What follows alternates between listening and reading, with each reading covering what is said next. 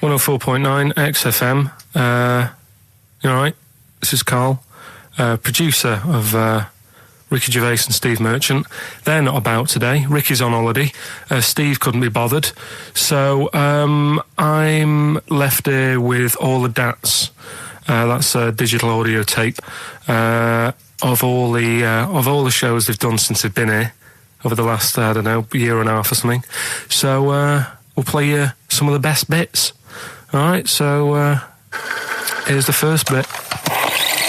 That blew me away, right? That the fact that he got the name, he got the number. Spooky bit, right? I'm walking home. I called you up a couple of times and I left a message on your phone because it was just amazing. Not only was he good at magic, but his maths was brilliant. No, well, that thing adding up to 42 was like, how did he do that? I mean, we didn't even make a big deal out of that. He said that to me. He said, all Karl Vorderman's got is the maths. Do you know what I mean? Imagine him on Countdown. Yeah. He'd even know what they were going to write down. Do you know what I mean? So a bit of a wasted talent. I should see him again about that. I think he's... Right. So I get into my flat, right, and what they do in my flat where I live, they put the post in like these little pigeonholes. Right, and I don't normally check them out. I leave it for Suzanne to do, right? Sure. But this time, for some weird reason, I thought, right, I'll check it, see if we've got any posts. Open it up. There's only this. A letter for Miss Harris. Yep, there it is. Bona fide in front of us. A letter addressed to a Miss Harris. Well, does she live there? No, it's my address. She doesn't live there. Did she ever? Don't know. It doesn't matter. It's weird, isn't it? But we've never had. Normally, I think there was a guy who lived there called Yaki Shoki. Mr. 42. It was definitely wasn't an Harris, right? This is the first time we've had a letter for this woman. Yes. Right. But what are you claiming? Because Darren Brown himself admits that it is not paranormal, it is not supernatural, it is a trick. It's a trick. Is it? But he would say that, wouldn't he? Hitler said that. Play a record. Well, can we open this? No! It's illegal! No, but I'm thinking if it's a birthday card for someone's like 42nd birthday. Right, you can't open that letter. Go and put it back, or you cannot open that letter. Why not? You can't open someone else's mail because you think Darren Brown's supernatural. What if we steamed it open and then resealed it? No one would know. It's only a letter. You can't. You can, but I don't want any part of it. Carl, I think you should open it. No, you open it. I'm not opening it. It's against the law. You should open it, though. We won't open it then. They won't send you to prison. Forget it. You'll get off. Cure? Yeah. Bit of cure? There's no cure, no. I'm looking... Well, I'm tempted to open it. Well, do you want to, Steve? There you go. No, I'm not going to open it, but I think you should, definitely. 6 Different Ways by The Cure from the album The Head on the Door. We've enjoyed that. The Head on the Door, Karl. Ooh, bit of a coincidence. Spooky, isn't it? It was only 4 weeks ago you were talking about a head and a door. Exactly. Has the door got a number on it? 42. Oh, dear. So we're not opening it? No. Well, I can't open it because as the producer, right? Oh, yeah, because your standing in society is such that they'd make a real example of you, a producer of a tin pot radio show once a week. Yeah, he should know better. He can press buttons and talk at the same time. Sending down. But they wouldn't try you in an adult court. You would get away. You would get away with it. Just they'd hear you speaking for a little while, and the judge would end up squeezing your head and letting you off. It'd be like those people who train monkeys to break in. Do you remember down in South London? We talked about it in the past, and they were going around robbing stuff, and they trained them to do it. Yeah, I don't think those monkeys would have got in trouble. It would have been the keepers. So, I think XFM would probably take the rap. Will you open it? No, I can't be seen to open it. No, he's a writer-director. Exactly. So am I. I can't be seen to open it. I'll give it here then. Right, I'm having no part of this. That's against the law, but... Right, I'm having no part of it. Open it. Come on, you've started now. Right. The thing is, right, if it's important, we can say maybe she's listening. But do you need the stress? What it could be anything. What are you going to say? We're going to say, oh, and if you are listening, Mrs. Harris, you have got gonorrhea. Call the clinic. Do you know what I mean? It could be anything. Oh dear. Oh well, I think my talk did well. Well, what is it?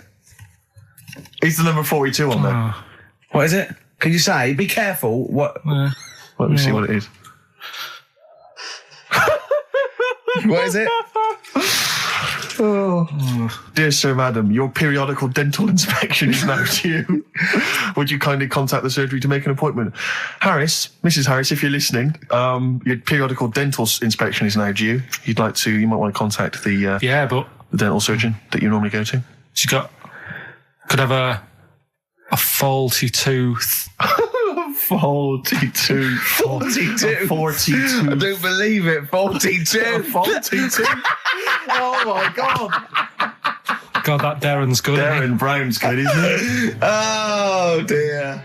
Ooh, those boys can rock there. That's the Guns with All Their Roses and Sweet Child of Mine. On XFM 104.9. I enjoyed that. Yeah. That was good. It rocks. I hope the audience was playing it loud like us. Yeah.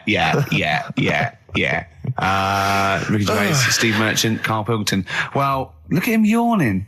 How rude is that? Carl, what's wrong with you, man? Have you been up late? A little bit. Girlfriend was away, wasn't she, yesterday? Yeah, I always have a problem with that. Because you don't go to bed, do you, early? Do you know what I mean? You sort of think... I just always find that thing that if, you're used to living with someone... Yeah. One of you will go, let's go to bed, then you'll go, all right. But when you're on your own, you go... You just forget to go to bed. I just stay up. Okay, stop eating now, Carl. You've ate all the food. That's just a plate. All right. Okay. Yeah. No, I stayed up and watched... there was a thing on about Dracula. Right. What, Dracula? And I found a flaw in it. Go on. Not the fact that he's the living dead and drinks blood to stay alive and he doesn't reflect and he can in turn into a mirrors. bat. Well, and you can go on. The mirror thing, you can't look in mirrors, can he? Well, he can look in mirrors, but he can't see himself in a mirror. Yeah. That still doesn't work. Go on. It doesn't work at all, Carl. It doesn't work at all. Go on. No. Well, centre parting's always really neat. His centre parting's always really how does he do it if he can't look in the mirror? Blood on the floor or something it was called. Rubbish. I love the flaw in the Dracula film is that his centre parting's too neat. How did he do it without a mirror? Oh. Was it a documentary about Dracula? No, yeah, there was the real Dracula. Yeah, the real Dracula. It's just a film. It had blood on the floor or something. It's called. Yeah. It's rubbish. We had a little lunch yesterday, didn't we? We did indeed. That was a nightmare. Yeah. I hate going out with you two. I was explaining to Carl, right? I like to excite Carl's imagination, right? And if it involves chimps or monkeys, all the better. Brains he likes, parts of the body, deformity. I know where to, what buttons to push. And I told him about this thing. I don't know if any of you out there know about this, but there's an experiment they did in the 50s, a clinical psychology experiment where there's your two hemispheres of the brain, okay? They're joined by a thing called the corpus callosum, right? Which is just a little flap of skin, like a little scarlet lead that joins your two hemispheres. And what they did, they cut that in half, and they thought it was a cure for schizophrenia, but what it turned out to be, or epilepsy, I think, I can't remember, was that your two sides of your brains didn't function together. You couldn't get information. I was telling Carl all this thing, and one of the things I told him was that they did it on a monkey, and it fought itself over a nut. Like its right arm was connected, by its left lobe of the brain, and it was fighting over itself. And Carl went, instead of thinking this is amazing experiment, he went, would it have been happy if you'd given it two nuts? Yeah, I know. Well, you started off by explaining it. I remember you mentioned, because I was watching the two of you as you were describing it to me, you said, of course, one side of the brain deals with symbolism. And as you said the word symbolism, I noticed Carl drift away from looking at you, pick up his mobile phone and start pressing buttons randomly. And I thought it was the word symbolism that got him. And I noticed you took you just a moment longer. And I think the first thing you said was, when did I lose you? Yeah, I knew I'd lost him. It's extraordinary. And he doesn't even try to disguise it. I said nomenclature at one point as well. Right, yeah. And I knew I was dicey with death there. Yeah. But, but I told you tried to look it up, didn't you, on the web? You didn't find anything about it, did you? The spelling of it's, what is it again? What's the word? Corpus callosum. Yeah, so I couldn't do it. No, there's no point. Yeah. Don't bother. Give up. Don't bother. So if anyone knows any interesting facts about that but yours hasn't been cut in half, has it, Carl? That would again might explain something. I'll tell you what we will be talking about later. I don't know if you're sort of aware of them, Steve. Go on. Bonobos. Oh, I don't know much about bonobos. I told him about he was looking for stuff. I said, put in bonobo. He was having no luck with chimp.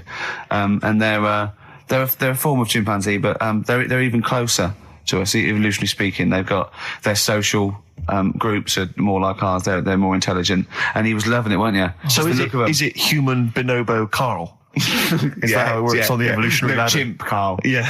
Yeah.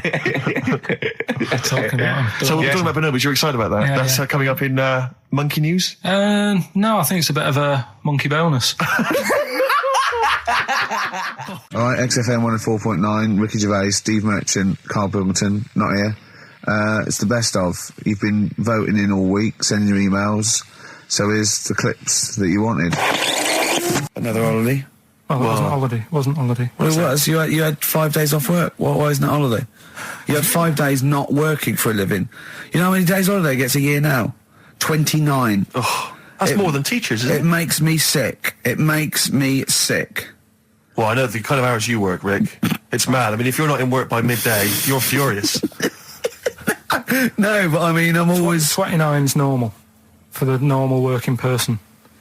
Yeah, but, you know... And anyway, it wasn't a proper holiday. I went to see my mum and dad. It's nice to see them and everything, but it's not holiday, is it? Why? It's not going away. It's not getting on a plane, is it? Going away. Oh, is that definitely a holiday? What happened before 1950?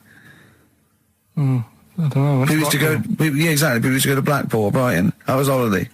Yeah, but I didn't Where did you go? Went to Wales. There you go. Lovely holiday. Lovely holiday. Have a holiday in Wales. That's what they say, innit? Come to Wales and have a holiday. That's what they say, innit? So come to Wales and meet your parents. Come to Wales and have a lovely holiday. Right. Well, anyway, it was good and that. It's always good to see him. Right? Yeah. But week off work. Do you know? Like my mum likes gnomes and stuff. Yeah. Right. Of course she does. She's lived with one for 30 years. She said, get your dad to take us to this park where they've got 6-foot gnomes and stuff. Right. Have a walk about. Sounds like a nightmare. Yeah. Sounds like a living nightmare. Keep an eye on Karl. Yeah. So anyway, he stood still for 2 minutes. Someone bought him. No. You can't buy them and that. It's like a little exhibition thing, yeah. Right? And it's part of a hall, right? This big hall that you have to pay to get in. But we didn't want to see the hall. I just wanted to see the gnomes. Of course you did, yeah. So anyway, my dad says, yeah, well, we can get in there for free. Of course he did. Clever. Right? So we parked up on this little country lane, right? No one about. How much was it to go in? Like £2? About £3 each. Yeah.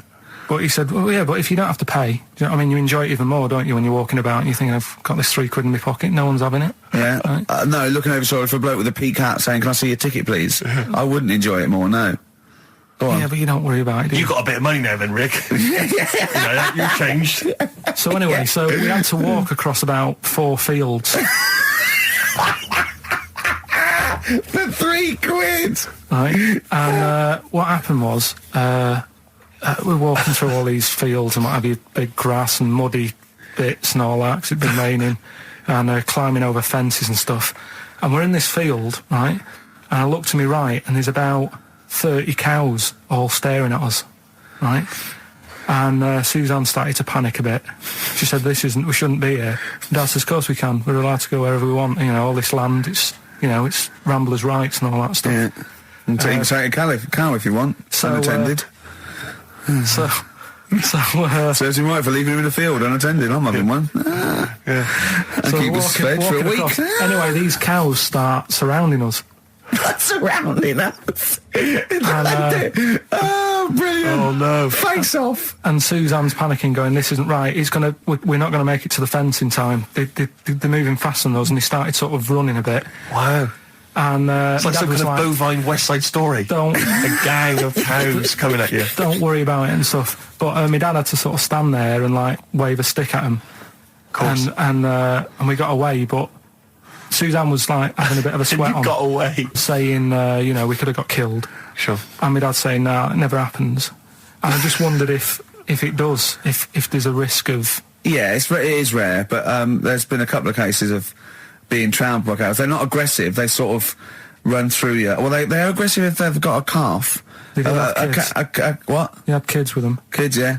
That's goats you're thinking of. Yeah. Maybe they were trying to sneak into the gnome thing, and they were worried that if too many people did it, and they thought some cows, we can just sneak in. They were cows, no one's expecting cows. And the cows were going, walk upright like you're a human. Don't walk upright. They thought you'd blow their cover. Yeah. Yeah, people have been killed by cows before. Yeah, that was like the highlight, and then... So when you arrived there, you were presumably covered in mud, looking like something that had just come from Glastonbury, staggering around this exhibition. It wasn't that bad. It was just like a woods, and it had like a funny sort of funeral, like a graveyard thing. Right. Yeah. With bodies sort of hanging out the ground and that, and we had these 6-foot gnomes. Right. And then we just set off again, walked back. But you sure this wasn't a dream? No, it was good. It was good. And called up Ricky. I said, right, are you about? Have a chat and that. So he said, I'll just come round. It's a nice day. Have a drink and what have you. So I got round there at about 6:30, right? Go up to his door, knock on his door, right? He stood there with his tackle out. Oh. Yeah, what did you make of that? What was wrong with that? What do you mean, what's wrong with that? Why were you looking at it? Why were you looking at it? I tried not to look at it. But again, you're always sort of attracted to it, aren't you? Kind of like... I've never been attracted to another man's tackle. I don't know what you mean. You can't help but have a little sly look. And especially when it's there. When you ring the bell, and I mean the one on the door, right? And that's hanging out. And does he dress to the left or the right? It was to the left, right? Yeah, it was left, yeah. Just popped it out of my shorts. For him. Just popped him out of the shorts. Should have seen the state of him. Shorts on, no top, cigar. Looked like someone out of The Sopranos. It was a mess. Yeah. And then... we sat on the balcony drinking wine, didn't we? Did you pop it back in, or was it... Yeah, I popped it straight back in. I'd got the laugh. Sure. I'd got the laugh I wanted. Yeah. He walked in, he went, it's not that hot. Straight away, it's not that hot. Oh, brilliant. Then, was that knob news, or is there more? No, it's got more knob news. That's just a taster. Just a taster. Listen, let's play some adverts, let's play some great music, and maybe we should have some early knob news. Early knob news coming up. XFM. Yeah. You know, you just mentioned there about sort of no knickers and that. Is this going to be your Auntie Nora? No. Right. It's just, like the last flat that I lived in, I always had a good view across the road, and I could see, it was the hairy... There was the hairy Chinese not the hairy Chinese kid, he was just a Chinese kid, actually. Yeah. Running Because back. that's rare, isn't it? Hairy Chinese kids are very rare, isn't it? Yeah. There's only one official sighting, isn't there? In one of those shit little magazines that you buy. And there was the old woman who didn't move, she was just sat there reading a book all the time. Who we think possibly died and no one came round for weeks, But and now I've moved, right? And it was quiet for a bit. I always look at what view I'm getting, right? Looks across, and it was just sort of empty, sort of flats ready for people to move in and that, right? Anyway, people are in there now, right? And they've put all the furniture in, but I haven't put any curtains up. Oh. Right. So anyway, I'm sort of washing up, just having a look out the window. Yeah. Right. Girl sort of wandering about, knickers on. Right. With no knickers on? You mean naked? No knickers. Well, she had a bra on. Right, okay. But, she was probably looking for a knickers. So I thought, and I don't know how long I was looking. No. Right. But anyway, she looks across. Oh, God. I think she spotted me. Yeah. I think, oh, God. I felt really bad. Yeah. I said to Suzanne... Sorry, is this some sort of Peeping Tom confession? No idea. Well, he's not... That's the thing, though. Peepington. If I was peeping, she was peeping as well, because she was looking over. Works both ways, doesn't it? Yeah, but yeah, all she could see of you was your bald head. Yeah. No. But and your hands moving as you were washing up. And some white-looking substance frothing up. Particularly stubborn stain on this glass. Yeah. Oh, God. Imagine that. Imagine if she looked across. I'm assuming your sink is lower than the window. But didn't she just cover up or something? Or she looked back and go, oh, you're looking at my fanny? Well, the thing I did... What? I thought, just sort of drop me boxer shorts. Because I thought... Well, Suzanne said, what are you doing? What are you talking about? What are you talking about? No, just so they can see me cheeks of me. What are you talking about? No, because I thought if she thinks I'm walking about in the nude as well, then we've both got something out of it. Carl, This sounds like a bad excuse in court. I know. So sorry, you were looking at a woman dancing around naked, right? So the only thing you could do was immediately drop your boxer shorts. So she looked across, saw you fully clothed, saw you took your boxer No, she wouldn't have done, because it's sort of just the top half and the sink's at a side angle, so I was sort of looking out. So This she is wouldn't genius. so she wouldn't have seen your trousers then anyway? No, she did. I moved in front of the window. So you then made You actually climbed in front of the... Oh, this is amazing! So you climbed in front of the window to show off it wasn't your naked lower half. Suzanne said, "What are you doing?" And I bet she did. What are you looking at? So I sent you in here to clean What up. are you doing? I'm just taking my trousers down, standing by the window. Why? Because there's a naked woman across the road. What do you think I'm doing, Suzanne? I'm exposing myself while looking at some free fame. Leave it. What's up with you, Suzanne? Anyway. Wait a minute, can I just check? A final question. What did the woman across the way... What happened? What was her I reaction? didn't look again. I just thought you've seen a bit of action as well. We're both happy. Let's leave it. Brilliant. So were you waddling around like a penguin with your trousers around your ankles? I just was walking about, and Suzanne said, "What are you doing?" I said, "I'll explain to you in a bit, but don't look out the window because then it's Excellent. obvious." Then he sees. She calls her husband to look at Karl walking around naked. He goes, "Oh, she's got a quick, Suzanne, get him out. There's only one with him. Get some more friends. They've gone one more." Oasis and Songbird. It's a nice little ditty It's all right, yeah. of a It's not too Saturday. bad. Yes, thank you. XFM 104.9. Ricky Gervais, Steve Merchant, Karl Pilkington. I think we should go straight into it, Karl. I think we should do the competition. There's Karl in the corner. It seems a little premature. Do you reckon? Yeah, I Do you think reckon so. it's so good? It's Yeah, so good. We should tease it out of them. Well, it's a big thing. It's just that I've got absolutely nothing to say.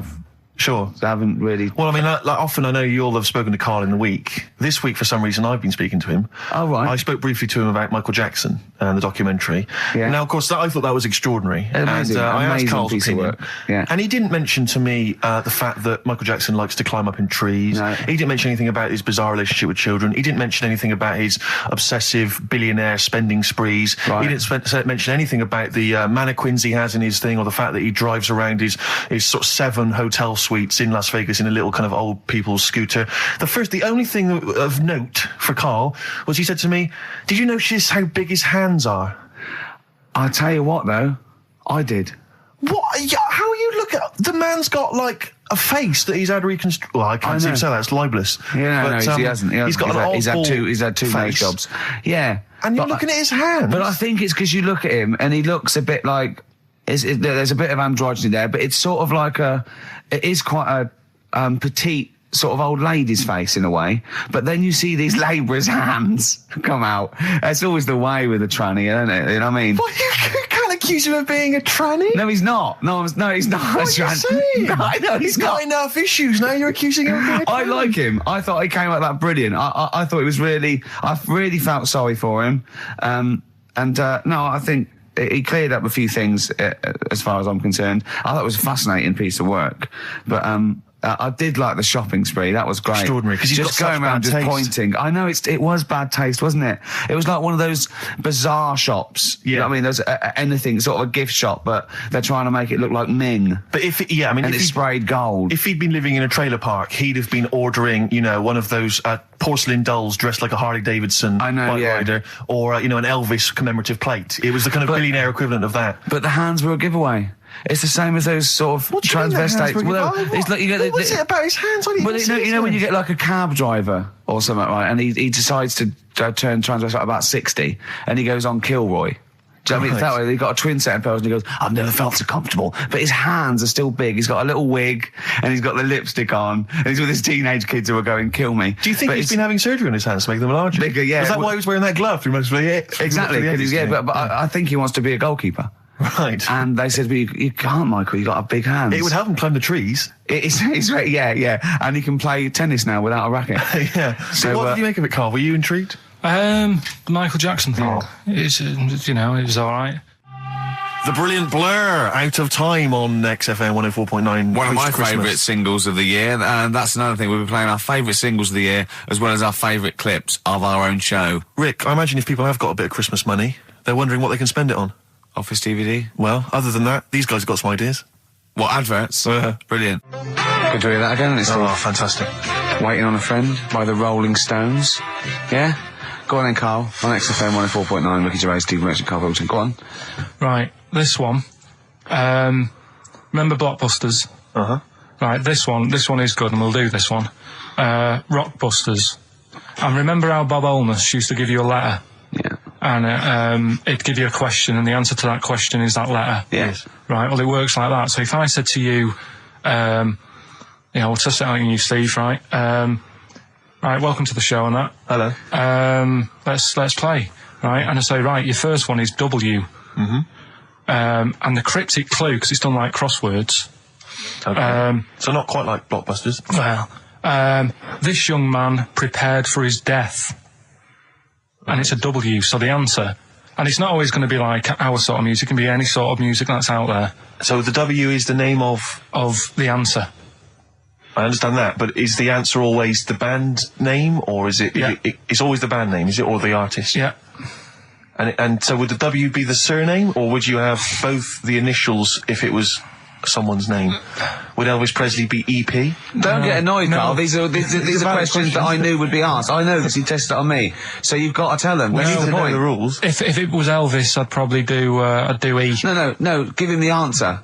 Give him the Right, answer. did you hear the clue? No, give me the clue again then. So the letter is It is a W. cryptic clue. It's The clue's W. fine. Listen, but and the go on. clue is, this young man prepared for his death. This young man prepared for his death. Yeah. This young man prepared for his death. And it's a W. And it's his first name. That's what he needs Well, to see, know. that's the... Yeah. Yeah, but I don't... Well, shouldn't we have the initials? Wouldn't that make it easier? I mean, Yeah, wouldn't- but it didn't do that on Blockbusters. It just had one letter. No, they They did if it was if... The gold one, they often had us for 3 or 4. Did they? Letters, yeah. But it was normally just one word. It wouldn't have been a name or something. All right, then. W... Y. W-Y. Will Young. Excellent. I Right, didn't so understand it. What was this the young Will man... prepared for this young man. So he's sort of mixed sort of cryptic. Yeah. But, I mean, you know, that's a good effort. That's better than usual. No, it's that is better than It's not usual. bad, is it? So do you want to play? Let's play Rockbusters. Yeah, Rockbusters. All right. Sam, Hello. is it sounding all right today? It is. It's just about. All right, cheers. That is worth. Right, then. Yeah. Well, And so we've got Sam on the line. Who else have we got there? so we've got Tim as well, haven't we? Hello. All right, Tim. Tim and Sam. Right, You sound quite similar, lads. Could one of you affect an accent or something? Which one's Tim? Yeah, it's me. Okay, which one's Sam? It's Sam. That's slightly deeper. Bit Slightly deeper, deeper. yeah. Sam, yeah. And they're not against the clock anyway, are they? So it doesn't really matter. I suppose not. So I think Steve just wanted a bit of variety. Okay. you understand the rule, lads? Could you explain them to us? Right, play it. Okay. Hang on. Wait. Well, let me explain because I mean, life is too short. Now, Carl's going to read out say 3 clues. Yeah, and just shout your own name and answer it, or shout the answer. Shout your own name, then the answer if you know it. It's the person who gets the most right. Okay. Is that all right? Yeah. Yeah. So, Here we go then. okay then. So Shouldn't it be the first to 3? Well, yeah, but then he hasn't got. I've got enough. It's fine. You've got enough clues for that. Right then, here we go. Welcome to the show. Oh God. Right, the first initials, S-T, right? Is that right? Well, I don't know. Oh, we don't know, do we? How do we know? Here we go, S-T, and the cryptic clue is better than the average homeless person. Okay? Sorry, I think... Is that a band? Yeah. Is it an old band? Yeah. I think that's one word. All right, then, S. It's an old 70s band. Better than the average homeless person. Tim? Go on. Supertramp. Yes. Supertramp Well it done. is. Yeah. Well done, 1 point to I have you, no idea Tim. why that's right, by the way. You don't understand why it's right? He's a super tramp.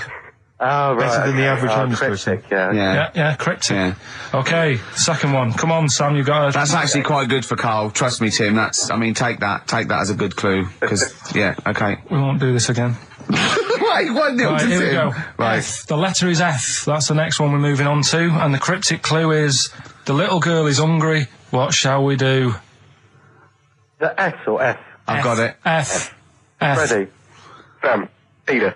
Yes, 1-1. Feed her. He's pulled out of Feed her. Yeah. Feed her. Okay. Yeah. So that's 1 each. So this is the decider, isn't it? Wait a minute, ITV are on the phone. Well, you said first to 3, so no, it's not, is it? That's what I said. Just do the 3 clues and who gets the most. Okay, well, we can do that now. So, here we go. I love this. This is rubbish. Go on. So here's the last one. The initials are AK, right? And the cryptic clue is exploding pet. Shout your name if you know it. Last orders at the bar, please. Last orders at the bar. Exploding pet. AK.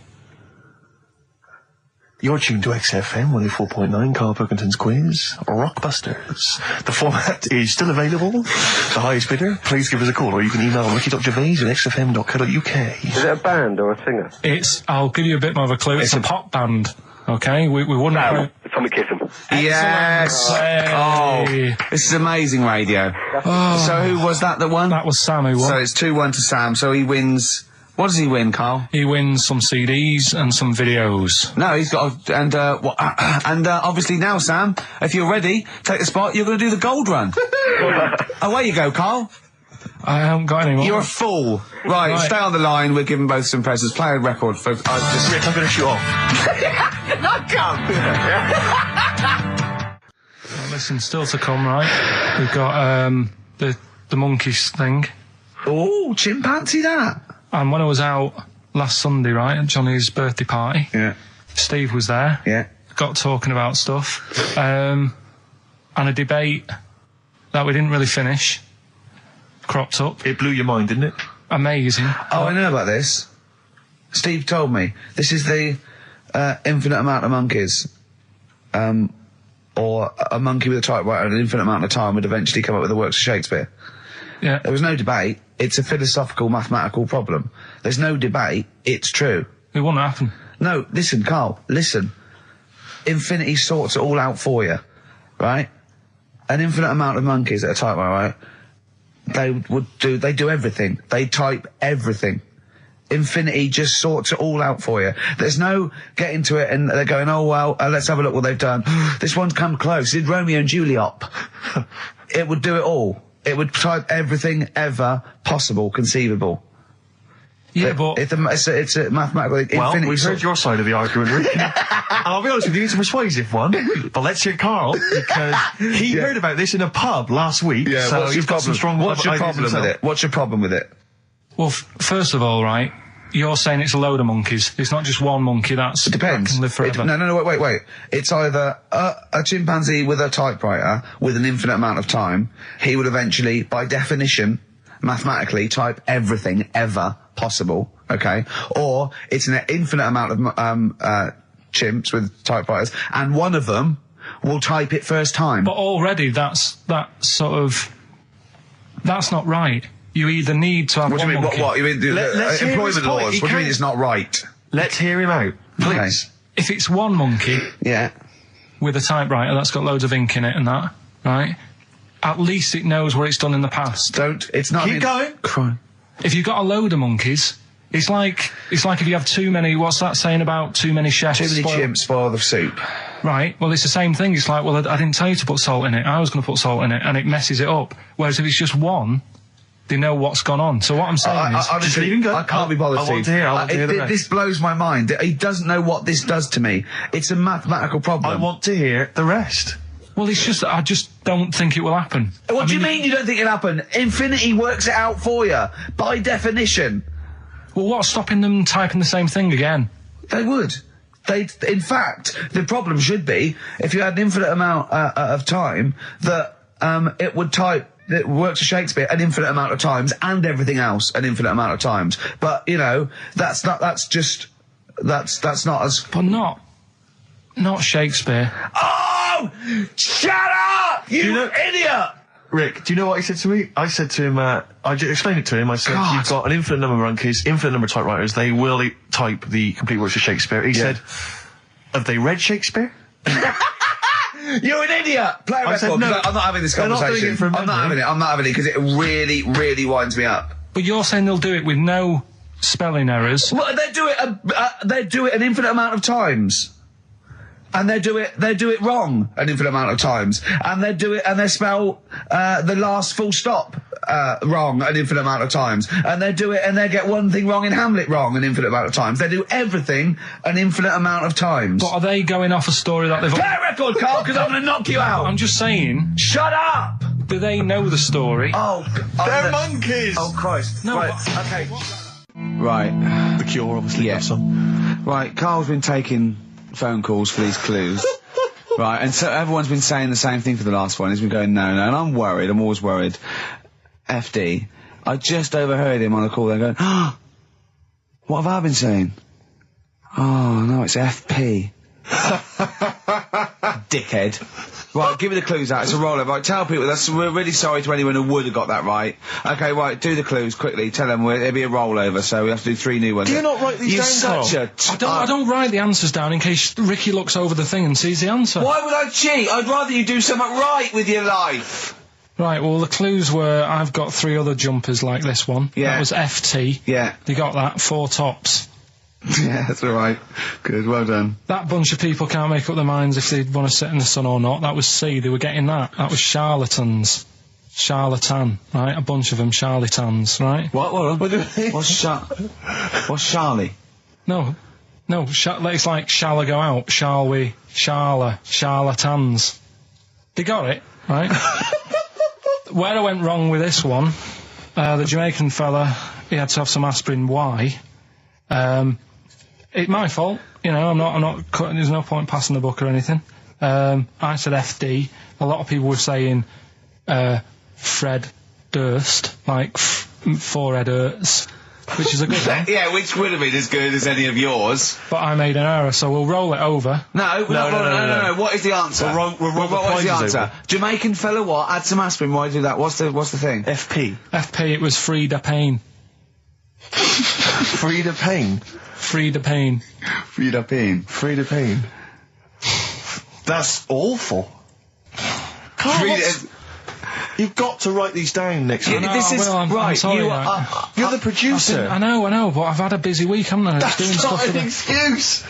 That isn't an excuse. Our excuse is we don't care. Yeah. You do put care. the work in and then make a mistake. Yeah. It's better not to try than try your hardest and be rubbish. Do you see what the point? We don't care.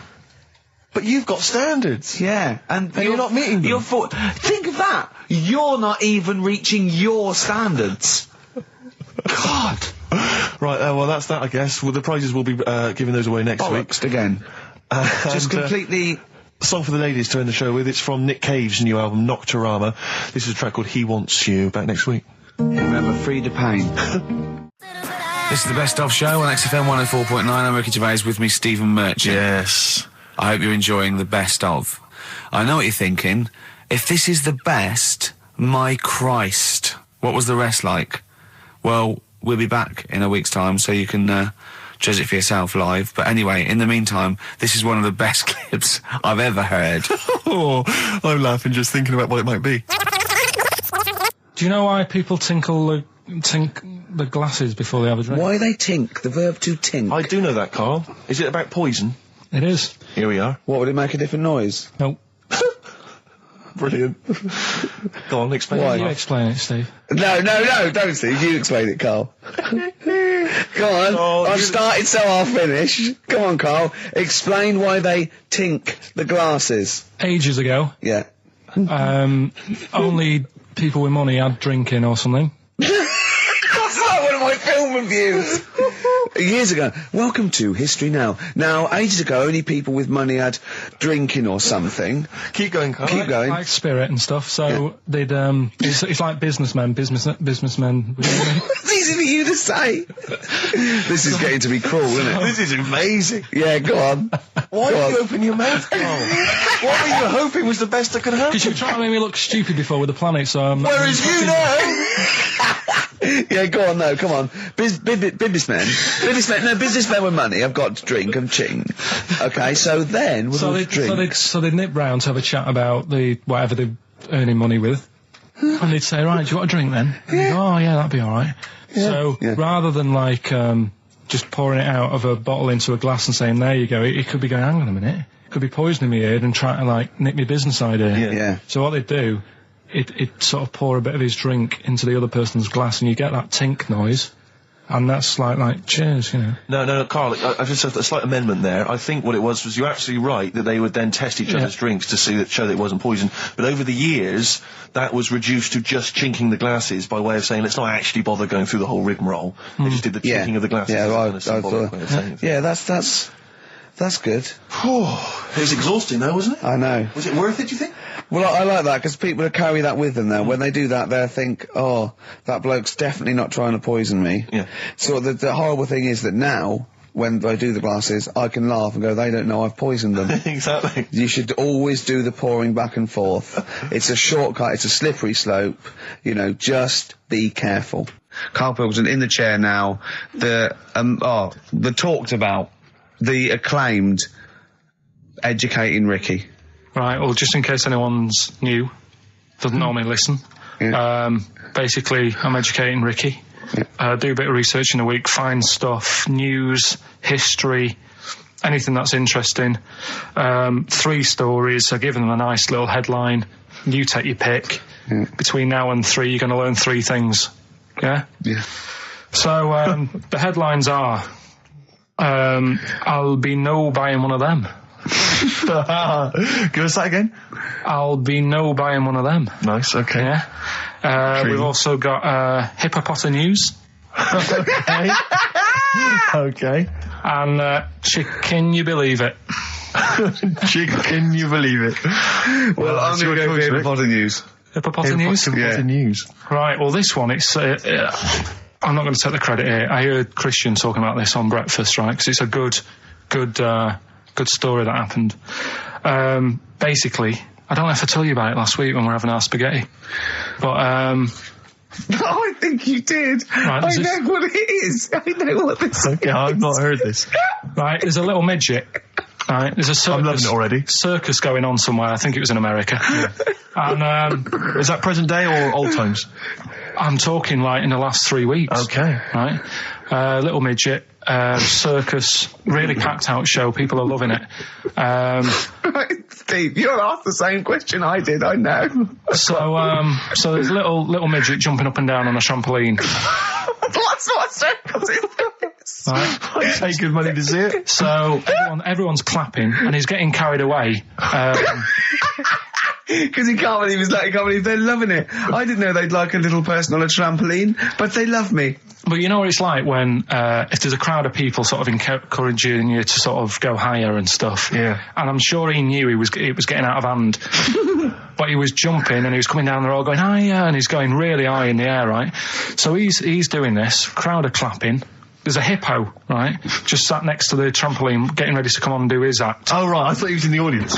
There's a hippo getting ready to do his act, Steve. Yeah. So he's a ventriloquist. What do you mean he's sitting by the trampoline waiting to do his act? Because why does he sit in the dressing room and they go, 5 minutes, Mr. Muss, 5 minutes, Mr. Muss. So anyway, right, so the hippo's there. He's getting annoyed, is he? Because the midget's... He's going, how can I follow this? This is really annoying. They're going to be, no. So he's thinking, he's already done the trampoline, my pogo stick out, he's never going to work. Yeah, go on. So there's a hippo waiting. See, it's a great story, and I just know he embellishes it or it gets slightly wrong. Go on.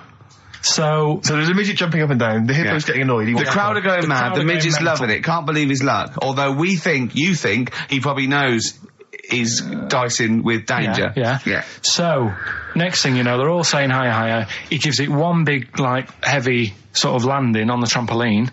Goes really high, but goes off at a funny angle. Oh, hypotenuse. Okay. Yeah.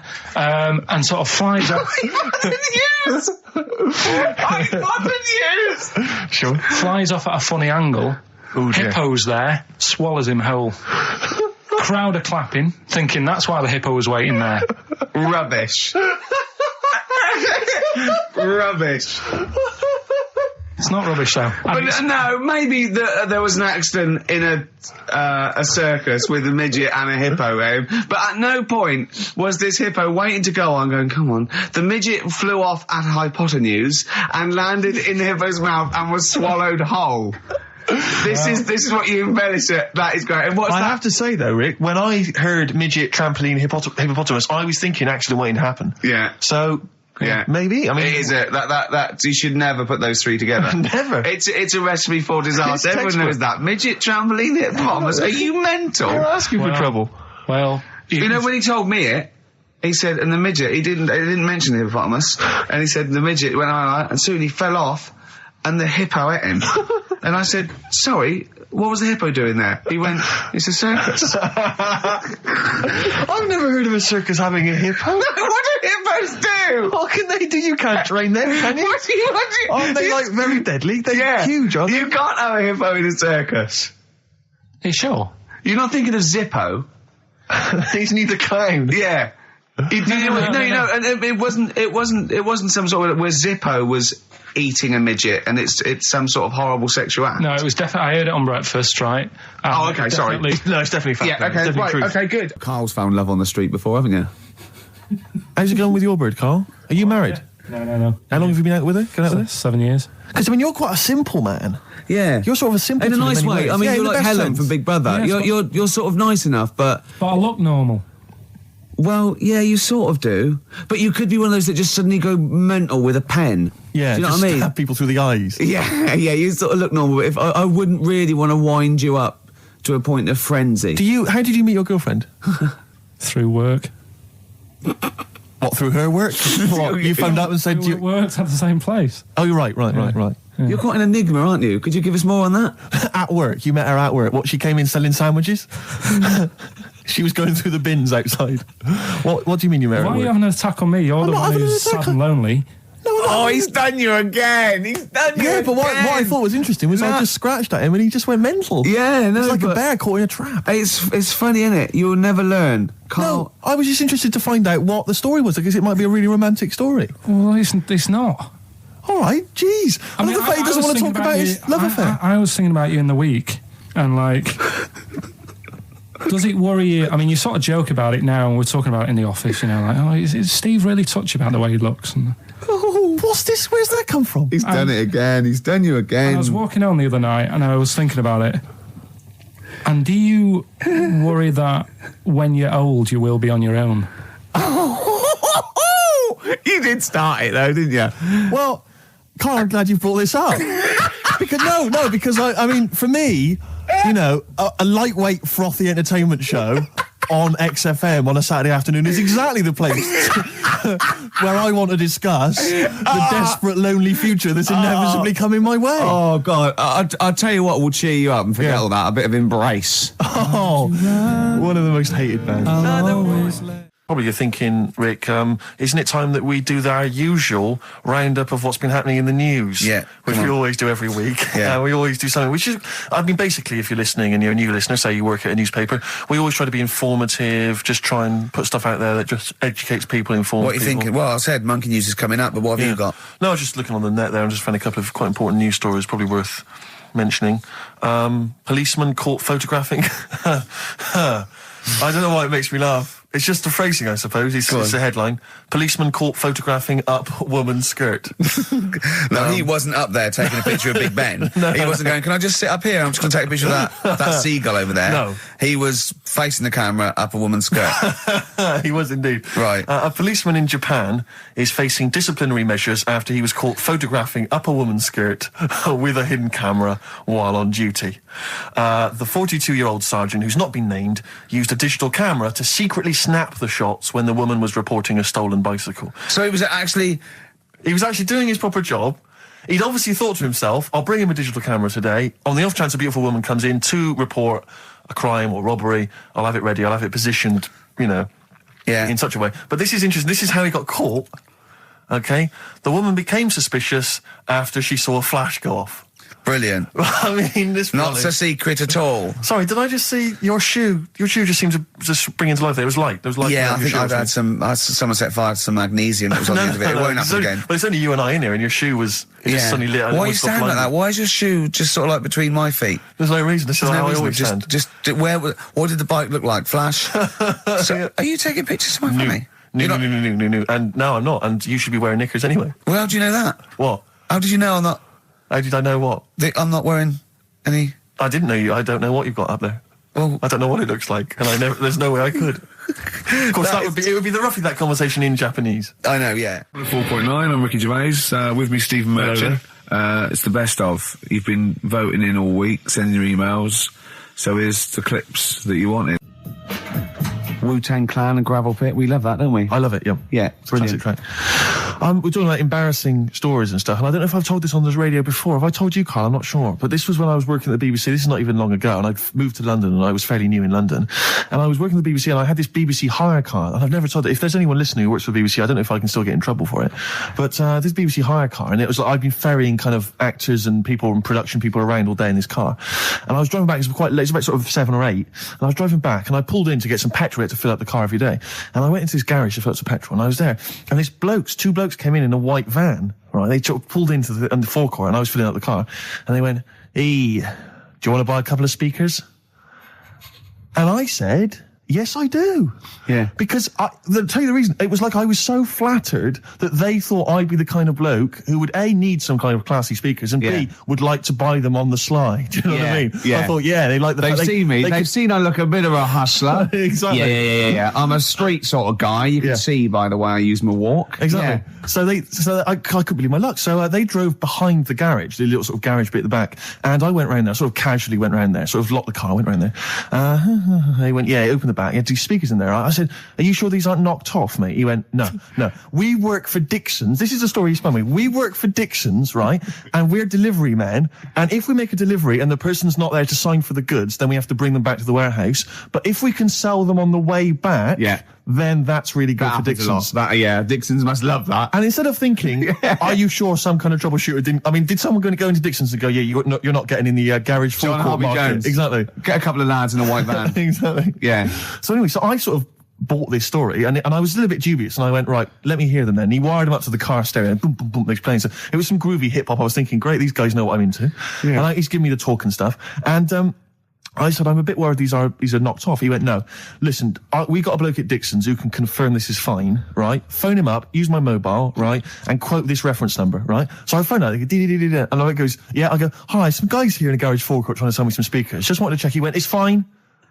I went, should I just read the reference number or whatever? He went, if you want. And X14, and I went, yeah, it's fine. Yeah. Okay. You know that was, don't you? That was actually Mr. Dixon himself. Exactly. Yeah. Exactly. So I'm thinking, well, they sound great. They're giving me for a knockdown price. I'd say they were like 400 quid. They were like 200 quid or something. It was a good bargain. I was in the market for some speakers as well. Yeah. So while they were loading them in... It's all kosher. I phoned Dixon. Exactly. I phoned Dixon. That's fine. Yeah. So while they're loading them in the back of the BBC hire car, right, I'm in there paying for the petrol, right, and the guy who's serving goes, all right. He goes, what were you doing around the back with those blokes? Right? Because obviously there's security cameras filming this whole transaction, right? And he goes, what are you doing around the back? And I went, brilliantly, there's some old mates. Some of my mates were just having a chat and that. He went, oh, right, okay, like giving me obviously the evil eye. So I went back to the van. So I'm in the car now, and I'm driving with one of the blokes who's in the van with me because I didn't have the money on me. So I had to go to the cash point to get the cash, right? So I'm driving with him, and the other guy's following me in the van, and he was like a northerner like you, and he's giving it all the, all right, I tell him, my girlfriend's a DJ, she's got some of these speakers, they're fantastic, and he's giving me this. And then my mind starts working. Now that I've got a bit of time to think, I'm thinking, wait a minute, this all sounds a bit dodgy. Yeah. It dawned on me, Rick. You fool, are you? You're streetwise. Exactly. You're streetwise, Steve. Not only that, I was thinking, how am I going to get them home? I've got to drop the car off at the BBC. How am I going to get these huge speakers back to where I live? And how can I pay for them? Because I've just spent £100 on Find the Lady with a couple of blokes in the square. It seemed like a fair game. Some of his friends were winning. So I explained to him, I said, I can't get them back to Brixton where I was living at the time. He went, don't worry, give us an extra 20 quid, we'll take them home for you. Oh, that's good. Deliberate.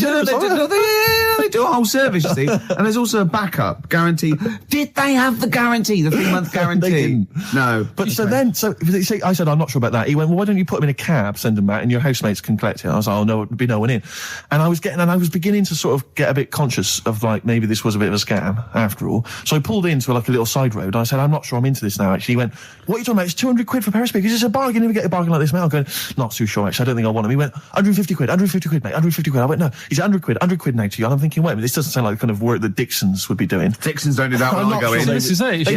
Dixon's never negotiate in that way. When I go there, look around and I leave, they go, where are you going? Exactly. I go, we'll have anything then. Have anything for a So quid. I stopped the car and the white van pulled up behind me with his mates in. Sure. And And I said, can you get them out? I'm not interested. And he went, 100 quid, mate. Oh, you, and he was just going, you tosser, you obviously want some speakers. And he was having a go at me. So I was carrying the speakers out and putting them back in the white van. And he was just shouting at me. He was going, 70 quid. I was like, 70 quid from 200? This is ludicrous. You realise that wasn't Dixon's policy then. Exactly. They don't usually shout you tosser as you leave the shop and walk down Camden High Street. They're not usually shouting you tosser. You should have took the offer of like the monthly payments they've got on at the moment. So I eventually put them in there, and I sort of knocked the deal on the head, and I got back in my car, and they were in theirs, and I just looked in the rearview mirror, and they were punching the dashboard, like with aggression and venom, like we let that deal slip through our fingers. And I've never been so terrified in my life. I just sat there, and I was just thinking, oh my God, all I was thinking now is, what if I go back to the BBC, and they go, we've had a call from the police, the man at the garage, he saw you doing a dodgy deal. I love it. Yeah. Well, what you do is you put the hire car in a drain in your front garden, and then go in and out of the toilet, just pouring bleach down, or Ajax, and they never know. One of my uncles, like Tattoo Stan, he's just caked in them. Tattoo Right. I don't think he's my proper uncle, but it's just like my dad's got Tattoo Stan. No, my dad's that's a province in Russia, isn't it? My dad's got loads of mates who. When like, you say he's not your proper uncle, do you know like when just a bloke someone who used to comes hang around around, with all school? right, Uncle Stan. Yeah. Do you know what I mean? And my dad had loads of mates like that. There was John the Screw. Right. So he either works in a prison or he likes to have sex. Cabbie. Cab driver. Okay. There was Jimmy the Hat. I don't know where he Jimmy did. the Hat? Yeah. And, did he wear a hat? No. No. There was Fred the Veg. You sure he wasn't a relative? Sorry. Fred the Veg used to get us like big bags of potatoes and that. Fred Veg, okay. And there was Tattoo Stan. Right. And he was just caked in them. And I used to always look at him thinking, why have you done that? I must have only been like, 6 I or suppose 7. if you're born with a name like Tattoo Stan, Exactly. you're destined, aren't you, were really? they like a 1950s gang? I'm worried about... I'm worried Who were about... doing a bank job? What was his name? The Hat? What was his name? Jimmy the Hat. I'm worried about Jimmy the Hat. Yeah. Not having a hat. I don't understand it. Are you sure he didn't have a hat? Not when I met him. Did he ever wear a hat? I didn't see him that much. Do you think it was a joke, like, when your mate's sort of like, 8 foot and huge, you call him Little John or Tiny? Do you think... Well, the fact that he never wore a hat. They went, hold on, I've noticed something about Jim. Go on. No hat. And I go, oh, true, let's call him Jim the Hat. Jimmy the Hat, yeah. But my Uncle Stan, he had like loads of them. He did them himself. Oh dear. And it was always that thing. God. What was it things like? He had like the cross. cut here, Made in Britain. And if you're going to do them yourself, I'd say at least make sure you're sort of a good drawer. Yeah. And don't do it in a mirror so it comes out backwards. Well, that was the other thing. But like, I remember he did. Names are all right. He had like all his kids' names down his arm. And, what were they called? Yeah. Oh, God, it's Tattoo Stan Jr. Yeah. And Paul shits the bed. I'm trying to. Oh, Wabbai Kate. Yeah. But he had. Frankie never amounts to anything. Oh, God. So he had like. Johnny, I don't think he's mine. So he did all this. I don't even know why I'm telling you about tattoos. No, nor do I, Carl. Right, there was this. This is what it's like about getting presents and stuff, right? With my mum and dad. Go on. My mate Colin, right? Colin Makin? No, Colin Bailey. Oh, right? yeah. He had a little Sinclair Spectrum, right? Yeah. Computer, Yeah. which was like the thing to have at that time, right? Yeah. You used to always go round to his house. The deal was Not the one you had to play through the window because you weren't allowed. no, that's another lad. Oh, right? yeah. This is a different lad, and the deal was he came to our house, and my mum gave him a pie, and then I'd go round to his, and I'd stay there for a few hours playing, Hungry Horace and stuff like that on it. Sure. Right? Now, my mum and dad knew that I really wanted one of these computers, right? So I waited about a year. Came round to Christmas Day. I thought, I reckon might have one. Turned out they bought me the wrong one. They bought me a ZX81 instead of a Spectrum, right? And Christmas Day, I'm there trying to load the games up. It's not working. I'm thinking, what's wrong, right? And the thing with me when I was a kid, I used to get quite sort of agitated. This is the moment. Right? I found out that it needed a RAM pack to make it work, right? Looking in the thing and it's saying, and make sure you put your RAM pack in the back. And I was like, oh, where's the RAM pack? And my dad's going, I don't know, I've got you the main bit. That's it. So I was that wound up, I just was sick. Right? Just sick. I didn't feel sick or anything. I just was like, oh God. Went to the sink, just sick. Because I was that on edge about it. I said, come on, we've got to get one. And my dad's like, Tandy's shut. We're not gonna get anything today. Ruined again, Christmas Day. That was after the year when my train set got blown up by our kid. The following year, no RAM pack. And now you ask me why don't I get good presents? He's scarred. He just I'm gonna die. Honestly, I'm gonna die. He's just clean sick. Yeah. There's no RAM pack. Did you get to the bottom of it? Why wasn't there a RAM pack? You have to buy them separate. Oh, It's one of them okay. cons. What do you mean I can't play Frogger? Oh no. So, wasn't there another incident when you threw up? Spontaneously threw up? Through sheer anxiety? I do get it. It's not so much now because I've relaxed a bit, but as a kid I used to be quite on edge all the time with certain things. Do you think that's what happened to your cat that kept being sick? That it didn't get the food it wanted? And it just threw up? Do you remember that? Yeah. God, so they shaved it. White Stripes, Dead Leaves and the Dirty Ground on XFM 104.9. I'm Ricky Gervais. With me, Steve Merchant, Karl Pilkington. We have got a great show lined up for you. Absolutely. Today it's just, Valentine's weekend, some love songs, we've got some chat, and of course the competitions. I'll tell you what, I was walking here today, and the West End is crammed. There's helicopters, there's police, there's about 1 million people sort of just milling around, standing around with placards and stuff. I don't know what they're doing, but they've got too much time on that. They need a war. You don't read the newspapers, do you? Boring. Ooh, those boys can rock there. That's the Guns with All Their Roses and Sweet Child of Mine. On XFM 104.9. I enjoyed that. Yeah. That was good. It rocks. I hope the audience was playing it loud, like us. Yeah. Ricky Gervais, Steve Merchant, Karl Pilkington. Well, look at him yawning. How rude is that? Carl, what's wrong with you, man? Have you been up late? A little bit. Girlfriend was away, wasn't she, yesterday? Yeah, I always have a problem with that. I always have, because you don't go to bed, do you, early? Do you know what I mean? You sort of think, I just always find that thing that if, you're used to living with someone, Yeah. one of you will go, let's go to bed, then you'll go, alright. But when you're on your own, you go, You just forget to go to bed. I just stay up. Okay, stop eating now, Carl. You've ate all the food. That's just a plate. All right. Okay. Yeah. No, I stayed up and watched, there was a thing on about Dracula, Right. What, Dracula? and I found a flaw in it. Go on. Not the fact that he's the living dead and No. and drinks blood to stay alive and he doesn't reflect And he can in turn into a mirrors. bat. Well, And you can go on. the mirror thing, you can't look in mirrors, can he? Well, he can look in mirrors, but he can't see himself in a mirror. Yeah. That still doesn't work.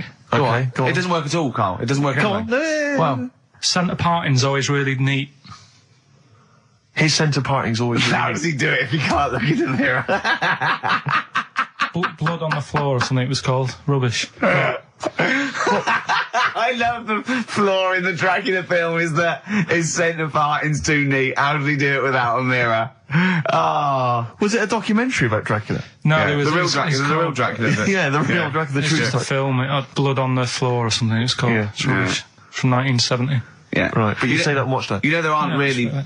vampires in that sense. Yeah.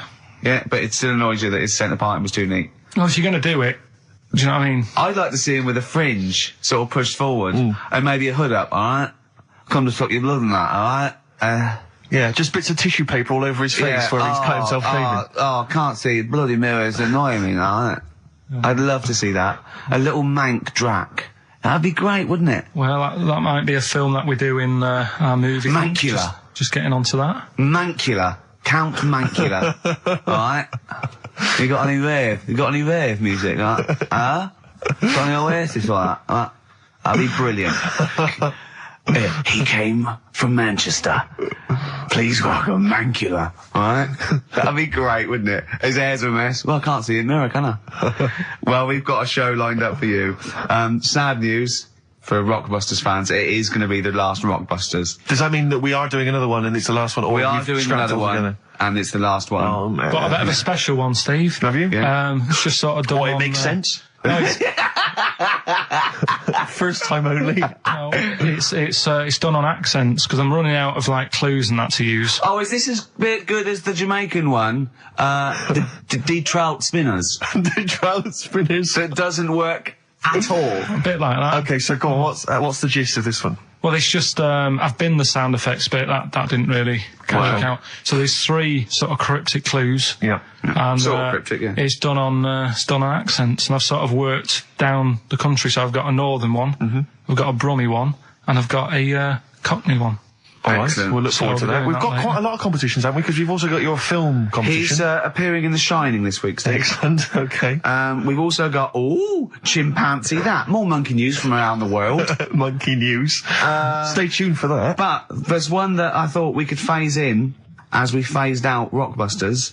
It's an old favourite. Carl, was before your time. XFM Family Fortunes. XFM Family Fortunes, it's brilliant. It owes nothing to TV show Family Fortunes. No, it's XFM Family Fortunes. You can't get him on that. So we'll be playing that a little bit later as well with 2 lucky people at the public, and we'll be giving away some great prizes, I imagine, Steve. Yeah. Go through those a little bit later. Yeah. As it was Valentine's weekend, what about a lovely song by Lloyd Cole? Like Lovers Do. Lloyd Cole, Like Lovers Do, on XFM 104.9. Is that for all the lovers out there? Yeah. I'm Ricky Gervais, with me Steve Merchant and little Karl Pilkington. Oh, we're having a laugh, aren't we? Little Karl with his sandwich and cheered that. up, hasn't he? I'm still bruised where you punched me in the shoulder, showing that you could box. Yeah, to be fair though, Rick, you do think that you're now a professional boxer because you've been on the telly boxing. Marciano, yeah. No, he does. I mean, he laughs about it, but he does walk around thinking, I could probably handle myself in a street brawl. In fact, I walk around handling myself. Yeah. A lot of the time, don't I, Carl? And often Carl. Yeah, yeah. Oh, I love it because his little round head. I've got another mate that's got a little bald head, and I'd like to squeeze it. I'd just like to see how far. Do you know what I mean? Like an egg, you can squeeze it that way, sort of sideways, and that hurts. But then squeeze it forward to back, it doesn't hurt so much, does it? Do you know what worries me though? I think if you ever actually did crack Carl's head, I think yolk would come out. Yeah, I did. He was drawing, and I gave him a little karate chop on the back of the neck, and he jumped. He spasmed. Sorry, you gave him a karate chop on the back of the head? Yeah. To be fair though, I think I'd spasm, Rick. If a man crept up behind me and karate chopped me in the neck, that's probably a natural reaction. Didn't I laugh, Yeah, Carl? that's right. Good laugh. So we got lots of little things to get through. I mean, look at his little face. You're right. We had a little lunch yesterday, didn't we? We did indeed. That was a nightmare. Yeah. I hate going out with you two. I was explaining to Carl, right? I like to excite Carl's imagination, right? And if it involves chimps or monkeys, all the better. Brains he likes, parts of the body, deformity. You know, I know where to, what buttons to push. And I told him about this thing. I don't know if any of you out there know about this, but there's an experiment they did in the 50s, a clinical psychology experiment where your 2 hemispheres of the brain, okay, they're joined by a thing called the corpus callosum, right, which is just a little flap of skin, like a little scarlet lead that joins your 2 hemispheres. And what they did, they cut that in half, and they thought it was a cure for schizophrenia, but what it turned out to be, or epilepsy, I think, I can't remember, was that your 2 sides of your brains didn't function together. You couldn't get information. I was telling Carl all this thing, and one of the things I told him was that they did it on a monkey, and it fought itself over a nut. Like its right arm was connected, by its left lobe of the brain, and it was fighting over itself. And Carl went, instead of like thinking this is amazing experiment, he went, would it have been happy if you'd given it 2 nuts? Yeah, I know. Well, you started off by explaining it, and I remember you mentioned, because I was watching the 2 of you as you were describing it to me, you said, of course, one side of the brain deals with symbolism, and as you said the word symbolism, I noticed Carl drift away from looking at you, pick up his mobile phone, and start pressing buttons randomly. And I thought it was the word symbolism that got him. And I noticed it took you just a moment longer. And I think the first thing you said was, when did I lose you? Yeah, I knew I'd lost him. It's extraordinary. And he doesn't even try to disguise it. I said nomenclature at one point as well. Right, yeah. And I knew I was dicey with death there. Yeah. But, but I told you tried to look it up, didn't you, on the web? You didn't find anything about it, did you? The spelling of it's, what is it again? What's the word? Corpus callosum. Yeah, so I couldn't do it. No, it's no point. Yeah. Don't bother. Give up. Don't bother. So if anyone knows any interesting facts about that, but yours hasn't been cut in half, has it, Carl? That would, again, might explain something. I'll tell you what we will be talking about later. I don't know if you're sort of aware of them, Steve. Go on. Bonobos. Oh, I don't know much about bonobos. I told him about he was looking for stuff. I said, put in bonobo. He was having no luck with chimp. And they're a form of chimpanzee, but they're even closer to us, evolutionarily speaking. They've got their social groups are more like ours. They're more intelligent. And he was loving it, weren't you? So is it human bonobo Carl? Is that how it works on the evolutionary ladder? Chimp, Carl. Yeah. Yeah. Talking about him. So we're talking about bonobos. You're excited about that? That's coming up in Monkey News? No, I think it's a bit of a monkey bonus.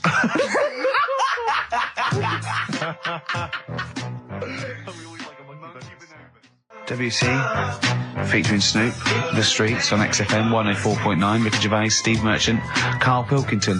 I think we should kick off with a bit of a competition. I think we should get the listeners involved here. Phone up if you want to play XF Family Fortunes. Now, a lot of people, of course, won't be familiar with this because we played this in the very early days of XFM. Yeah. Do you want to explain the rules, or do you just want people to phone in? It's like Family Fortunes. We need two of you. I asked you... Do you remember we discussed this before? You can't say that. Yeah.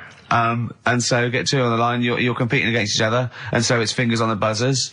Will you stop chewing, picking your teeth? I mean, even if the listeners can't hear, it really annoys me. It is a bit like having a chimp in the room. Do you know what I mean, Carl? All right. Have you ever seen him eat hot food? No. Honestly, it is like a chimp. And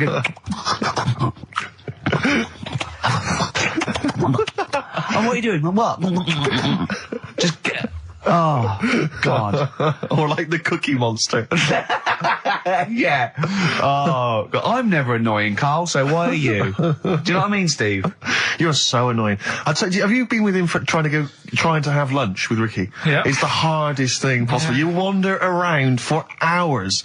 It's sort of a combination. It used to be bad even before he was a celebrity because he has a tolerance level. It's extraordinary. I mean, he is irritated by a car honking its horn in the street. He's like, I can't believe it. Let's go in here. I'm so angry. He gets annoyed by police sirens, by rain, wind, birds in the air, other people in the streets. They're the most annoying. Children particularly, whether they're in a school playground we happen to be walking past, whether they're on TV. It's just noise that isn't mine. Well, I know, but this is the thing. You are the most irritating man I've ever met, without a shadow of a doubt. I mean, you know that, Carl, don't you? I mean, noises he makes. It's extraordinary. I mean, I've been editing some behind-the-scenes footage we shot of making the second series of The Office. It's extraordinary. I've had to cut sequences out involving Ricky because they'll just think he's a gibber, just think he's an idiot, like some kind of puppet that the rest of us are controlling, because he's shouting, he's whistling, he's honking, he's making noises, he's dancing around. It's extraordinary. And if you're out trying to find somewhere to eat with him, all these irritants, all these annoyances, and it's, that music's too loud, I don't like that particular song, I'm not going in there, there's more than 8 people in that cafe, I'm not going in there. It's just extraordinary. I think we need a woman. I'm thinking of hiring a woman, like a PA, to just go out ahead of us, scout ahead of us, go in, and she can just phone back and say... Oh, sexist. Oh. Or a guy. Oh, that's... Or a fella. Oh, sexist. Or a fella. Just to scout ahead. Oh, I'm thinking back. of hiring a woman, subservient role. We couldn't hire him. Oh, no. Oh, sexist. Well, that or a chance to meet a woman. Yeah. That I'm also paying. It's like paying for him. It's Exactly. slightly more above board. Yeah. So, if you want to play Family Fortunes, call up. What's the number? 08700 800 1234. Yeah, it's just like Family Fortunes. Two of you are competing for some great prizes. And, I go, something you know how it goes, and then you go buzz and play it on board. It's not as high tech as Family Fortunes. Current single from Nick Cave and the Bad Seeds, that's Bring It On. Yeah, on XFM 104.9, Ricky Gervais, Steve Merchant, Karl Pilkington, and 2 people on the line to play XF Family Fortunes. Brilliant. Hello. Steve first. Steve, hello. Steve first, hello, how you doing? You alright, mate? Where are you calling from? From my pub in Barnes. You got a pub? Yeah. In Barnes? Yeah. Are you posh? No. Oh. I suppose you're the local landlord. Do they come in and sort of like go, good man, there's a shilling, get me some ale? They're all posh in Barnes, aren't they? Well, no, not all of them, actually. Does Nigel Havers come in your pub? Because he lives there, doesn't he? Well, none of them do, actually. I know there's lots of them about, aren't there, in Barnes, but no, not You've in banned them. You've banned them. Who's on the other line? It's, Jennifer. Jennifer, hello. Hello. Where are you calling from? I'm calling from Forest Hill. Forest Hill, that's right south, and I don't go out of WC1. Oh, you should. Do you run a pub? Do I own a pub? No. Do you drink in one? Yes. That's just good. just some friendly chat there. Yeah, thing between the brain that you were talking about before. Oh, yeah. I can't remember what it's called, but they did an experiment, and apparently the length of it determines whether you're straight or gay. Is that right? That's what I heard. Yeah. Well, so what? You could actually trim it if you fancied. It didn't go that far. Oh. Well, you've just interacted with Karl Pilkington. Oh, my God. I treasure that. Right, here's the prizes. Okay, now, listen, don't be disappointed, because, as ever, Karl has just gone through some people's drawers here at XFM and found some really quite shoddy prizes. So, you get, on DVD, I don't know if you're a fan of it. Are they a German band? Rammstein? Or Rammstein? Oh, you'll enjoy that. But there's any number. that includes Asch zu Asch, Spiel mit mir, and Hergelade. That's just some of the classics on this, DVD of their greatest videos. Red Dwarf, the first. Do you think series. Germans sit around looking at ISIS records and going, look at these Wonderwall? Possibly so. Wow. The very best of the Stone Roses, although I might have that. So anyway, there's also an I Love You compilation, kind of appropriate, and a tribute to the Ramones, which might be interesting. So you can get the idea, Steve and Jennifer, the stakes are pretty high. Okay, here we go. Extra family fortunes. So, fingers on the buzzers, just both go, wah! If you think you can answer this right, and then we, the highest answer or the top answer gets the chance to play or pass. If you play, you've got to get all 5 answers. There are 5 answers. Every wrong answer, you get a life, and I'll go, and when you lose 3 lifelines, then the other person can steal. It's as simple as that. If you've seen the show Family Fortunes. No, this is not based on anything I've ever seen ever in my life. Okay, right. Okay, fingers on the buzzers. Okay. Name something. We asked 8 of my mates, right? Something you associate with Karl Pilkington. Okay, Jennifer, what? Silliness. Yeah, that's the top answer. Thick or dimness. Do you want to play or pass? Play, please. Okay. Stay tuned, Stephen, because you might be able to steal if she gets 3 wrong. Okay? Right, okay. Right, we've got a top answer. 4 to go. Thick or dimness is top answer, obviously. Okay, Jennifer, some other things associated with Karl. Comedy. You'd think so, wouldn't you? Yeah. No. I don't even know who he is. You don't even know who he is? No, she does. She must do. And yet, bizarrely, she knows that silliness or stupidity is the top answer. Yeah, come on. Something else. Smelly eyebrows. One more wrong answer, and then Stephen gets a chance to steal. Okay. I don't know. People are screaming it at home. Very sensible. Oh, what was that? Very sorry. sensible. Yeah. Okay, Stephen, can you think of one of the answers that Jennifer didn't get? Must be a mind for inane nonsense. Oh, well, I'm going to give you that because number 5 is even thicker. So, yeah, what you missed is, our top answer was thick or dim. Second top answer was Manchester. Third was Roundhead. 4th was airy Chinese kid. And 5 was, even thicker. So I think Stephen's the winner there. Yeah, I think he's done well. Yeah. You enjoy Rammstein, and you get the Stone Roses and an I Love You CD. So that's the pilot for this show, okay? When Blockbuster's all over, we're going to phase in XF Family Fortunes. Karl, thoughts? It's not that good, is it? Why? It's not that good.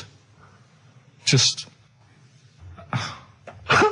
I'm not that happy with it. Why? Why? Yeah. Well, just... What else? What? No. You're definitely right about that top answer.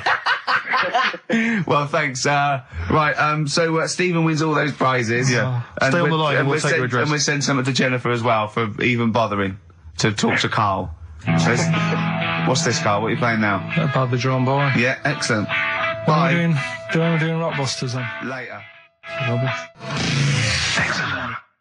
Eminem, Sing for the Moment on XFM 104.9, Ricky Gervais, Steve Merchant, Karl Pilkington. Right, Karl, moving on. Got a lot to cram in. If you yawn again, or pick your teeth, or chew... Oh, God. Can I just, sometimes I get told off by Karl. He gets a little bit sulky if I slag off the prizes that he sources for each competition. This is from Rob in Croydon. He's a former winner of Rockbusters. Yeah. He said he didn't even know what the prizes were going to be when he entered. He won, and sure enough, for one night only, he was a hero. The following morning, it was just Rob again, and all I had to show for my triumph are 5 compilation CDs I'll never listen to, and 2 DVDs I'll perhaps get £9 for on eBay. Please get some decent prizes. Ricky, you're BBC's golden child of comedy. What are you doing? How many of your listeners really are into Stephen Polyakoff's The Lost Prince? No one. That's how many. Now, that is a winner. That's someone who's got a reason to like us and like you. I think he's got the same attitude as Steve when you give him something for free. Yeah. Sorted you out with NERD tickets for last night. A lot of messing around, a lot of phoning round going on to get you them tickets. Yeah. Come in today. You enjoy the gig? Couldn't be bothered going, Karl. Typical. Yeah. I didn't say I couldn't be bothered going, Karl. You just assumed that was the case. You're right, but the point is this, Karl. Once you've given me the tickets, they are mine to do with as I see fit. The thing is, what annoys me is, right, I bet he hasn't even listened to them CDs. He might find something on there. That's his point, I think. Yeah, to be fair. But I don't want to give them stuff that's too good, because then they'll listen to CDs instead of XFM. Of course, there's always careful planning. So you always got an answer. Oh, Karl, you're my hero. We don't care, do we, Karl? Well, I think the prizes are all right considering what they've got to do. Do you know what I mean? Yeah. Right. It's just a bit of fun, for God's sake. So please do not blaspheme on air. Something else we're giving away. Go on. The Shining. It's just more throwing away, isn't it? Once again, is it on video? Once again, it's on VHS. Just because you buy it out of your own money, Karl, stop being so mean. And I want to watch it tonight, because it's one of those films that... So you're going to watch this video, and then you're going to send it to someone as a prize? Yeah, it's one of them films that... Sorry, what, you just said yes to that without blinking? Oh, yeah. You don't think, like, Les Dennis doesn't have a quick go in the car on Family Fortune before he gives it away? It costs $5.99. Bowen has a go at those his and her towel racks. It costs $5.99, Karl. Okay, this is Karl in the classic The Shining. And what's the question? Well, we might ask that afterwards. Okay, then.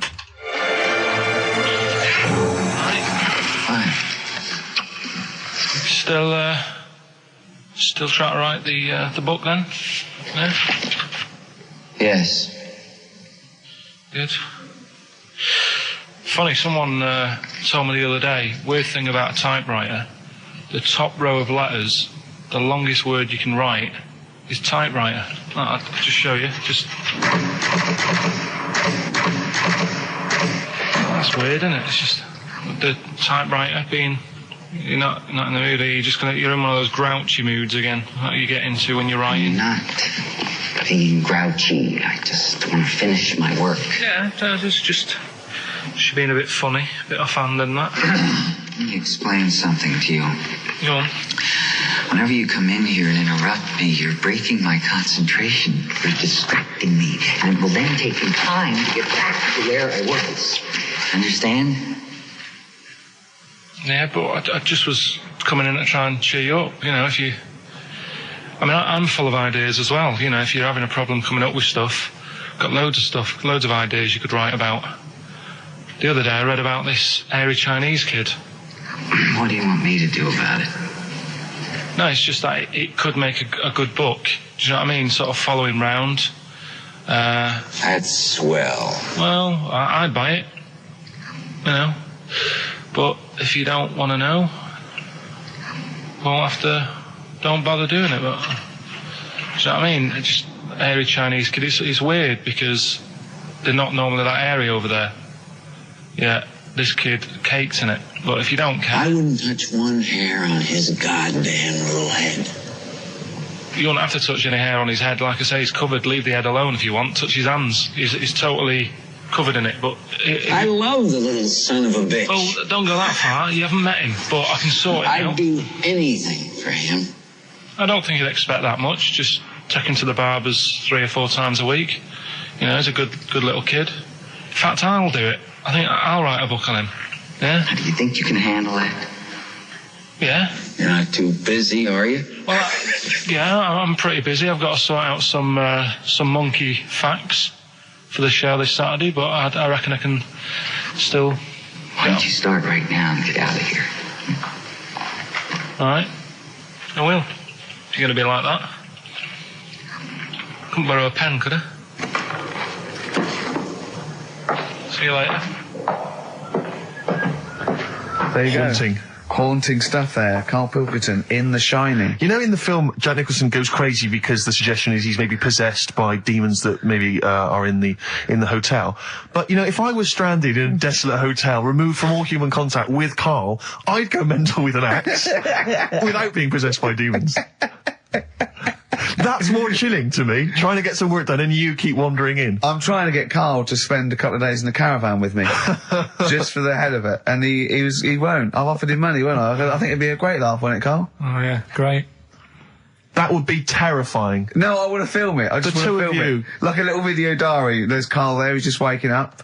Well, if I was stranded in that would be like being... I may as well be with Freddy Krueger and Jason Voorhees. That's more scary. The thing is, Ricky doesn't mess you about as much as he messes me about. No, you see, you've given him an inch. You've given him an inch and he's taken a yard. 12:30 you got in today. In 30 minutes between 12:30 and 1. The old bin lid on the head. He wanted to do that again. Yeah.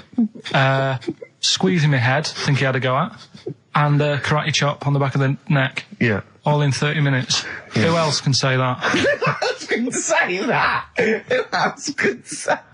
What do you mean? Anyway, have we got a question then? Yeah, to win a copy of, I'm so embarrassed to say it, The Shining on VHS is worth $5.99 and it will have already been watched by Karl Pilkington, probably not even rewound. Yeah, to win that. And a little bit of tripe and cow eels where it just slipped into his dinner. A barm cake outside. As he was reading the back of the box trying to figure out what was going on. The ingredients. To win this, right? Here's a question. I've got a question. No, go on. No, I want to hear Karl's first. Okay. No, it's about the film. Because when I was whizzing through it, I saw something and thought, oh, that's good. The kid who's in it, he was writing something on the back of a door with lipstick. What was it? Well, that's a tricky question. I can't remember. Nor can I. Oh, so the kid in it was writing something on the back of the door. Is that going to be too hard for anyone? Let's see if... I mean, I wouldn't be surprised if there's somebody... Right, the phones are going, so it might be. Yeah, but this is email, isn't it? All right, ricky.gervais@xfm.co.uk. What was being scrawled on the back of the door by the little kid in The Shining? Be honest, if you know that, it means you've probably already got it and you've watched it about 8 times. Yeah. Fair enough, though. All right. Bob Dylan. Oh. You're going to make me lonesome when you go on XFM. Sorry, they're arguing. Steve and Karl are arguing. But he just goes, you've got to keep it slick. Do you know what? Can I just tell them what you're arguing about? Think of this, right? This is the argument. They're arguing whose fault it is why this show is rubbish.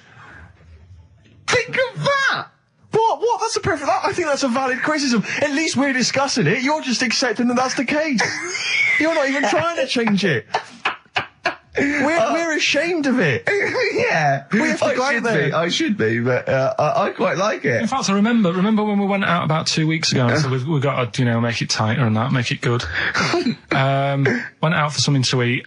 You were happy sat at the table talking about squids and having to, go off with one if you wanted to have a kid. I brought up the topic, right, what we're going to do about the show. Suddenly you've got to go. It's like, I think I've made plans. So me and Steve sat there. Can I just see, I do that. I do acknowledge, quite shamefully, that this is more enjoyable for me to do than for you to listen to. But it's like 2 hours sort of playtime for me. It's like, the study period when you're meant to read a book, but you actually can't afford to run around and draw pictures. I think that this, even though I'm getting paid for this and I'm meant to be working, it's nice. It's cool, isn't it?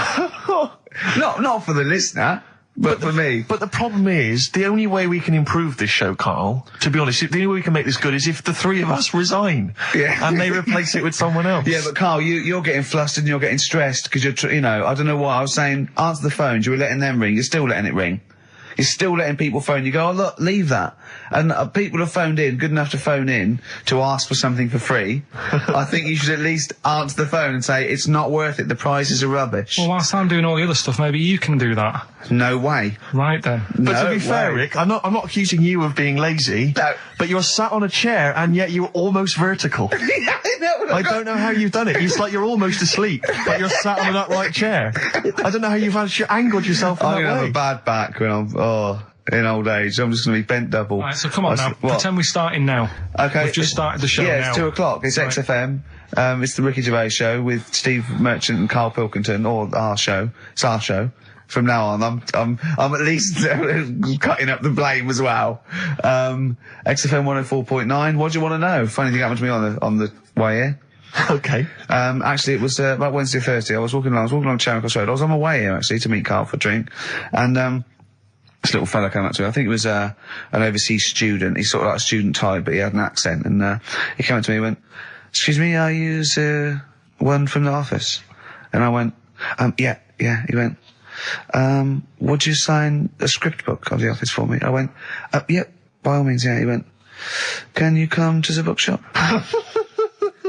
And I went, what, you haven't got it on you?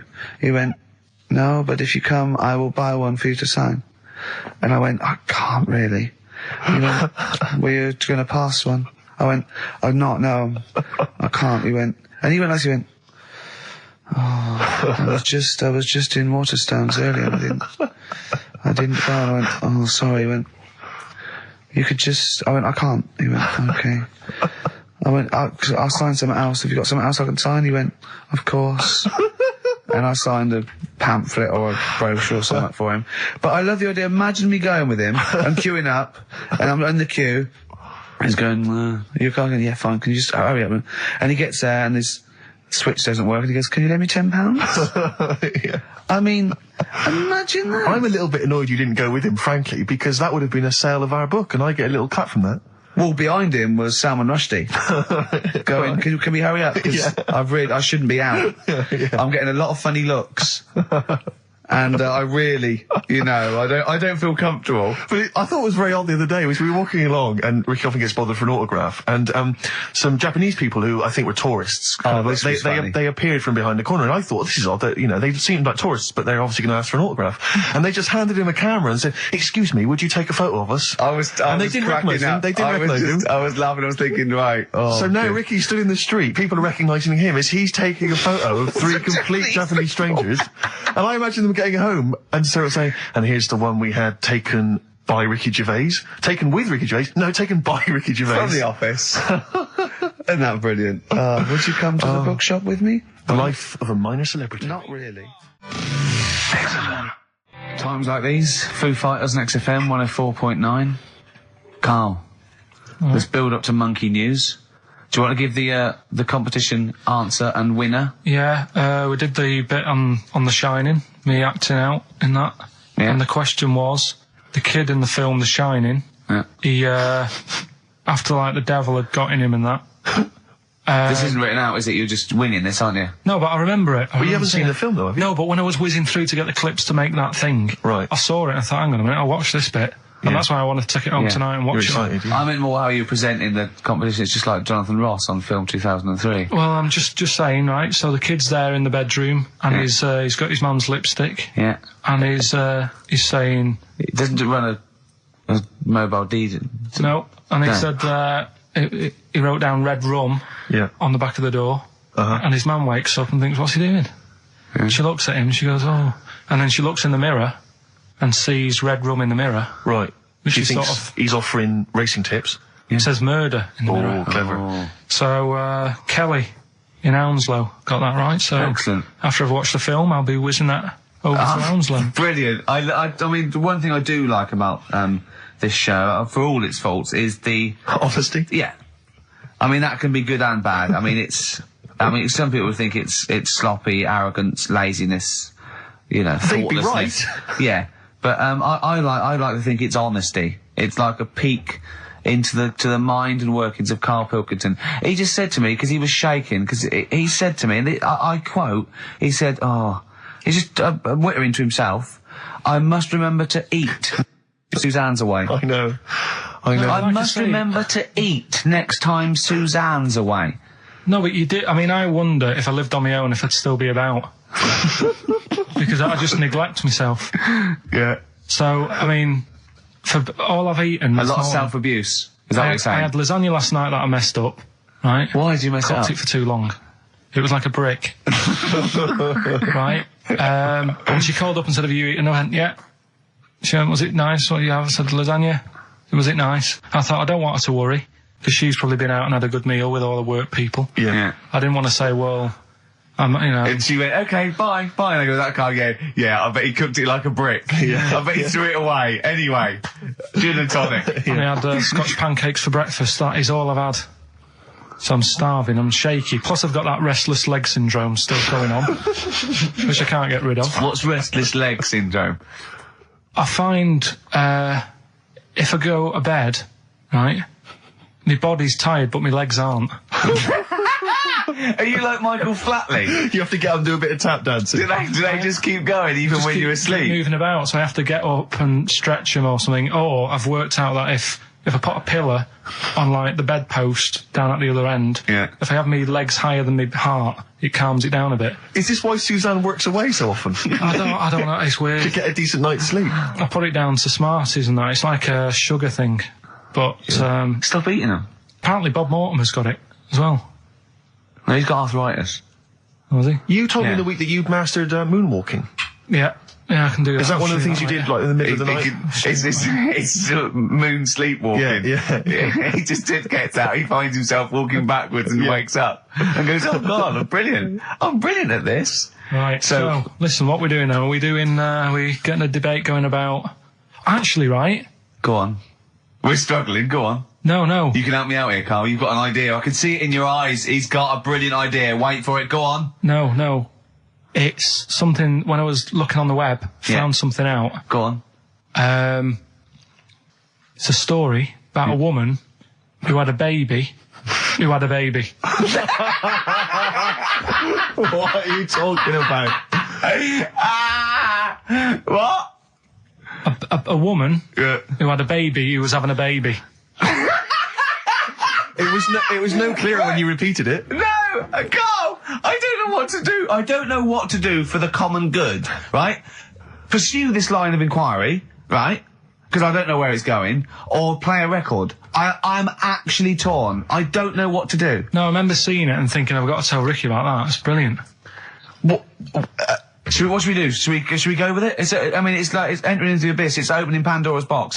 It's peeking. It's going down to the cellar. I've got a couple of questions though. Go on then. Well, come down there with me. Come down the cellar with me. Okay, right, Carl. What? First of all, it was on the web. What do you mean? The baby was what? Had another? Was it? She didn't give birth. The doctor didn't find one of those set of Chinese dolls up her. Russian dolls, whatever they're called. That's what I pictured it like. Those dolls where you take the head off and there's another one in there that all look the same. But no, the story was there's a woman who's... No, don't just say it again. That's a headline. That's not a story. There was a woman who had a baby who had a baby. That's not a story. Imagine handing that in as a thesis to loads of the BMA. There you go, and read that. That's a children's rhyme. Yeah. There was a woman who had a baby who had a baby. What do you mean? So she had a baby, right? Yeah. And that bit's fine. We're okay with that. That's normal. That's normal. A woman had a child. Yeah, totally normal. She gave birth. Fine. Yeah. Next. Well, I don't know that much more, apart from the fact that the baby's like roaming about, and then 12 months later, she's like, oh. Interesting. So the gestation period of that baby was actually 3 months more than an adult. Yeah. Excellent. Weird though, isn't it? So was the headline, "My baby's 12 months pregnant"? What are you talking about? 12 months later it had a... What are you talking about? Forget it. No, you haven't even finished the story. That's what you said, and 12 months later, you didn't even finish the sentence. So what do you mean? No, I didn't read any more into it because I just saw that and I thought, that's weird. And then I just was thinking, oh, like, imagine the kid at school at parents' evening. Go on. And it's like, well, your kid's pretty good. Now let's have a look at your work, sort of thing. Don't you think that'd be weird? But what? Did the child have a baby? Yeah. Of course it didn't! Play a record! We shouldn't have gone down in the cellar. We should have just left the cellar door closed. I've never learned. That's the Zombies and a song called Time of the Season. I've enjoyed that. What do you think of Zombies, Carl? It's alright, yeah. No, not the group, but the Living Dead. Don't worry about them. No? Why? Not about, are they? Couldn't happen. You don't believe in that? Listen, right? You don't believe in zombies? So, but you do believe a baby had a baby? Yeah. On you go. On you go. Are you still saying that didn't happen? Yes. Right, well, I'll find the thing again, I'll print it off, and then you'll read it. All I'm saying is there's more information that we need. Yeah, but it always annoys me that when I do get the information, you'll go, yeah, but it's named Sally, you didn't say that, and make out... No. As if... No, don't make it look like we're over-inquisitive or over-cynical. You come out with the most abominable things man has ever uttered, and you expect us to accept them. Usually headlines, usually illogical, not just probably wrong. So, fleas are born pregnant. Are they? Interesting. Yeah. Right. Okay. See? On we go. So, see, that's true, and you're not impressed, because it doesn't involve a little werewolf child. Or half man, half shark. You're just not, it's not good enough for you. No, but if I read the first line of something, and it's not that interesting, I go next, right, and I move on. Now, when I saw a woman had a baby, and it had a baby, but you still didn't read on. No, but alright, I didn't read on, but it got me thinking. Like I said, you wonder about the parents' evening. I was thinking about, is it a good thing? Because you're going to spend more time with the kid. Do you know what I mean? There's a lot of mums who have to go to work and that. She's going to be a great mum. Grew up with her, literally. Yeah. Do you know what I mean? So she's going to be a great mum. I just wonder if, I know it sounds weird, but if was it the the baby that woman had, was that a girl or a boy? Well, it would have been a girl, wouldn't it? Of course it would. It'd be mental, wouldn't it, if it wasn't? Right. It would have been a weird story, wouldn't it? So anyway, that reminded me, because we were talking about other amazing stuff that Ricky told me to find out about. Steve, are you aware of bonobos? We mentioned them earlier. I'm not particularly familiar with bonobos. Right. It sounds like a cream cake. No, they were a sort of a chimpanzee, but more advanced than the traditional chimpanzee. They live in one sort of particular area, and it's the sort of closest animal to the missing link. They're very intelligent. They take on a lot of social aspects of human. They have sex for pleasure and no other. Steve's looking annoyed. He's done, yeah. What did you find out about apparently, I found out it's 98% not human, this kind of thing. It's nearly human, but it's not. We share 98% of DNA with it. Yeah, 98%. It's a higher percentage than you. They have sex for pleasure. They do look a bit like him, though. They've got a little round head, haven't they? But, and they're much more upright than the... got a more flexible. I sort of get bored with animals that are like classed as being intelligent, right? So when you told me, I get bored with them because they're not doing enough. They're not playing Nintendo. Do you know like that? People always rave on about dolphins, saying, "Oh, they're really bright and that." Yeah. I was having an argument with Suzanne about it, and she goes, "Oh yeah, dolphins are really intelligent." And I said, "But what? What have they done?" So she said, "Well, they use them in wars. They strap bombs to the back to go out to boats, to then blow up the boats." Yeah, they're trained. Yeah. Well, that isn't that bright. If it was really bright, it'd go, "I'm not doing that." Well, no, they leave them. They don't blow themselves up. Anyway, but right. Well, so bonobos, really bright and that.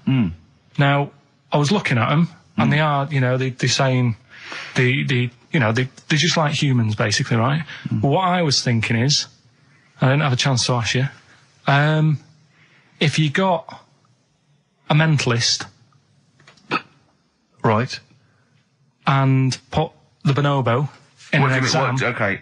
What do you mean a mentalist? What do you mean? Well, someone who's, a little bit, just a little bit slower than me, and put them in an exam. What would happen? Right, okay, you've got to be clearer here, Carl. What are you saying? Are you saying pit the wits of a bonobo against... someone who's educationally subnormal? Yeah. What do you reckon? I don't know where to start. No, but if they're that good, why aren't they being used in labour and stuff? Do you know what I mean? What in the late? What do you mean in the government? some jobs that they could do. Why hasn't someone caught onto it and thought, well, hang on a minute? Sorry, I'm not familiar with the bonobo. Seriously, could it do a job of work? How advanced are these creatures? Lots of animals do job of work. I think Karl wants this bonobo to start going to work with an umbrella and a bowler hat and have sort of like rudimentary language skills like morning. So I couldn't employ the bonobo to be my PA. It's not. I mean, how advanced are they? Could I teach you to go in the shops and collect something and bring it in? But you can teach a dog to do that. Yeah. It depends what you mean by intelligence, social interaction, also dexterity capability, you know. Could it produce this show? Yes, I'd have thought it could, randomly. Yeah. Just by pressing the buttons, it can do a better job. It depends what you're asking, Karl. What you mean is, could a chimp beat a thick human at an intelligence test? Yeah, that's what I'm saying. But it depends on what the problem with the human is, doesn't it? Right. First of all, mental illness has nothing to do with intelligence. Let's get that straight. That's one thing. Mental people aren't necessarily less or intelligent than people. Now, is that the clinical term? Well, exactly. A mentalist. A mentalist. Sometimes I don't know what to do. I don't know whether to start with where he's going wrong with the question, to answer it, to find out what he really means, because... It's just like, if that did happen, right? What could happen? You want the Planet of the Apes, don't you? Here we go. Go on. Right? I go to school. I go to a new school. Yeah. I go in the class. There's 3 bonobos sat on the back row. Yeah. Right? I think it would make They're everybody... bad kids, are they? Everybody would work harder, because you go, well, I don't want a monkey beating me.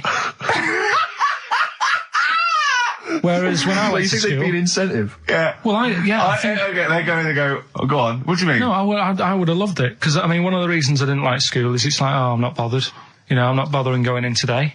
I'd love it if I went in and someone said, right, you're going to start coming again. Why is that? You've got 3 bonobos in your class. What if they didn't hang out together, like the 2 little kids with the webbed hands and the big heads? What if they started bullying you? Stealing your pocket money? Oh, maybe go in. Maybe copying you. Maybe making you do their homework. Yeah. They did find out. To be honest, it would probably be the other way round. And he'd score better. Yeah. Karl, have you been copying? Have you been copying the bonobos again? Have you been copying Boo Boo again? It'd be good though, wouldn't it? Well, it'd be great. I wish I could live in your mind for just a day.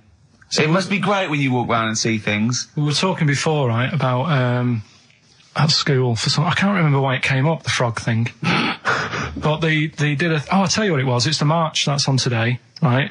And, you know, if people want to do that, that's fair enough. But I don't like going out in big crowds and what have you. Sure. He said there's too many people to get anything done, right? He said, I wouldn't do anything with more than 5 people. Do you know what I mean, Steve? If you have a night out, if there's more than 5 of you, you can't talk to everyone. Who's in charge of the night? It makes it hard work if you want to nip into a restaurant, because you've got to get like a table for 6. Yeah. So if you're on that march today and you want a coffee... You've got to get a table for 20,000. 7 for 1 million protesters! No, but you know what I mean? If they're trying to work out the bill afterwards.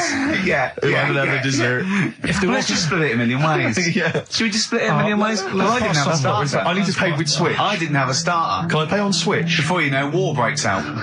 Forget it. They're fighting amongst themselves. Excellent.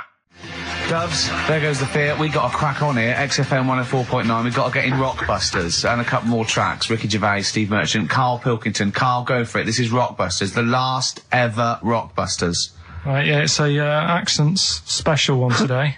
I've done it before in the past using accents, so yeah. 3 cryptic clues, initials, email in, you can win. Do the email address now, so take it down and start going. Right, ricky.gervais at xfm.co.uk, right? Yeah. Right, first one. The northern lad remembers he had to tell his mum's daughter something. God, oh, dearie me. The northern lad remembers he had to tell his mum's daughter something. That's O, the initial O there. Think of a band. Yeah, I've got it away. Initial, Yeah, right? yeah. Okay, that's easy. Go on, next. Second one. The person from Birmingham got a C in their degree. Right? The person from Birmingham got a C in their degree. The initial there is T. You don't get A, B or C with your degree. Well, that's... And the final one, the Cockney fella isn't happy. Everything's going wrong. That's DH.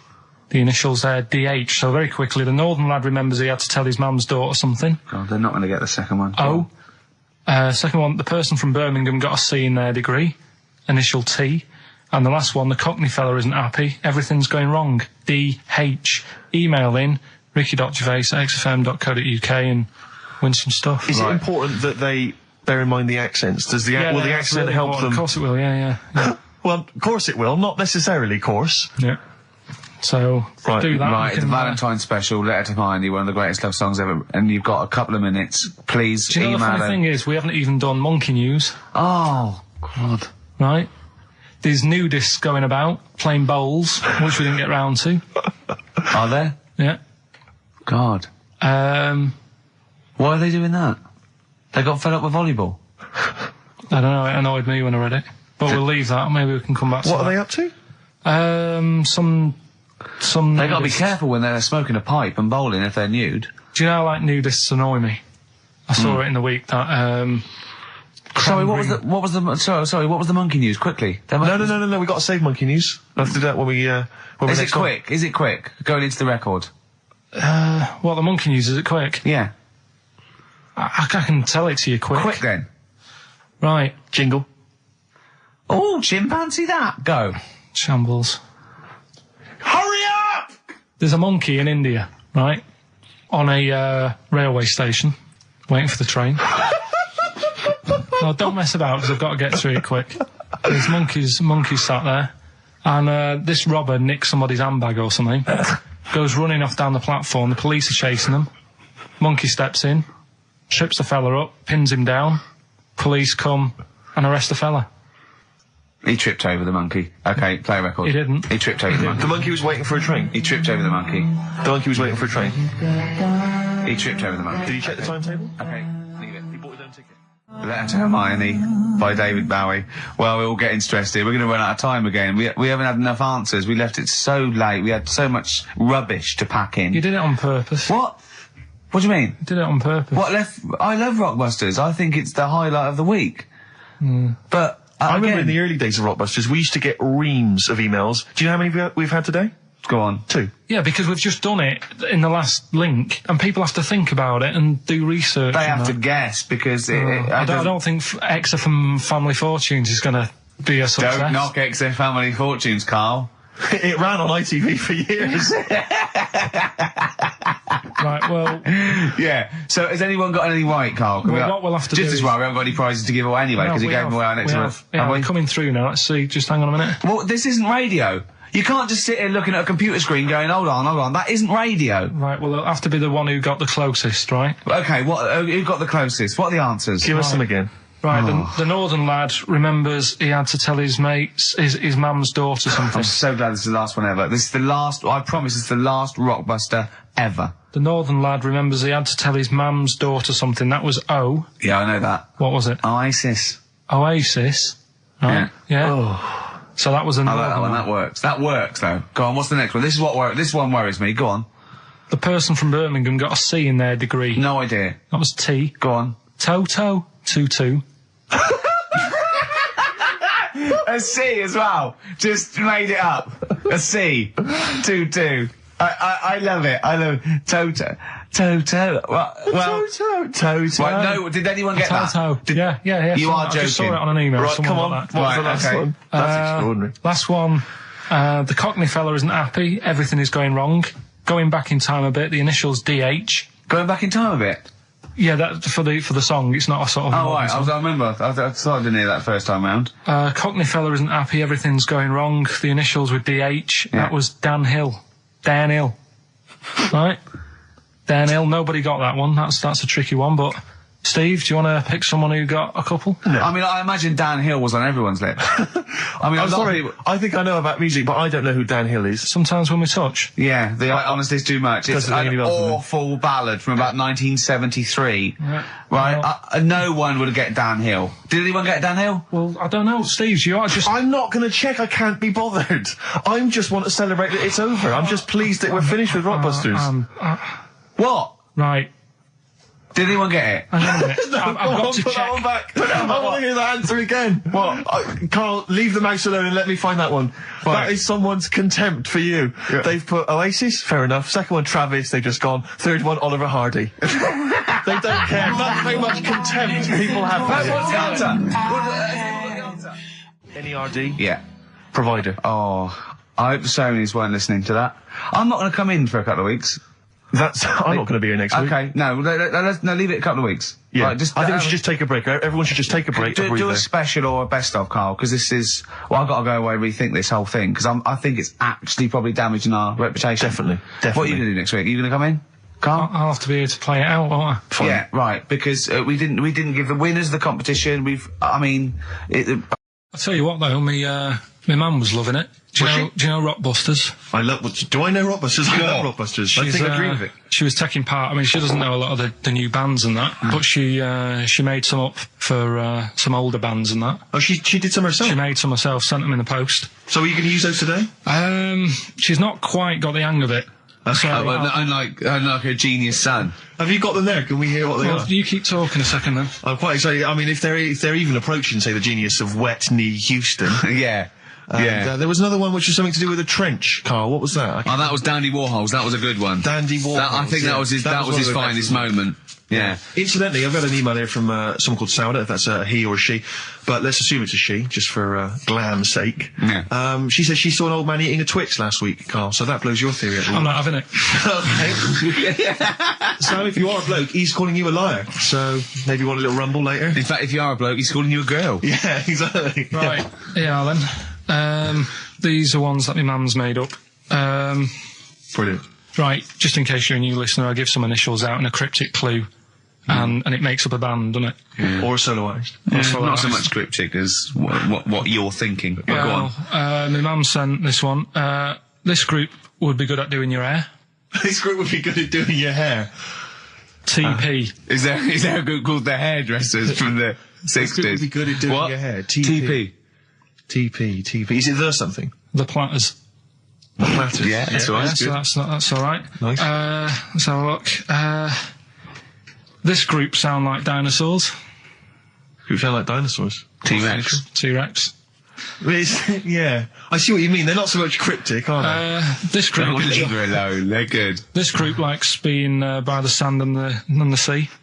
This group likes being by the sand the Beach Boys, boy. Beach Boys. This band are called the Beatles. The Beatles. Hang on. We just have a What else you got? It's funny because one of them that she's done, I'm actually doing today. I thought of in the week. Right? So, is it the same clue? It was, yeah. Wow, But great minds think alike. Here's So the this is last obviously one. coincidence. Here's the last one from her. This guy sounds superb. This guy sounds superb. The Bachelors. Glenn Campbell. That's good. I like that. I'd say this. I think you should get on to one of the big game organisations, Parker Brothers or whatever, because this has got to be. This could sweep the nation at Christmas. Don't you think this is the perfect Christmas game? Yeah. Well, I think this is what's going to make or break the MTV thing. Right. Some kind of TV version. Yeah. Uh-huh. I'm just thinking into ad breaks, coming up next is this band. Be careful though, Carl, because, make sure you retain the rights, because I can see this selling abroad. And I can see someone coming along and taking the sort of like the Rockbusters and changing one word and making another game out of it and just using the same format. I don't know. I can't think of something there, but they could change. So sort of like they change the word rock to something else and have it. What could it be? Brick, block. Yeah, and so you have to, you know what I mean? So be careful, because Blockbusters will never work. Look at his little face. So we're doing that later. Got some good prizes. Okay. We'll talk about the prizes Talk about that in a bit. Yeah. Educating Ricky. Yeah, got that. We've got the woman who's got a ghost in her house. Yeah. It's a shame she's not here live, because I feel like I want to ask a few questions, Rick. I don't know about you. Don't worry, I've covered it all. You've covered it all. Yeah. So. Yeah, play a record. I'll tell you what's also interesting, Rick. The prizes we're giving away this week on Rockbusters. We got for you David Attenborough's The Life of Mammals. I don't know, is this a new show? Is this on TV at the moment? Is this like a new thing? So that's good. It's like a double VHS thing there. We've also got a U2, the best of their 90s videos, even better than the real things on there. Mysterious Ways, Beautiful Day, Electrical Storm, the new one. Stuff on there, that's on video. We've also got a couple of CDs, The Smashing Pumpkins. I think this is sort of alternative versions of a lot of their hits and stuff, live versions and stuff like this. Johnny Cash's current album, possibly his last. We don't know, because apparently he's not very well at the moment. That's an album of covers. Yeah, well, not all covers, some of his new stuff as well, but he's done covers of things like Personal Jesus by Depeche Mode, and Desperado, and Bridge Over Troubled Water. And the great thing about Cash is I read an amazing review where it says it's like he always makes them his own. Do you know what I mean? It's like you can't even remember the old version. Desperado by the Eagles? By the Eagles, yeah. I'd like to play that, just hear that, because I haven't heard that. We'll play that and then give it away. These are actually good prizes, Carl. Good prizes. We've also got, including a small miniature three-wheel car, an Only Fools and Horses video. I think this is the special that was on Christmas TV last year. So if you're one of the people who didn't see it, I mean, wasn't there like 22 million people watching? Ridiculous, yeah. If you're one of the people who, desperately wants to see it again, I know I do. And wants a small yellow car also wants a small yellow car, then there it is. And also, another of these compilations, arbitrary compilation albums, the best chill-out album ever, Rick. Sure. If you're a fan of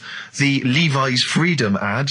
I love the Levi's Freedom ad. Then the track that... I hate the music to it, though. No, well, that's a shame, because it's included on here. Rick, how much do you love the Volvo TV advert?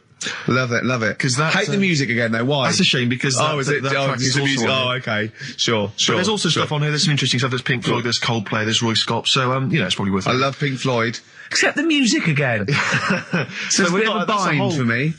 That's a whole heap of treats. And that's the winner of Rockbusters. That's the winner of Rockbusters. Coming up after the adverts. Okay. Yeah. I'm Ricky Gervais, obviously, with me, Steve Merchant, and Karl Pilkington, which is what Heat write about, really. Karl's the main man. Think of Karl, a year ago, he was just sitting in that room going, all right, I've done this. Whoa, XFM. It's good, isn't it? Yeah, it's like a music bed. Brilliant. Comes on the show, we start taking the piss out of him. People start going, oh, who's the idiot you've got in? And we go, it's Karl. And they go, we like him. He's a fool. I go, yes, he's a fool. He's a pet buffoon. And they go, well, let him speak more. Right? And they're going, don't let him talk, XFM, the fat cats. Oh. And I said, I'm a rebel and I do it my way. Rick, can I ask, did you stick it to the man? Yeah. And then MTV call up. Yeah, Heat are writing about him every week. Yeah, he's just been doing film for the BBC. There's some rumours he might be the new James Bond. Yeah. He's got. Is he in lovely McVitie's original digestives? Are we allowed to? Can I? If McVitie's are listening, I love these biscuits. Yeah. And he's got the best. If the Spearmint Rhino strip clubs are listening, I'm a huge fan. Right, and he's got Rockbusters to come. Yes, I should just ask, the few people have asked me this, and there's also an email here from Rich. People are saying they've seen some of the posters and the adverts of advertising the show, plugging the show. Why aren't you on the posters, Karl? And it is your choice, isn't it? We did ask Karl to be involved. But he is actually. It's like, where's Waldo? He's actually, he's in my trousers. You don't like have any photo taken? No, you don't want, you're not seeking the publicity. No. I reckon you are secretly. I don't believe you. No, he's right. He's totally right. He's doing it just right. But I think there's a fine line to be drawn that, if you like being in, around radio, you've got and you want your own show, or you enjoy talking and they just happen to be filming you for MTV, that's different. I think what you just avoid is going to silly celebrity bashes, having a picture taken for the sake of it. I mean, I think you're right, but I think you should do the screen test. On a serious note, I think you should do the screen test. Just because it might be fun, and if it's no good, they won't do it. And you can stop any time you want. No one has to keep going on telly. I just think we're going to lose him. No, we won't lose him. Listen, right? I'll always be part of this. I'm just worried that you're going to exhaust yourself. You're going to be drained. You're going to have told all your anecdotes on MTV. He certainly will if you have to help the old fella upstairs with the bed. Yeah, £50 an hour. Oh, that's terrible. Go on. But I'm what I wanted to do, right? Because I don't want to embarrass myself, right? I don't want to embarrass the woman at MTV when I turn up and she thinks, oh, look at him. Yeah. What a waste of film this is going to be. Because it's not cheap. I know that. It's not film either, but go on. Well... It is cheap. It is cheap. They're filming on a DV camera that they can go over. If it's no good, they won't show it to anyone. It'll be great. It's just what they want you. Honestly, I can just see you doing little things, just like popping up, between the records and going, all right, MTV, music television, hear about the airy Chinese kid born, which is weird, isn't it? Because they're not usually airy. And it just goes, MTV. It'd be brilliant. It'd be brilliant, Karl. If I'll come down with you. I'll come down with you. Well, we'll see. Go on. We'll think about it, right? Go on. Right, Rockbusters. So Rockbusters, it's a little clue, some initials, 3 different clues. You email in ricky.gervais@xfm.co.uk. You can win the load of stuff that we've got. So, first one, Here's the clue. Stop throwing that fruit about. Oh. Ooh. Yeah. What's the initial? That's CB. CB. CB. Stop throwing that fruit about. Yeah. All right. Is Anders listening? Has he emailed us in yet? Anders, not had any response from Anders. I'll keep I hope he hasn't stopped listening. Because he doesn't like the show. He's gone off. I hope he hasn't gone off the show. So, the second one, that Scottish fella has made an error. That Scottish fella has made an error. Yeah, Interesting. That's M. M. Right, that Scottish fella has made an error. Right. Okay. And the last one, God, you can make a right load of toast with them. You can make a right load of toast with them. Yeah. All right. What's the initial there? That's G. G. I was thinking it might be bread for a minute, but no. G. So just very quickly, stop throwing that fruit about. CB. I've got the last one. Right. Scottish fella. It doesn't work. It doesn't count. Doesn't count. Well, that Scottish fella's made an error. That's M. And, God, you can make a right load of toast with them. That's G. Email in ricky.gervais@xfm.co.uk and you can... We've got the CDs, we've got horses, we've got mammals on VHS, we've got U2, we've got a couple of CDs, including Johnny Cash. Here's a new tune from a new fella called Papa Garcia. See what you think of this. You see, if he was on MTV, I couldn't say his name. Why? What is it again? Papa Garcia. Right, here's a new one from Papa Garcia. Right, here we go. Quick clues again. And then we better do Educating Ricky. This is the favourite bit of the show for me now, Educating Ricky. I love it. I can't... Well, yeah, I'm anxious all week. Well, just quickly on those clues, just in case people need to know again. Stop throwing that fruit about. CB. That Scottish fella's made a bit of an error. M. And, God, you can make loads of toast with them. That's G. All right, brilliant. Ricky.gervais@xfm.co.uk. It's email only. Yeah. Quick, the clues. What's the answers? We always do this. We're running out of time. Don't worry, we've got a tune, and then we'll come back with the answers from Rockbusters. A lot of great prizes. All right, then. We'll have a bit of cash. Johnny Cash, one of the prizes we're giving away. Johnny Cash and Desperado. That's from his new album, which is a collection of new songs and covers, which is one of the prizes given away on this week's Rockbusters. And can we have the clues and the answers and the winners? Yeah. First one was stop throwing that fruit about. Stop throwing that fruit about. The answer is... CB. That was Chuck Berry. Of course it was. Okay, I'll give you that. The one that you've worked out, I'll do next. The, God, you make a load of toast with them. That was G. Gorillas. Gorillas, though, isn't it? Gorillas. And the middle one was that Scottish fella's made an error. That was Mystique. Mystique. So, did anyone get that? Extraordinarily, almost all the people who emailed in. I'm beginning to think it's us then, because I was thinking mistake, I was thinking muck error and muck mistake, but mistake. Yeah. So, do you want to pick a winner? Yeah, I was going to give the prizes to Amy Massey, who's from Wiltshire, the West Country. Losers down there, probably as weird as you. Yeah. So she's won, and congratulations to her. I'm assuming she's listening online or maybe via some kind of... We must have a lot of listeners outside London, because all these are from Norwich and... Have we got any listeners in London? Places, it's where there's a lot of inbreeding. Yeah, there's nothing else to do. Exactly. Norwich and Wiltshire. Well, cheers for that, Amy. Well done. He waved then when he said that. He did, yeah. He waved. He's working... No, he's working, getting ready for TV. Of course he is, yeah. Oh...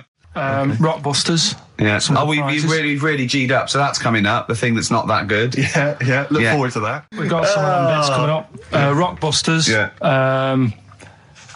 Rick, can I just explain some of the prizes we got here for Rockbusters? Because I just want you to try and picture, if you would, the kind of XFM listener who'd particularly want this collection of gifts. You've got the best chill out album ever. This is the one, as I said before, that's largely made up of songs you may have heard in adverts. Sure. So you've got the Volvo advert on there. Yeah. You've got the T-Mobile T-Mobile. Brilliant. That's on there. So that's Roy Good. So look forward to that. Yeah, again, just imagine which XFM listener is particularly looking forward to Top of the Morning with Terry Wogan, his 2-disc set there. You've got, it starts with, we've got the Bangles on there, we've got Billy Joel, River of Dreams, Shine On by Mr. Chris de Burgh, so just look forward to that. Oh dear. We got the Only Fools and Horses last year's Christmas special. We gave one of those away last week, but still more to shift. Do I spy a little free Yes, there's a little free three-wheel trotter independent trading three-wheel car, so that's there as well. So, as I say, if you like fairly mediocre comedy, little Jonathan Ross's face there on the back, and maybe you also want Jerry Halliwell's Body Yoga DVD, Rick. So sure, that is that's good quality. And then just a few token XFM kind of things. We've got the Manic Street Preachers DVD and the U2 Best of. And tell me, Steve, how do the lucky listeners win these? Rick, I'm glad you've asked. What they do is they email in with the answers to Rockbusters, which is a quiz. Hold on, how do they email if we don't know the email address? Rick, again, thanks for asking. Thanks for flagging that up. Ricky.Gervais at xfm.co.uk. That'll be coming up shortly. Try and get into the mindset of Karl Pilkington. A lot of people have been trying to email in answers, trying to think through kind of logically, or maybe based on the rules that they've picked up over the years. Or when he says it in a cryptic clue, they believed him. Exactly. Yeah. So you've just got to think more like a mentalist to try and get win. First of all, right, the prizes that I source every week. Explain yourself. What I said to you we're doing between now and Christmas, because there's just a few weeks till Christmas. Right. I thought I'd make up sort of family packs. Okay. That the winner can have something, say like there's a nice U2 album in there, right? Yep. So the winner might want to keep that, but they can get rid of the Jerry yoga thing. They can give Only Fools Nurses to Uncle. To the dad. To the dad, yeah. I think the mum would love the Terry Wogan. Yeah. The yoga for your sister. Right. Yeah. And all that. So that's what you thought through, was it? Or was it that there was a load of junk in the office? Or did you scoop them up with two arms and it's as much as you could carry down the corridor? Yeah. A little bit of that. But that's me workings on why you've got all that. Okay. Brilliant. That's excellent. That makes a lot of sense, yeah. That's coming up. And me mum sent some more. What we also needed there is he's got a letter from his mum. My mum did some more Rockbusters for us. I reckon they're secretly listening, Karl. They've said they're not listening, but I reckon they are. Does that worry you? Well, let's play a record and let's hear your mum's Rockbusters. Better warranty. Cool, done, mate. Well done. Regulate. I hope Nate's involved. Nick Dobbs? Yeah. I hope so. Karl, Rockbusters, your mum's... Karl. Yeah, no, listen. We did get a bronze, but this year we introduced Rockbusters. Things will be changing. So, hey, we didn't introduce Rockbusters, Karl. Please don't tar us with that brush. Yeah. Rockbusters, then. Yeah. Chance to win all that stuff Steve was talking about before. We give initials and a cryptic clue, and it's a band, and there's three of them, and you email in ricky.gervais@xfm.co.uk. Yeah. Right? Do you want some of my mums? Well, I think before you give us your own, we should hear your mums, just to sort of set the tone and for people to get their heads around the whole idea. She sent some more. They're still not that up to scratch. First one, this group are nice on toast. Marmalade? Jam. Yeah. Which one? Jam. Okay. Marmalade would have worked. Marmalade's just as good, yeah. This man liked his wine. This man liked his wine? Dean Martin. What? So no cryptic clue, just a man who drinks? Yeah. But isn't there like a myriad of rock stars who like booze? I liked his wine! I don't think anyone would have ever got that. That's fantastic! This man liked his wine, Dean Martin. This man liked his golf. Clubby chip face. No, Bunker Smith. Bing Crosby, yeah. He liked his golf. Yeah, that's genius. This man liked his wine. Just a couple more. Hope you're not speeding when you meet these. The police. It's great. And is there any other ones? Sounds like these lads work for the hospital. The porters. Say that again. Sounds like these lads work for the hospital. Jerry and the Pacemakers. Right. So we'll... Karl, I have to say, if there was ever, in the future, any doubt that you were your mother's son, that would pay that. Believe me, you are a chip off the old block. Well, let's so we have a little record and then educating Ricky and Rockbusters when the show really starts. Of the prizes. Jerry Halliwell's yoga video DVD. I think it's the latest one in that particular series. So if you've already worked yourself up to, you're looking pretty good, but there's still a little bit of flab maybe around the arse or breast area, then Jerry can help you out there. Yeah. We got Only Fools and Horses. This is the Christmas special from last year. Jonathan Ross was giving that well on his morning show this morning. I don't know if they're just trying to get rid of him.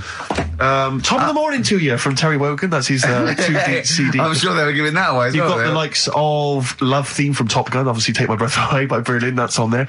What else we got? We got the Pretenders, you mentioned them earlier. Alison Moyet's on there. Annie Lennox featuring Paul Simon. Still call her Alf. Loaf is on there. I'm talking of the meat variety, obviously. Miss Tina Turner on Silent Wings. There's an incredible selection there, perfect for saying mum or a deaf aunt. That's the Manic Street Preacher's greatest hits DVD. How's your aunt, anyway? How's your aunt, the one who farted for 5 minutes, Carl? Also got the U2. I've not been that well. The U2 What's up with her? The best chill out album ever. Is she right? Yeah, she'll be alright. Yeah. Okay, guys, so that's the prizes up for grabs. Sorry, we were having two conversations there. I think we're a little bit too relaxed in this show. Sure. But at the moment, we've got Rockbusters. Okay. So, these are mine. Number 1, you've been dunking that for too long. That's LB. Right, so... Oh, God, that's too easy. That's too easy. I always tease them, don't I? I give them something to make them feel like they're going to win something, and then I hit them hard with a tricky one. That doesn't make sense. Yeah, go on. So, the first one, so that's the cryptic clue for a band or an artist. Their initials are LB, and the cryptic clue, you've been dunking that for too long. Yeah. So that's the first one. Second one, you won't be able to play that game in this pub, because the table ain't big enough. Right? Could be an old artist, could be a new one, could be a band. What's the initials? FD. Alright? FD. You won't be able to play that game in this pub. The table ain't big enough. And the final one, well, I've had a rubbish day, so I'm happy it's over. Right? That's the third cryptic clue. The initials being GK. Right? Yeah. Well, I've had a rubbish day, so I'm happy it's over. They're the 3 clues. All you got to do is email in Ricky.Gervais. That's great. That's genius. Which one? The last one. All right. That is genius. That's the best one you've ever done. All right. Ricky.Gervais. That's great. I don't know the middle one. .UK. Okay. Email in them 3 answers. You win the stuff. Well, cheers for that, Oliver. Olivia. Yeah. Don't see your email coming up with the Rockbusters answers, so let's you better give us the answers. Let's give them out. The first one was you've been dunking that for too long. That was LB. Limp Bizkit. Yeah, got that one. The third one, we'll jump to that one because you've got it. Well, I've had a rubbish day, so I'm happy it's all over. That was GK. That's a great one. That's Gladys Knight. Glad it's night. That is brilliant, Carl. And the one that you're both having a problem with, you won't be able to play that game in this pub. The table ain't big enough. FD. Go on. Fats Domino. Yeah? What? The dominoes. You played dominoes in a pub. The dominoes fat. Pub tables are quite small. You won't be able to play that game in this pub. Fats Domino. Rubbish. So, do you want to pick a winner? Rubbish. Well, you say it's rubbish, but plenty of people got the right answer. Rubbish. Who do you want to go with? The bunch of slightly rubbish prizes is going to Elliot K from Chigwell in Essex. Well done to Elliot. Have you to do the prizes for the prizes? Okay. All right, so screw those who are less fortunate, is what TV's Ricky Gervais thinks. Rick, I know you're a big fan of the likes of Bryan Adams, Robert Palmer, Alien Ant Farm, and obviously ZZ Top. Yeah. And so you'll be enjoying the best air guitar album in the world ever, Volume 2. Yeah, sure. Fantastic. Well, Volume 1 wasn't enough. There wasn't enough. Exactly. Again, we've seemed to be able to give one of these away every week. Are you just not sending these out? I mean, these are the same prizes we started this game with, I think, a couple of weeks back. Are you just not sending the prizes out? Yeah, but I want to give, more people a chance, because if 1 week they listen in and think, God, I wouldn't mind winning that. Sure. If you've got more copies of it, they'll go, well, I'll listen next week. Okay. Yeah? Brilliant. Yeah. So again, this is one of those, the best songs you've heard on an advert ever albums. Mainly mobile phones? Mainly mobile phone adverts, yeah. Although there is the Smash Mouth one, which is used in the Ford Fiesta TV. Oh, yeah. Walking on the Sun or something. I forget what it was. The Smashing Pumpkins album that we've given away in the past again. Obviously got a bulk order of those that can't shift them. Wild Weather. I don't know who's interested in this. Is that a double box set VHS of different weather? That's amazing. Yeah, there's that is two amazing. cassette tapes there. It's presented by Donna McIntyre. It's a thrilling trip with the most exciting forces of our wild and turbulent world. So I'm right in saying it's a double VHS video set of different weather? Yes. Brilliant. Yeah, no, it's got, includes the fastest winds, the hottest desert, and the biggest rain machine on the planet. That's on there. I think you have to. God. I wonder if I hope they're bringing out another box set, Soil. Yeah, absolutely. Just goes through different mud. And this may be of interest. I've read good reviews of the DVD of this. It's a 2-disc set. The Wicker Man, the classic 70s film, but it's got a bunch of extras in there. That's actually worth having. I would probably throw the rest away. But the Wicker Man, get it on DVD, and it's quite very interesting. Yeah, but you'll enjoy that. So this is Rockbusters, is it? Yeah, that's for Rockbusters. Brilliant. Well, I say get the ball rolling now. What, of Rockbusters? Yeah, get the ball rolling. I don't know. I mean, tease them, Rick. Don't sort of spunk all the good stuff early on. I mean, that's dynamite. You can say spunk. I can't. Go on. Well, we've got. Actually, it's quite good moving it about because we might have some new listeners here. Yeah, I would have thought so. Yeah, not after last week. No. Right. Okay. So if you haven't heard it before, I'll give you some initials. It's like initials of an artist or of a band. It's Blockbusters. And a cryptic clue to who the band is. There's 2 easy ones, 1 difficult one. First one is That'll Never Get Off the Ground. Right. Yeah. That'll Never Get Off the Ground. That'll Never Get Off the Ground is the clue. Not LZ. The initials are LZ. You are joking. 2 easy ones. Right. Yeah? Okay. Right, and then you've got that woman's got her husband's gloves and a pair of her own. Right? Say it again. That woman has got a pair of her husband's gloves and she's got a pair of her own. That's HH. Right? Bit of a difficult one. And then the last one, you'll get a right load of bacon off them. Right? You'll get what? A right load of bacon off them. That's L. L. Yeah, so once you again, get a right quickly, load of bacon off of them. You'll get a right load of bacon off them. So first one, That'll Never Get Off the Ground, LZ. That woman has got her husband's gloves and she's got a pair of her own. That's HH. Brilliant. And you'll get a right load of bacon off them. That's L. And it's an email only competition. Email only. ricky.gervais@xfm.co.uk, and we pick a winner before the end.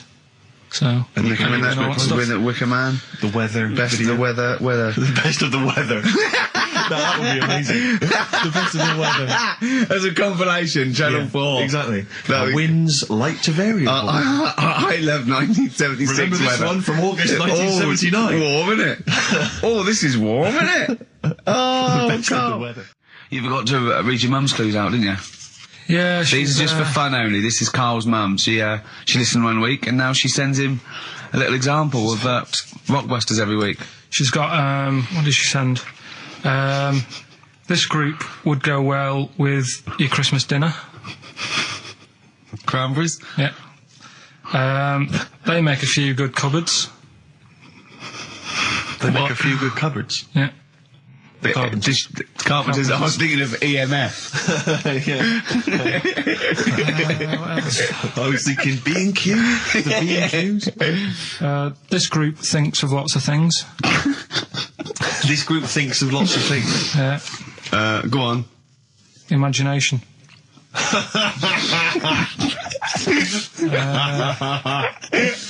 think they're the best ones. Yeah, they're the best ones. Obviously, we want the worst ones then. Here's one more. She'd really like Blackpool. She'd really like Blackpool. She'd really like Blackpool. Fairground attraction. Not bad. Yeah. Not bad.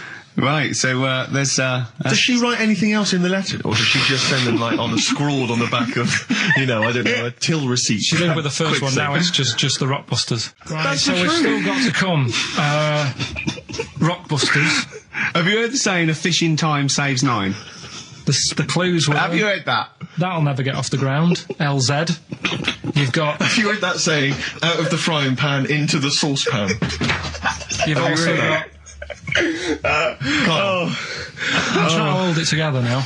Well, yeah, no, we're trying to teach you something, Carl. Yeah, but you're not. Why? Because at least my stuff that I tell you, if you go into a pub and told someone... What? There was a blind girl, she hit her head, she could see. What's that? Well, just don't get down if your eyes are bad. Like with... Not go around headbutting things. Playing a song. Oh, Carl, come on. The Tones, Teenage Kicks. That's one of the tracks on the best air guitar album in the world ever, Volume 2, which is one of the prizes on today's Rockbusters. And John Peel's favourite track ever. John Peel's favourite song of all time. And so, Carl, have you got the answers for Rockbusters this week? Yeah, we have, yeah. We've got the first clue.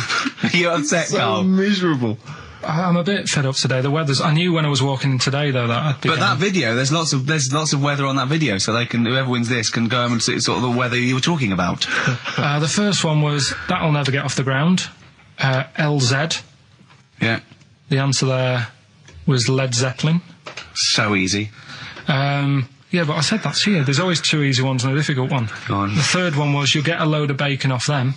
Go on. That was L. Long Pigs. Right. Yeah. And then the second one was, that woman's got her husband's gloves and a pair of her own. Yeah. HH. Yeah. Yeah. That was Erman's Hermits. So that's the three answers. I'm sure I'd like to give the prize this week. Herman's Hermits. What? There's a lot of... Herman's Hermits. That is genius, Carl. That is genius. Oh, Herman's Hermits. So, there's so many people who are worthy of the prizes, obviously. Herman's. I'd quite like to give the prize this week to Tom McGibbon. Just because I like his name. I don't know if I've pronounced that right, but Tom McGibbon. Yeah. I'd like to give that to him. No, you shouldn't laugh at someone's name. He also lives in Bloxhall Road. I don't know why I find that. Tom McGibbon of Bloxhall Road. I don't know why. Well, you've made a mockery. You've made a monkey out of the man. For old Gibbo. Yes. Yeah. And he's asking that he's got a question there. What? Can Carl get rid of slugs? I don't know what that means. I'm almost certain he can. Just so well done to if he's been listening, if he was listening a few months ago, he would have known how to. Go on. Because I told you what slugs like. What? Getting in letterboxes. How does that get rid of them? Put some stamps in your garden.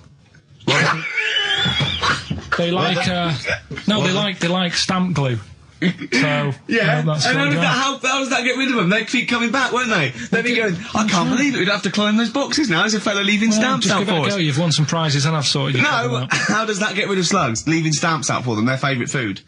And then we've got a Christmas edition of Rockbusters, which I found out yesterday. Go on. Channel 4 have ripped it off. Go on. It's on their teletext thing.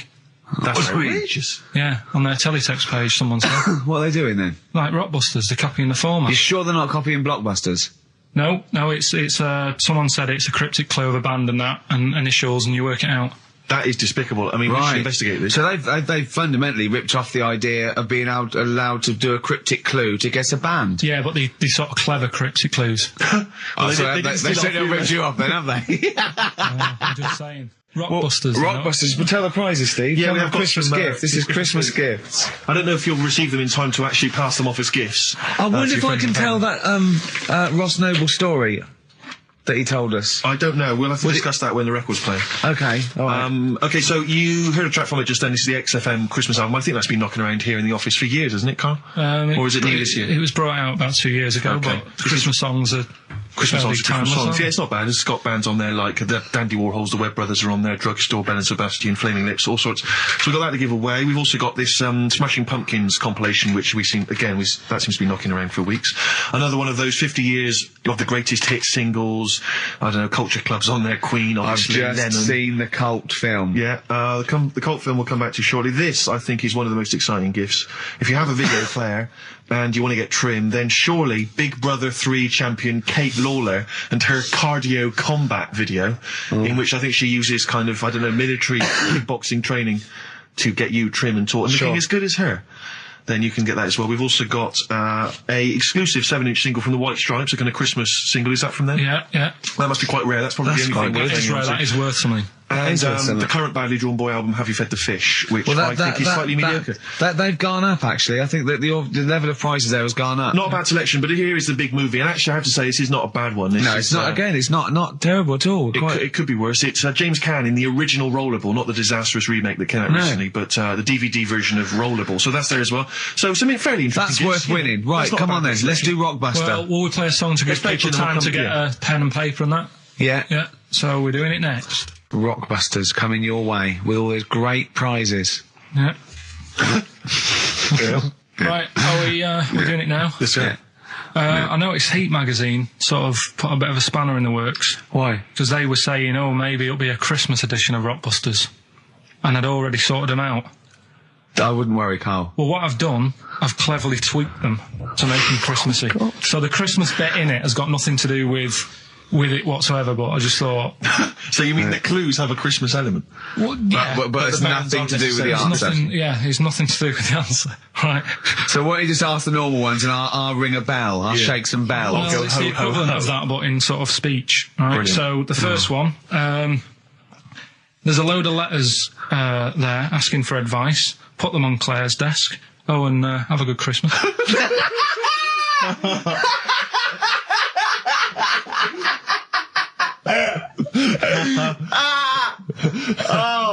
Give it to us again. Oh God! Right, so there's a load of letters asking for advice.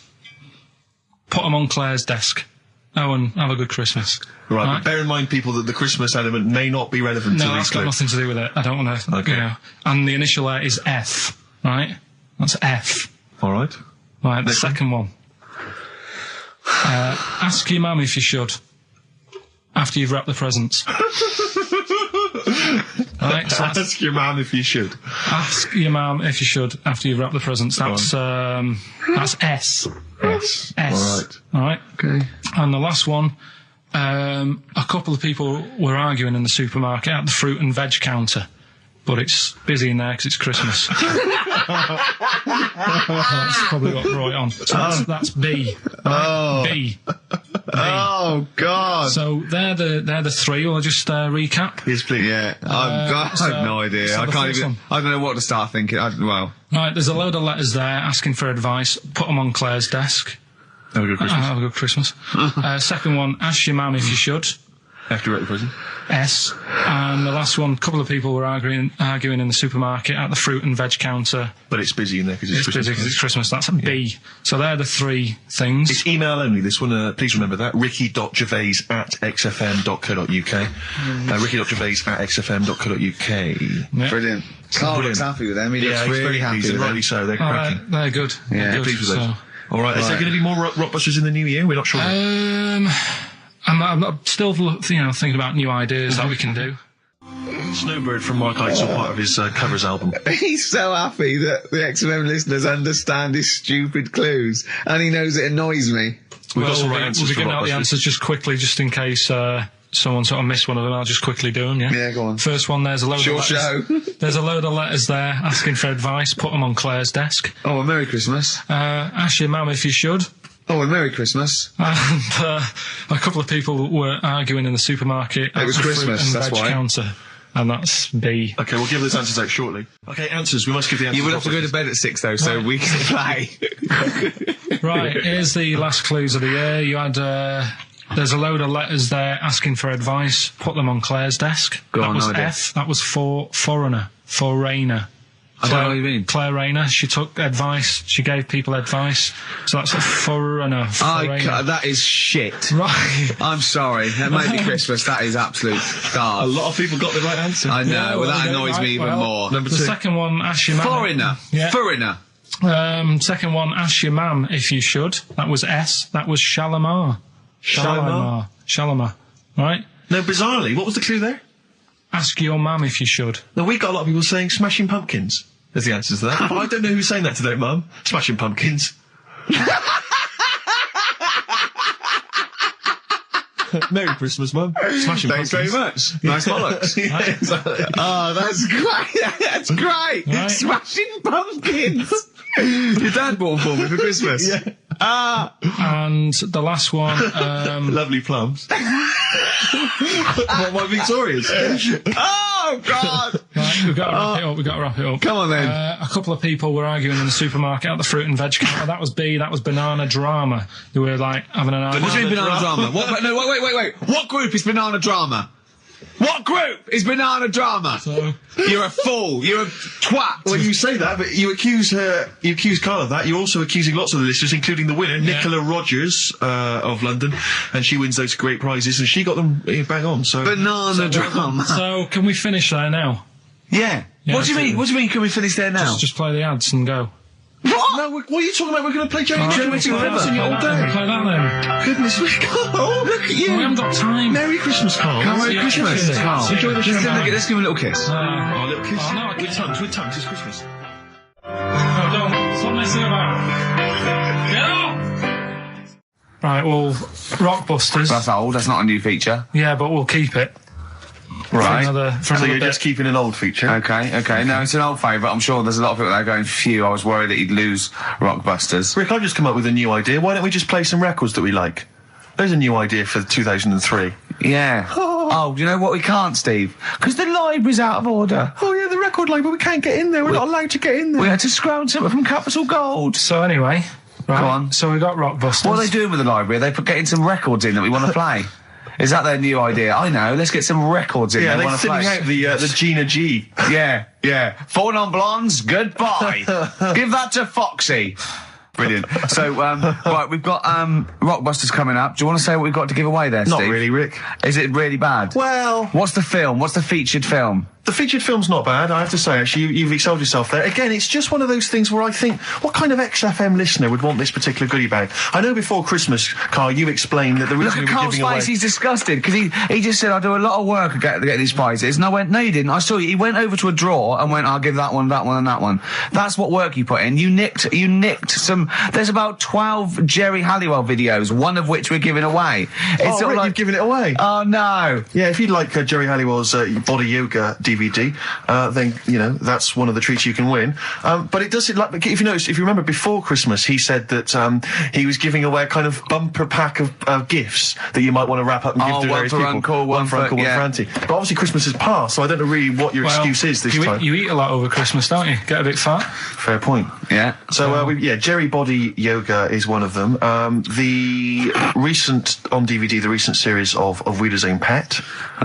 Yeah, I think that reaction. Could you give me that reaction again? Well, Rick? no, just give me that reaction again. No, yeah, brilliant.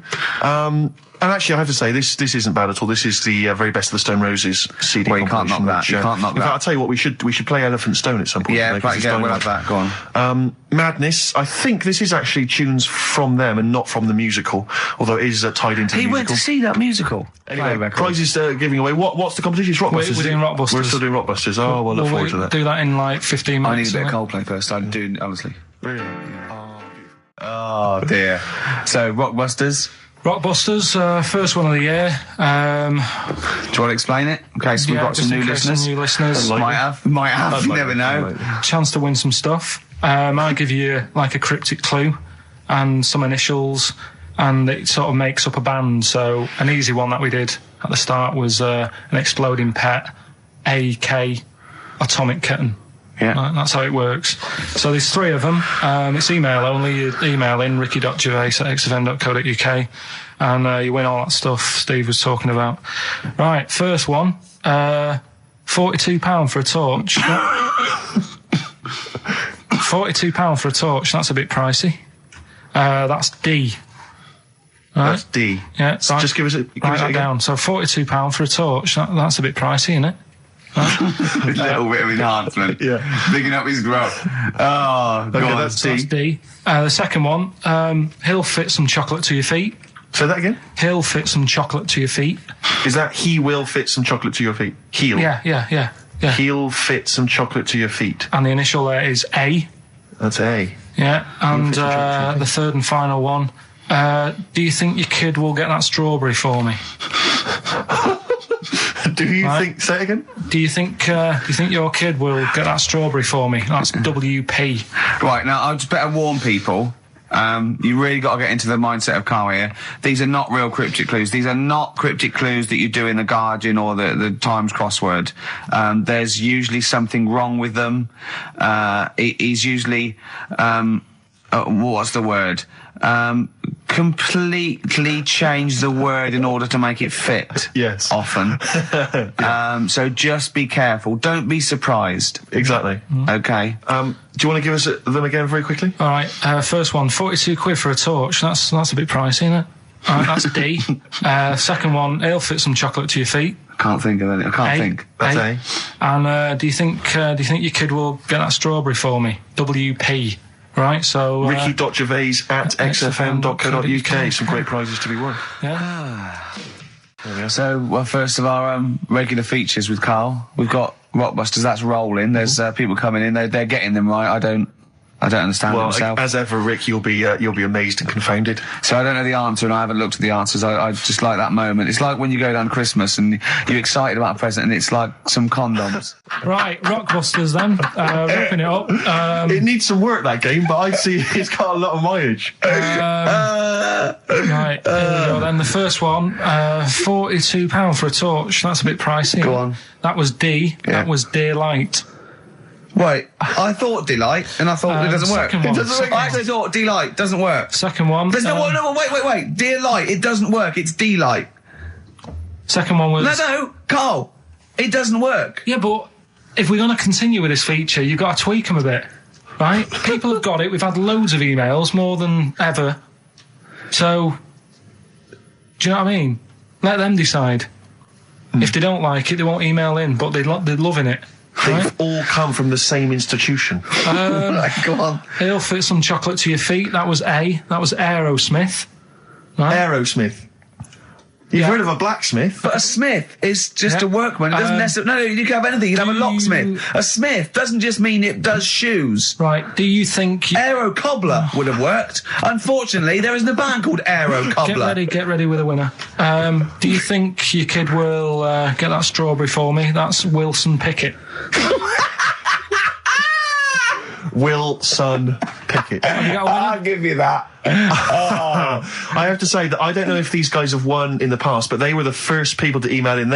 Normally I just give it to anyone, but these guys, literally, you've given the clues, Karl. I'm amazed. Everyone seemed to get Aerosmith. How? Everyone got D-Light. Everyone got Wilson Pickett. I'm absolutely stunned. They deserve it. They deserve the junk prizes, right? So we'll give it to Jonathan and Louise, who, as I say, may have won in the past, but as I say, they were very, very quick. You've got to beat them if you want to win. And they're from Wrexham. Brilliant. So good luck to them. So that's I hope that they then. enjoy Jerry's yoga diet.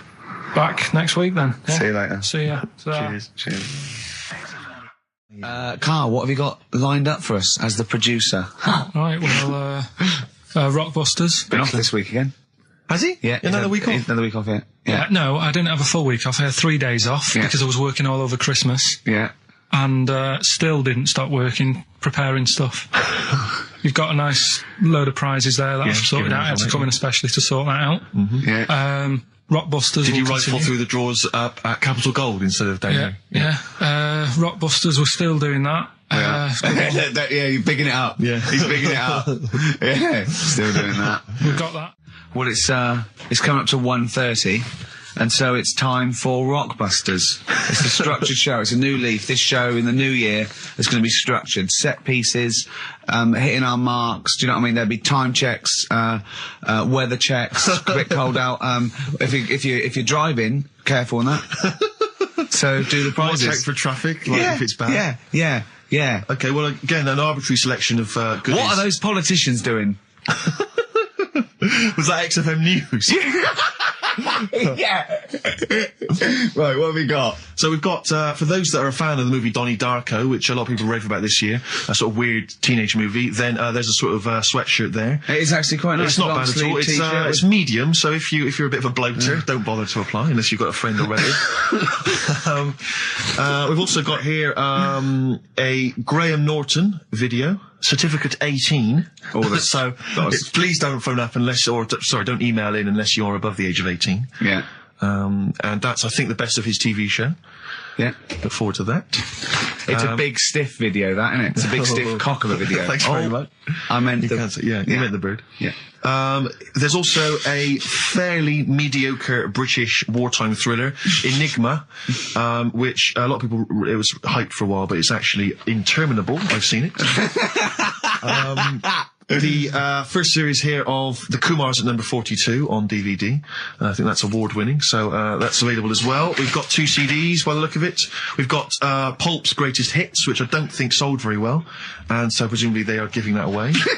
And Johnny Cash's current album, American For the Man Comes Around. There's some good cover versions there. Again, another big sell. A big sell. We're really pushing this. But it's quite kooky. Johnny Cash here does covers of things including Personal Jesus. Oh, right. By Depeche Mode. Yeah. We've got Bridge Over Troubled Water, his version of that, Desperado. And anyway, it's not bad. That's probably the best treat in that bunch. Right. And, I'm assuming there's some questions there, Karl. Yeah. Right, here we go. If you're a new listener, the way it works, I'll give you a cryptic clue and some initials, and it sort of makes up a band. Yeah. Makes more sense when you hear it, I reckon. Not particularly. Well, not really. Although people do get it. I just worry about the state of our listeners. Go on. Right, so there's 3 of them. You email in ricky.gervais@xfm.co.uk. It's email only. I repeat, it is email only. We are too lazy to answer the phone. Yeah. Okay, here we go then. Number 1. There's normally 2 easy ones and a difficult one. Sure. So here we go. Number 1. Don't argue with him. He ain't going to change his mind. Don't argue with him. He ain't going to change his mind. Yeah, that's AA. AA. So that's the first one. He's not going to change his mind. What do you mean, You just got them written out, haven't you? I'm just thinking about what the answer is, so I don't write the answer down. Don't worry, they get it. Yeah, don't worry. Well, you can't remember it. You came up with it. There's only 3. I know, it's weird, isn't it? No, it's not weird. It's incompetent. Right, the second one, anyway. I hope you get this. I hope you get this. Email in and tell us the answer. This is a shambles. Hang on a minute. Keep going. Go on. He always gets what he wants and doesn't worry about anyone else. He. And you don't know. You don't know those. I'm sure it'll come to me once I see it on email. What do you mean? Once they get it, you'll agree with them. I'll know if it's the one I had down as the answer. This is brilliant. Imagine Jeremy Paxman doing that. Going, yeah, University Challenge. Is that right? Go on. Right, so that's that one. Give us that one again. He always gets what he wants and doesn't worry about anyone else. P. But you're confused. I don't understand how you can be confused. Yeah. The third one, I'll have to put that woman in the oven. And that's AB.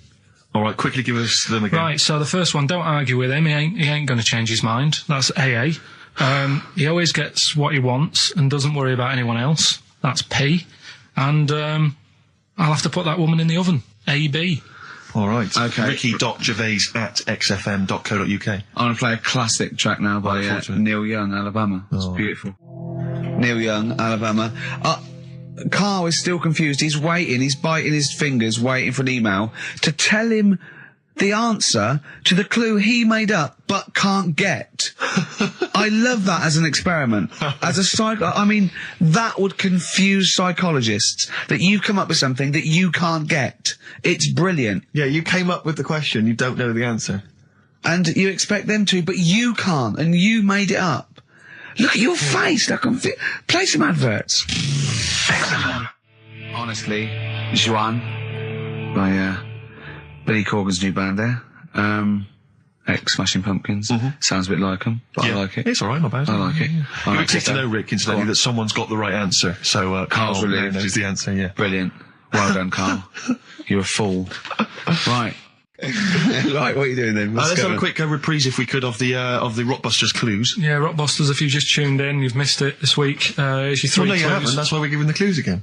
Yeah, I know, but if they haven't. Eh? What? Say if they've been busy. Just give the clues again. First one. God. Don't argue with him, because he isn't going to change his mind. That's AA. Second one, he always gets what he wants and doesn't worry about anyone else. That's P. Yeah. And the third and final one, I might have to put that woman in the oven. AB. Interesting. Are we telling him or still? No. People have still got a chance to win those extraordinary prizes. Ricky.gervais@xfm.co.uk.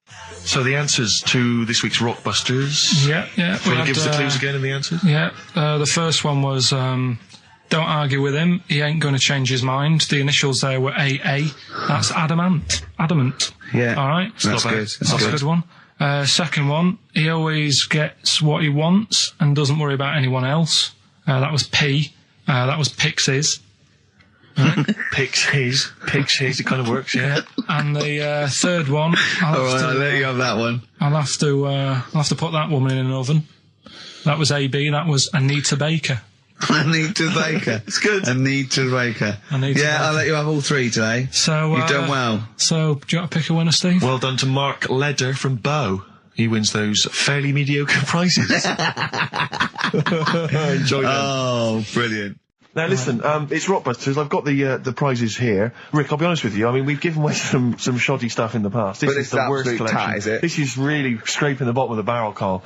I mean, let's hold on. The how many more of these can we give away? If you're still phoning, hang up because we're not going to bother anymore. We're really sorry about that. Maybe email us or something. How many of these can we give away? Look at that. It's only Fools and Horses. It's the Christmas special from not this year, the year before. Yeah. I mean, we have given away so many of these. I imagine there's charity shops throughout London throwing them away. Yeah, throwing them away. Yeah. So we got that, and if you didn't watch it, if you weren't one of the 20 million that watched it. Blue-eyed, fat-legged, purple-eater people, if they had a big and had a big boo. It's something like that. And once again, the best chill-out album ever, with, it's pretty much rubbish. It was a big boo. Actually, no, the songs were okay, but it's just basically a collection of songs you might have heard on adverts. So enjoy that. Oh god, this one again, the best air guitar album in the world, volume 2. This is no longer an entertainment show. This is three people chatting to each other now and again. Sometimes we remember it's going out. Sometimes we just take a call for our own amusement. I mean, look at that. It's the same price again. It's the David Attenborough compilation of DVDs, which I'd be very surprised if it actually makes it to you. I imagine someone here will have had that long before we post it. Oh dear. There's a t-shirt in here. XFM 104.9 You get sent a lot of just in case you're wondering what you're listening to. This is a Quicksilver t-shirt. What is that? What t-shirt is that? That's a t-shirt made by the Quicksilver people, so if you're a bit of a surfer dude, and by the look of the size of it, you're a midget. You can't say midget. You're welcome to it. And this is, I think, the piece de resistance, Rick. I mean, because you know the kind of fans we have. They're pretty cool cats, pretty groovy guys. Yeah. So I imagine they'll be loving on DVD Doctor Who, the Aztecs. That's one of William Hartnell, the first Doctor's classic episodes on DVD. God. There. You know, rubbish. That's rubbish, Carl. Those prizes. I'm ashamed to give them away. Carl, you know our mate Johnny. He's a Doctor Who fan. Yeah. Do you remember? He bought the Doctor Who magazine, and he went to the toilet, and Steve got post-it notes and put geek on every page. And Johnny opened it on the tube, right, and it had geek and everything. And Johnny bought in the new Doctor Who magazine, I think this week's or this month's, right? And they've done the perfect Doctor Who fan, right, what the geek is, right? And it looks exactly like Steve. All right, don't have a go, Rick. It does. And I'm going to try and put it on the website. It's amazing. It's got your hair, glasses, it stands like you, it's sort of dressed like you, and it's only, it's hilarious. And he was, I mean, I'm insulting you now. It sounds like an insult, but if you'd see it, you'd laugh. Well, Rockbusters, right? Yeah. Right, here we go. Just a little bit annoyed. Just 3 clues. We've lost all the energy in this show, haven't we? Well, I can't get over that insult. I'm just a little... No, we did though. It just came out, no, I can be honest with you. It came out left field. I wasn't expecting an insult. No, and, but I think there was a sense of camaraderie on this. Just email in ricky.gervais@xfm.co.uk. I'm just annoyed. I can't what are we doing? I'm just reading out the clues. Should we put this? Let's put this one in for the Sony Award. Let's put this show in for the Sony Awards. Play a song, Carl, because I need to discuss things with him. I've talked before about him Edit it down. Get this down to 3 minutes. It'd be a great show. Rockbusters in a minute. If you haven't heard the Rockbusters, might as well give them out. Well, let's check the emails working before we do that. Yeah, otherwise it's a complete... This whole show has been a sham and a farce and a waste of time. Well, I think they can take that as read. Rockbusters, then. We've got a problem with the email this week. Yeah.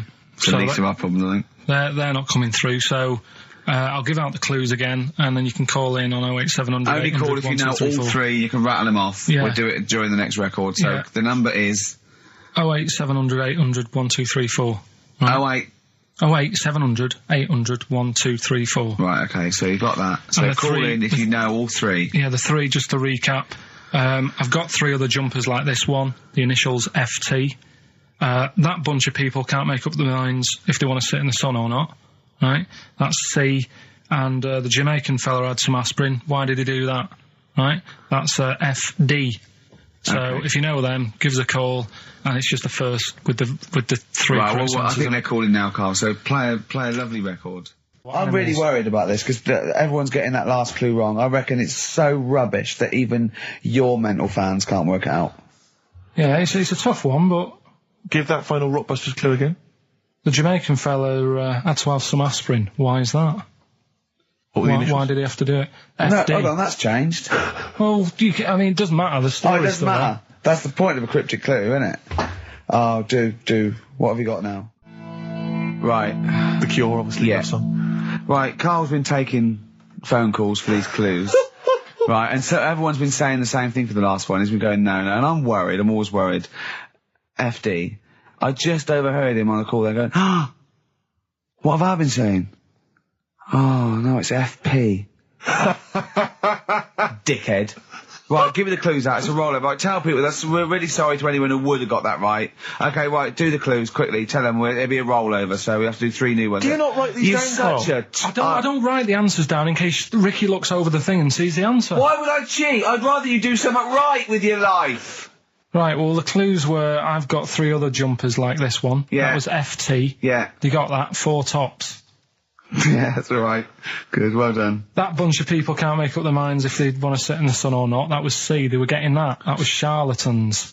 Charlatan, right? A bunch of them charlatans, right? What do you mean? What's Charlie? No, it's like, shall I go out? Shall we? Charlatans. They got it, right? Where I went wrong with this one, the Jamaican fella, he had to have some aspirin. Why? It's my fault, I'm not cutting, there's no point passing the buck or anything. I said FD. A lot of people were saying, Fred Durst, like, forehead hurts, which is a good one. Yeah, which would have been as good as any of yours. But I made an error, so we'll roll it over. No. What is the answer? What is the answer? Over. Jamaican fella what? Add some aspirin, why do that? What's the thing? FP, it was Frida Payne. Frida Payne? Frida Payne. Frida Payne. Frida Payne. That's awful. You've got to write these down next week. I'm sorry, you're the producer. I know, but I've had a busy week, haven't I? That's not an excuse. That isn't an excuse. Our excuse is we don't care. Yeah. You do put care. the work in and then make a mistake. Yeah. It's better not to try than try your hardest and be rubbish. Do you see what the point? We don't care. But you've got standards. Yeah. And you're not meeting them. Think of that. You're not even reaching your standards. God. Right, well, that's that, I guess. Well, the prizes will be giving those away next week. Again. Just completely... Song for the ladies to end the show with. It's from Nick Cave's new album, Nocturama. This is a track called He Wants You. Back next week. Remember, Frida Payne. Rockbusters, we've got some great prizes. Well, have you seen them yet? No. Be careful. They're not going to be great, I just peeked in, and all I'm going to say to you is, Fools and Horses Christmas special? Not the little one with the little car. With the little car, yeah. Brilliant. That is excellent. Carl, what have you got to say for yourself? Hold on, it was a rollover, wasn't it? Because you really mucked up Rockbusters last time. What was he doing? It's saying FP for the whole thing. No, FD you were saying, and it was Frida Payne. Have you written the clues down this week? Because that seems like an obvious way to improve this. Yeah, I'll write the clues A week down. before he couldn't remember what the answer was. Yeah, yeah. Yeah, but, you learn by your mistakes and that. You don't. Rockbusters? Is it that time? It is indeed. Last week, of course, it was a disaster. Yeah, every Saturday at 16 minutes to 2, we do Rockbusters. I have to say that I've not really gone through them, but the prizes look exactly the same as they were last week. Yeah. There's that T-shirt. So it's a rollover, but you haven't added to it. Have you not? The point of a rollover is you've got to add to it. That's the excitement. Yeah, there's a couple of albums that were. Okay, well, there's also the Fools and Horses video with the free. I don't think I'm bloody jealous of that. I like that little yellow thing. It's a little. There's a little kind of model 3-wheeled van. Rodney, you plonker. Oh, dude. What's that? This is what looks to be some kind of best of the stereo MCs. Don't call me a plonker, you wanker. The David Attenborough DVD collection. Oh, the Unc shit himself again. Oh, yeah, the big prize that we tried to give away.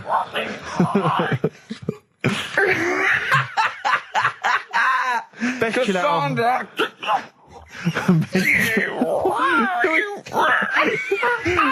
Who is that supposed to be an impression of? Which member of the cast is that? Is that Cheeky Dell?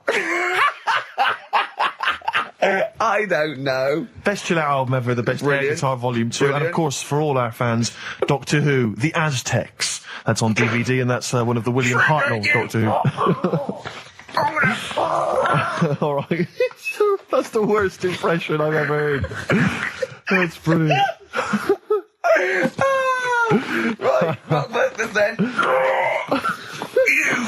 Right, then. Right, three cryptic stuff. Oh, come on. Right. Rodney, Three. I can't do it. No, come on. Right, three cryptic clues. Some of which may be wrong. Yeah, and don't take the letters literally. Yeah. Right, go on. And some initials, and it makes up a band. So here we go then. There's three of them. You email in ricky.gervais@xfm.co.uk. Yeah. Right, here we go then. Sure. Number one. The weather stinks, doesn't it? The weather stinks, doesn't it? Yeah. That's R. That's R. Right. The weather stinks, doesn't it? Yeah. Second one. Look, Grant, just get on the boat and help us out. All right, give us that again. Look, Gran, just get on the boat and help us out. Look, Gran, just get on the boat and help us out. What's the initial? R again. R again, interesting. Yeah. And then the third one, if you're going to do that with your drink, I'd let it settle for a bit before you open it. CK. CK. All right. What's more? So quickly, all the way through then. Number one, the weather stinks, doesn't it? That's R. Look, Gran, just get on the boat and help us out, will you? That's R as well. And then the last one, if you're going to do that to your drink, I'd let it settle for a bit before you open it. CK. Ricky.gervais@xfm.co.uk. Brilliant. Rockbusters, right? Can I just recap? Yeah, because actually I have to say you've really stumped people this week. Yeah. Well, either that or they just can't be bothered anymore. Well, oh, they're wrong again. No, right. I think the prizes are so pitiful they can't be asked. Let me just explain it again, just in case they don't understand it. It's a cryptic clue, right? And it makes up a band, and the initial that I give you is the initial that the band or the artist starts off with. So last week, I can't remember, but we did AK, an exploding pet, atomic kitten. That explains it. So very quickly, number one. No, last week we did FP, that you gave out the clue, FD, Frida Payne. Yeah, it was an error. So they're all right this week, though, are they? Yeah, the weather stinks, doesn't it? That's the cryptic clue, and the letter is R. Number two. That's the rainy smell, boys. Right. Look, Gran, just get on the boat and help us out, will you? That's R as well. And the last one, if you're that's rigging nanny. If you're going to do that to your drink, I'd let it settle for a bit before you open it. That's CK. Right. Ricky.gervais@xfm.co.uk. Will we give out the answers for... Let's do that after we've played the next tune. I have to say that I'm wondering if Rockbusters, like Do We Need 'Em, is beginning to run its course, because this week we've had very, very few right answers. I think you're just getting too complicated. Yeah, because his clues and his answers are rubbish. Why don't you start doing proper ones? These are good. We started off easy. If you remember. I think some of them are a bit tortuous. They don't work. Some of them don't work. Come up with some stuff then. Let's play a tune. Well, I have. And we'll come back with the Rockbusters answers in a second. You haven't come up with anything. Right, first one. The weather stinks, doesn't it? Yeah. That was R, which was rainbow. Right? Rainbow? Like rain is the weather, and it smells like body odour.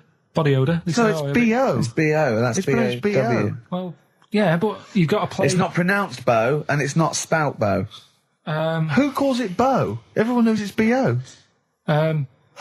What, you don't care? You don't care that doesn't work? Well, they got it, so again, as long as one person got it, Carl. One person got it. Of all the emails, one person got it. Second one. Look, Gran, just get on the boat, will you, and help us out. Go on. That was R. That was a Ronan, right? Ronan, who's Ronan? Ronan. Who's Ronan? Ronan Keating. But he's known as Ronan Keating. No, he's not. No, he's not anymore, though. He's gone on his own, hasn't he? He's just known as Ronan. No, he's not. No, he's not. It's Ronan Keating. He's always been known as Ronan Keating. All right. So that doesn't work like that. Go on. Third one. Next. If you're going to do that to your drink, I'd let it settle for a little bit before you open it. That was CK. What? Shake a can. Shake a can. If you're going to shake, you can. This is the worst competition ever. So it's Chaka. Have you got? It's Chaka. It's Chaka. It's Chaka Khan. Shake a can. No, Chaka Khan.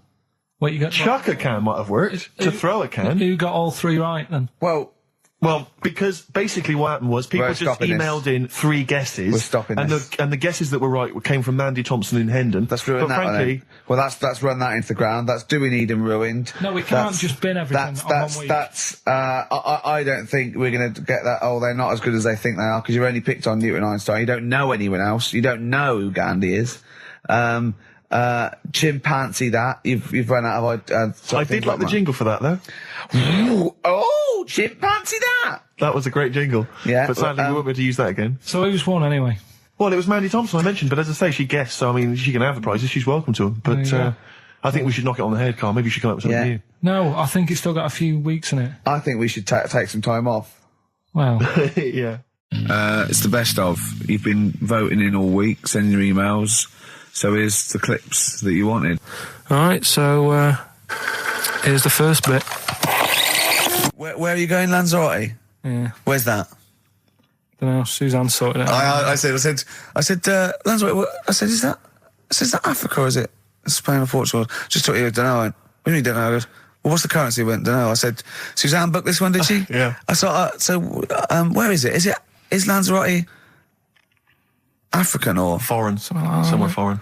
I was looking last night, and doesn't look that good. There was like one of the highlights of the things it says you've got to do is go and have. Apparently, they've got restaurants in caves, and that's like one of the things they say you must do. Mm. So, if that's a highlight, do you know what I mean? Right. So I'll do that. Go and see what that's like. Yeah. When you're on the beach, Carl, do you wear the very, very tight Speedos? No. Do you walk around with them? Sort of longish shorts, t-shirt on, probably with a sort of a light shirt on top of that. Right, sure. So quite wrapped up then. Covered up. Do you wear a hat? Because obviously the bald head, there's risk of sunburn. No, I just put a bit of lotion on it. Lotion on there. Yeah. Just have a bit of a wander down the beach, have a look. Yeah. See if there's any old blokes with their tackle out and a backpack. A lot to look forward to. So yeah, well, there you go. Yeah. Well, we're looking forward to finding out how you get on. Yeah. And interested to know what she gives you on Christmas Day. More scintillating chat after this next song. We've had a lot of emails, Carl. I don't want to sort of put a dampener on your Christmas, but a lot of people have been slagging off Lanzarote. One of them just said, well, one of them just, I don't know if I can find it. It is Canaria, isn't it? It is one of the Canaries, isn't it? It's a volcanic island covered in volcanic dust. It's very windy, so you have to dig a hole to sit in on the beach, and there's hardly anything to do. That's from Mike Godham, he says, unless you like quad biking. Well, you know, you've seen what happened to... no, don't go quad biking. No, with your little head, there's no protection at all, is there?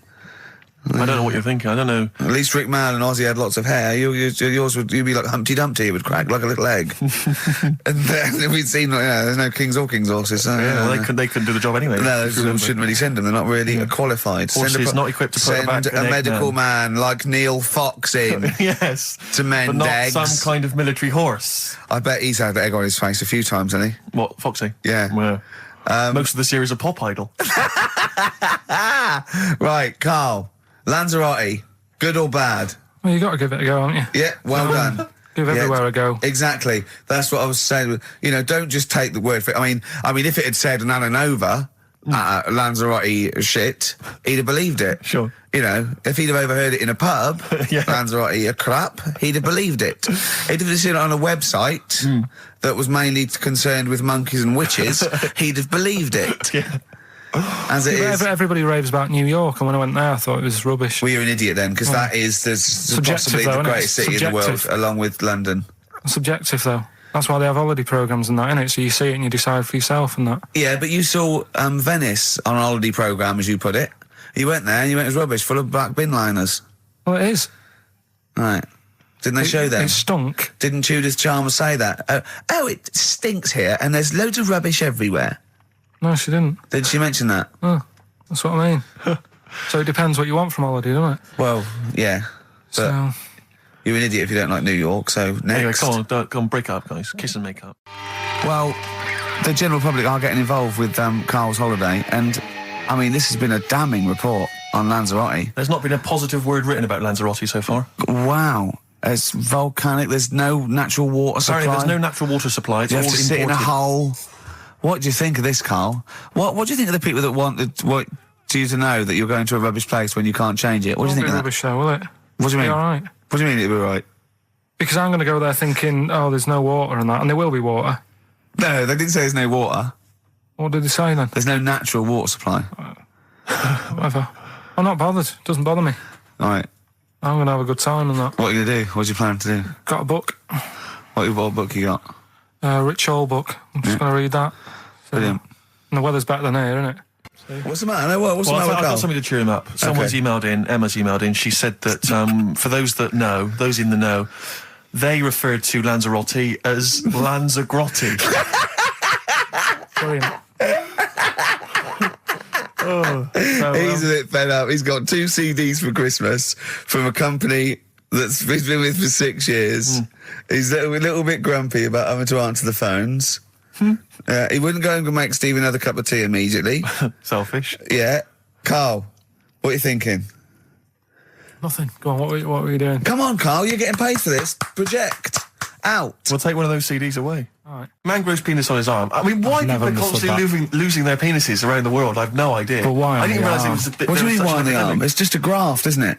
Yeah, but put it on, like, your buttock or your side. Not... You can't wear a short-sleeve shirt. Why do they've done that before? I don't understand it. Why not just graft it onto the side of your leg or something where it's high up, close to where it should be? I don't know. To get it used to the environment. Like when you were like released a duck into the wild. I've never understood that. If there's a doctor, again, we had a doctor last time, if there's someone who can let us know why they put it on the arm. So they can keep an eye on it, presumably. He's not going to work with this knob on his arm. He's probably in a hospital bed and under examination. Right. So what do you think? They pop the knob on the arm, say, come back in 3 weeks. What do you do, by the way? I'm a mechanic. Keep the knob, keep the long sleeve shirt, because the blokes go, why have you got a knob on your arm, mate? What are you talking about? He doesn't go back to normal as a teacher. Sir, what is it, Simpkins? You got a knob on your arm. No, don't worry about that. Do your maths. What do you think this bloke's walking around with a big knob coming out of his arm? Why on the arm? So they can keep an eye on it. So it's not... But if he's in bed, just get him to not put any undies on or whatever and just have a little sly look at how it's going. Even in hospital, if you're in a shared, like, little hospital room, people going, oh, I've had heart problems, what's your problem? He's there with his arm out. He's got his knob out. Yeah, but I don't think it counts as indecent exposure when they're grafting a knob on your arm, sticking that up the bed. Imagine if he's driving, he's just got it out the window. People driving by. Yeah. At the end is that bloke giving me the finger? At the end of the man grows penis on his arm story, it says, a Moscow surgeon said the man will be able to have sex in a few months. He said, women will never suspect. But what kind of a doctor talks like that? Yeah. I'll tell you, it's his cock now, seriously. The birds will never know. He'll be able to go berserk. Yeah. They'll never realise we grew it on his arm. That is unbelievable. Will he have a little scar on his arm, do you think? Yeah, I don't get it. Like I say, 83936 if there's a doctor out there. Or indeed if you've ever grown... Or a tailor. Making you a shirt. What side do you wear your cock on, sir? On my left arm. There's only one bird that has a penis. It's not a joke. It's not a joke. This is a genuine trivia question. I'd say... I think I've seen one on this. Is it an ostrich? Right, you're going for ostrich, Karl? I'll go for ostrich as well. Right. Did you come up with that yourself, or...? Yeah, I was going to say that before you said it. Well, guys, you went for ostrich. Chicken? You're both wrong. It's actually the swan. The large chicken. Yeah. What? That's a bit worrying then, because I thought I saw an ostrich penis, so what was I looking at? I don't know, were you just examining it closely at the zoo? I just... It was probably a strap-on. It was probably 2 leather ostriches giving each other one. Exactly. And that's how that can influence people. Things like that. Dirty, filthy leather ostriches can confuse a child if he's at the zoo and he doesn't know. A swan's got... That's really annoying. I'd never give a swan a knob. It's the little puffiest of all birds, isn't it? Yeah. Oh, I'm protected by the queen. But I need a knob. If I had to give a knob to any bird, Good question. No, I wish I'd posed that myself. If you could give a knob to any bird, what would it be? Phone in. Vulture. Of course a vulture. They need... a big bang stick. Yeah. What about yourself, Karl? If you could give a knob to any bird? And don't make it rude, or if I could give a knob to any bird, what bird do you suit up? It's got to be a bird of prey or something like that, isn't it? Cool. Just a robin, really. That would be amazing. That would be Christmas cards would be like. Yeah, but it's a normal human-sized knob on a robin. That'd be great, wouldn't it? And the other thing annoying about this is ironic, right? Now, the male of all bird species they're called a cock. Yes. Right. But the only bird with a cock, right, is called a cob. Is that what a swan's called? Yeah, they're cob and pen. They're not cock and hen. That's annoying. And he isn't a cock, but he's got a cock. Yeah. Quick query there, Rick. Go on. When you said then cock, presumably you meant male bird the first time you said it. Yeah. The second time you said it, you said cock. Did you mean the penis? Well, you're showing off the whole farce of radio broadcasting. Because you're not really allowed to say cock. No, exactly, no. One cock would cause great offence. Yeah. The other cock's fine. Exactly. It's weird, isn't it? It is strange. It is strange. So, I mean, if I said now to you, I like cocks. Yeah. Meaning birds. Yeah, that's that'd be fine.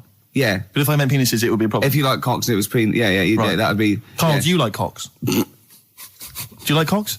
No. Right. Okay, that's fine. I was asking if you like. No, I like. Yeah. Well, I'm a big fan of tits. The small birds that come down and peck at you. Yeah. Yeah, you like tits and cocks. There's nothing. Tits and cocks. There's nothing wrong with. There's nothing. Carl, don't worry. There's nothing wrong with saying tits and cocks. When I said tits, I meant the little birds. Yeah. And when I said cocks, I mean the big birds. Yeah. Do you know when Go on. No. It's just that it's when you're talking about tits. Yeah. At the milk. Do you? I like the fact they flutter away when they hear the milkman coming. Oh, come on. So when what? What are you talking about? No, when the milkman's coming, when he's walking up. Okay, 104.9, Ricky Gervais, Steve Merchant. We're not actually here. It's the best of. I feel drained today. Do you? Go on. This is the strangest radio show in the world. Yeah. Isn't it? Yeah. Because we can do that. We can talk about this and go, I feel drained today. Just like he's not. Like, no one's listening. Because that's the sort of thing you say socially and no one listens. Like, just when you're watching up, I feel drained today. It's rhetorical. Yeah. You're not expecting anyone, not even your loved ones, to go, oh, really? They just go, that. But to do it live on air, no one's listening. What I mean is just give us a jingle. But exactly. But the truth is, the contempt we have for our poor listeners is unbelievable. The listeners aren't listening, and we don't want to be here. So this really is one of the most pointless things ever. No, would have been quite happy to do a full show. But you know what? The flow of it's just. I would love to listen to this back in 10 years. This actual show. Let's keep this forever. Let's keep this show forever. The show we went early. We were bored. It was a day we're trying to save Africa, but we're a little bit annoyed that no one's listening. Yeah, right. Right, once and for all, the final monkey news of the year. Oh, go on. What were you going to say? No, I was just going to say, if you're not into the Live 8 and you're gay, you're not listening, because you're on a walk. Right, okay. Right. Oh, chimpanzee that monkey news. Right, there's this card game going on, right? in the big hotel in Vegas. Right. The Luxor Hotel in Vegas. Yeah. It's a major card game. All the big players and that were involved. Right, they're all invited. Anyway, so they all meet up in this dark room at the back of the. Oh, there we go, dark room. At the back they didn't work. They didn't see the little 4-foot hairy fella. So it was brilliant at poker. Like I say, it's a big game, and that everyone's been waiting for it. So it's played in the back room, not in the main entrance bit, right? So anyway, like I say, it's dark in there and what have you, and the players went in. There was already someone sat in there, right? Right. But they couldn't quite see Was he a short, hairy bloke with slightly longer arms than legs? Couldn't see him. Were his arms slightly longer than his legs, strangely enough? Was he holding his hand of cards with his feet? Anyway. So the cards were dealt, right? Cards were dealt, game's going on. His cards with his feet! Game went on for hours, right? No one's listening. The terrible thing is that not even we're listening to Carl now. I know. Literally no one is listening to Carl. There was a lot of smoking going on. It's going on. A lot of eating and nuts going on. That was a bit weird because they don't normally get through as many, but for this night. So, come on, let's just play Bruce. Carl, let me ask you now. Carl, you will be a little bit unnerved about this. Have you seen the film Jurassic Park? Yeah. You know what happened there? Well, according to the sign here, it says scientists are planning to clone mammoths for a theme park. Look at his face. Look at that. He looks like a dog caught in the headlights of a car. He's terrified. I love Carl. He sprung to attention there. Is that the best news you could have? Man moths.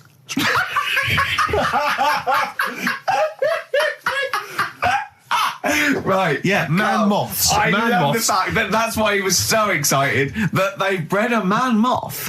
What is this? Yeah, it's a human being that hides in your wardrobe and eats an entire jacket in a day. Yeah. What do you mean, man moths? Mammoths. Mammoth, the big hairy cow from the Ice Age. I mean, elephant. You're not so excited about that, then? You can take or leave bringing back mammoths to life, but a man moth... A man moth is a different matter. Oh. if we'd have never brought that up, he'd have gone and told someone now, they've bred an half man, half moth. That's how things start. This is what we mean when you do these ghost stories. Are you slightly deaf? Is that it? When you hear these stories, is it... Carl, is English your first language? Are you actually foreign? Is that the thing? Yeah. Should we speak when we say foreign, we mean not of this planet. Yeah. Should we speak slower? Would that be a help to you? No, go on. Next what do you make of that? Do you think that's good? We need to bring back mammoths. Prehistoric animals. These giant elephants. They're slow, aren't they? It's not as if they're going to like get out and run fast and they can't capture them. They'd probably be a fence, to be honest, Carl. They'd probably be a fence. No, but you're asking it as if like, it could all go wrong, but it couldn't, could it?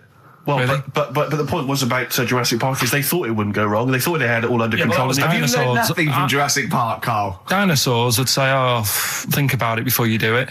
But with a hairy elephant, it's not going to... Not a concern for you. Would you go along to see him? Would you be interested in that? If it was in the area.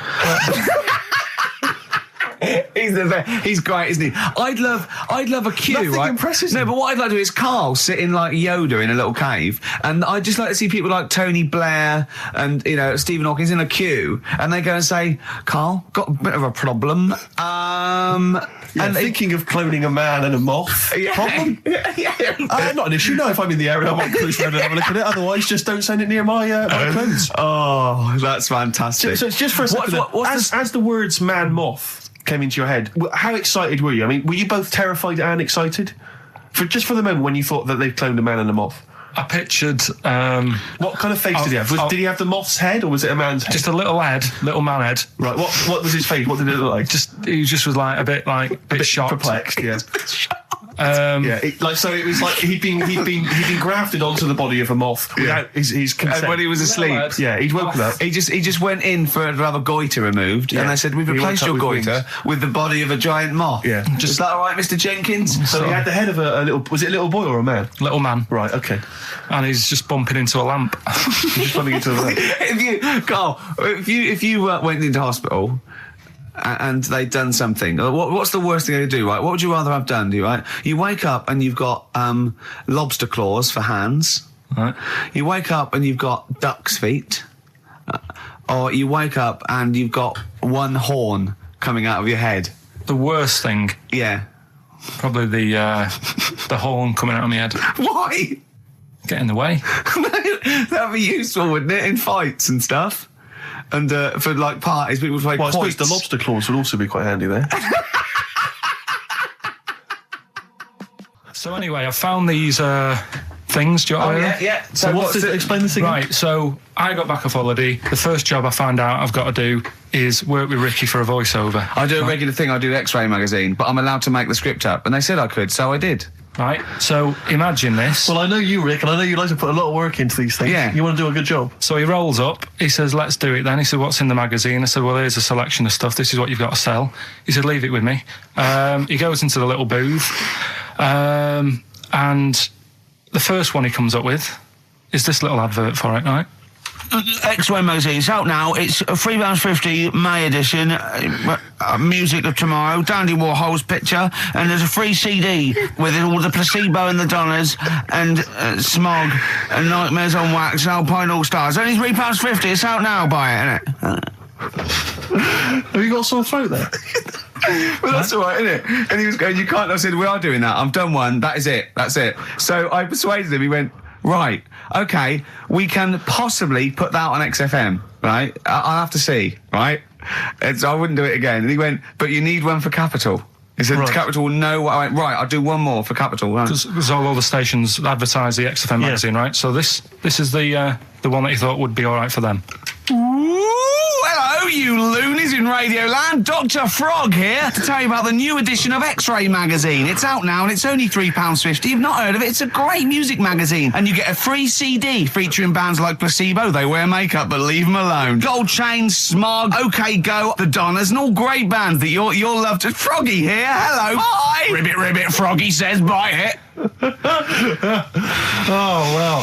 So then, he says, that's it. You had your money's worth. Dr. Frog's still on there. He's still on Classic. I said, that isn't going to go out. They're not going to be happy with that. He said, you've had your money's worth. I'm going. Yeah. So I'm left with that. I then have to get the bosses in. And because I've let him go, in a way, it's my responsibility. Yeah. So I've obviously thought I've got what I need. I had to play them to the MD. What did he say? And justify... Well, I was sort of thinking if I laugh, he might go, well, I don't get it, but he finds it funny. Oh, brilliant. Well done. So I was laughing, he was sort of thinking, you know... Excellent. Is that it? Brilliant. When do they go out then? I think one of them's going out at the moment. Excellent. I think the first one's going out. Brilliant. Well, let's play a great track then. Is it Dr. Frog? I'd like to see Dr. Frog feature maybe on our show more often. Okay. Oh, I've got some new comedy characters. I can't believe that. You know, I love the work of comedy greats like Chris Moyles and Noel Edmonds. I've got some really funny comic characters that'll be popping in and out of the studio. Save them. Okay. I'm excited. Coldplay, One I Love. That's for Nick, Neil, Olivia in Tower Bridge. Absolutely, and also Nikki from Bromley who emailed in. She's enjoying the show and she wanted a bit of Coldplay. That's the B-side of the current single. This is a great show, isn't it? We've got great music, we've got laughs, tears, we've got requests, we've got Simon Mayo games. It's just like Radio 1 for less people. Exactly. Radio 1 for less people. This is great, isn't it? So go on then. So listen, Guy, you were so excited about this game, weren't you, earlier? You came in with a hop, skip and a leap in your step. Although I must say, the phones are going mental. We're going to have to take some more calls. People love High and Dry is great. I mean, it works. Can we have a very quick... Just recap in case someone's just... Very quick Can you make it so High and Dry doesn't work now? Give us a bit of information that makes it different to High and Dry, or can't you? So for those that have just tuned in, Karl describes, in a roundabout way, a story which somehow is representative of a song. Is that right? A song title. A song title, yeah. Okay. So, this woman, she's all right, you know, she has a normal life. Pretty much. Kind of. Yeah. There's probably a few things, actually, that she can't do thinking about it. But the main problem would be having a wash or having a bath or having a shower. Yeah. Maybe going for a swim, thinking about it. Right. I think water is the clue, isn't it? That's the clue. Who's that on the line? Hi there, it's Mark. Hello, Mark. Hi, Mark. Right, it smells like Teen Spirit, Nirvana. No, it's not. That's a great guess. Smells like Teen Spirit again. He's also brilliant. Thank you, Mark. Well done. No, it's not that. All right. Hello, XFM. Oh, that's a dodgy mobile. Oh, that's a bit of a clue. A dodgy Hello, mobile. XFM. Oh, they've just given up. They've all been going for Smells Like Teen Spirit. Yeah. They just hung up. Hello, XFM. Hi, is it She's Electric? Excellent. She's Electric. It makes sense. That's fantastic. Oasis, She's Electric. Why does she smell? Because she doesn't have a bath and that. Because she can't have a bath or a shower. What's your name? Neil. Neil got it. Neil got it. So, did you get it straight away? No, only during the song. A process of elimination from all the other wrong answers. Yeah, basically. So, She's Electric. Rick, I have to say, you're holding your head in your hands, and it looks like you want to shoot off. But I have to say, I thought that was quite good. I genuinely thought that was quite good. But it's not a cryptic clue, is it? Because it's not... She smells, there's a few things you can't do. She's electric. Yeah, but do you understand what I'm getting at? She's electric. I always understand what you're getting at, Karl. That's never been a problem in the years I've known you. Neil got it. Yeah. I have to say, Rick, I think you're down on this idea. I could definitely see that. ITV1 replacing I'm a Celebrity, Get Me Out of Here. Karl Pilkington hosting. Simon Mayo on the phone. Exactly. To the lawyers. Well, Neil, there's no prizes or anything, but well done. Well done, that was well worth it. Right. Well, you go away with the award in the knowledge that you've beaten Karl. Yeah. You can secure the knowledge that you thought how Karl does. Absolutely. Well done, Neil. This is the Best Of Show on XFM 104.9. I'm Ricky Gervais, with me, Stephen Merchant. Yes. I hope you're enjoying the best of. I'm amazed that these are the highlights and that we've strung it out this long, Rick. But the good thing like this is, we're not here, we recorded this a couple of weeks ago, just the links, right? This has taken us about 10 minutes for the whole show. We get paid the same. Why don't we do this every week? That's a great idea. High five. Listen to this clip, it's brilliant. Carl, you're a second-time buyer, aren't you? Yeah. Bought one in Manchester. Lost $7,000 on that one.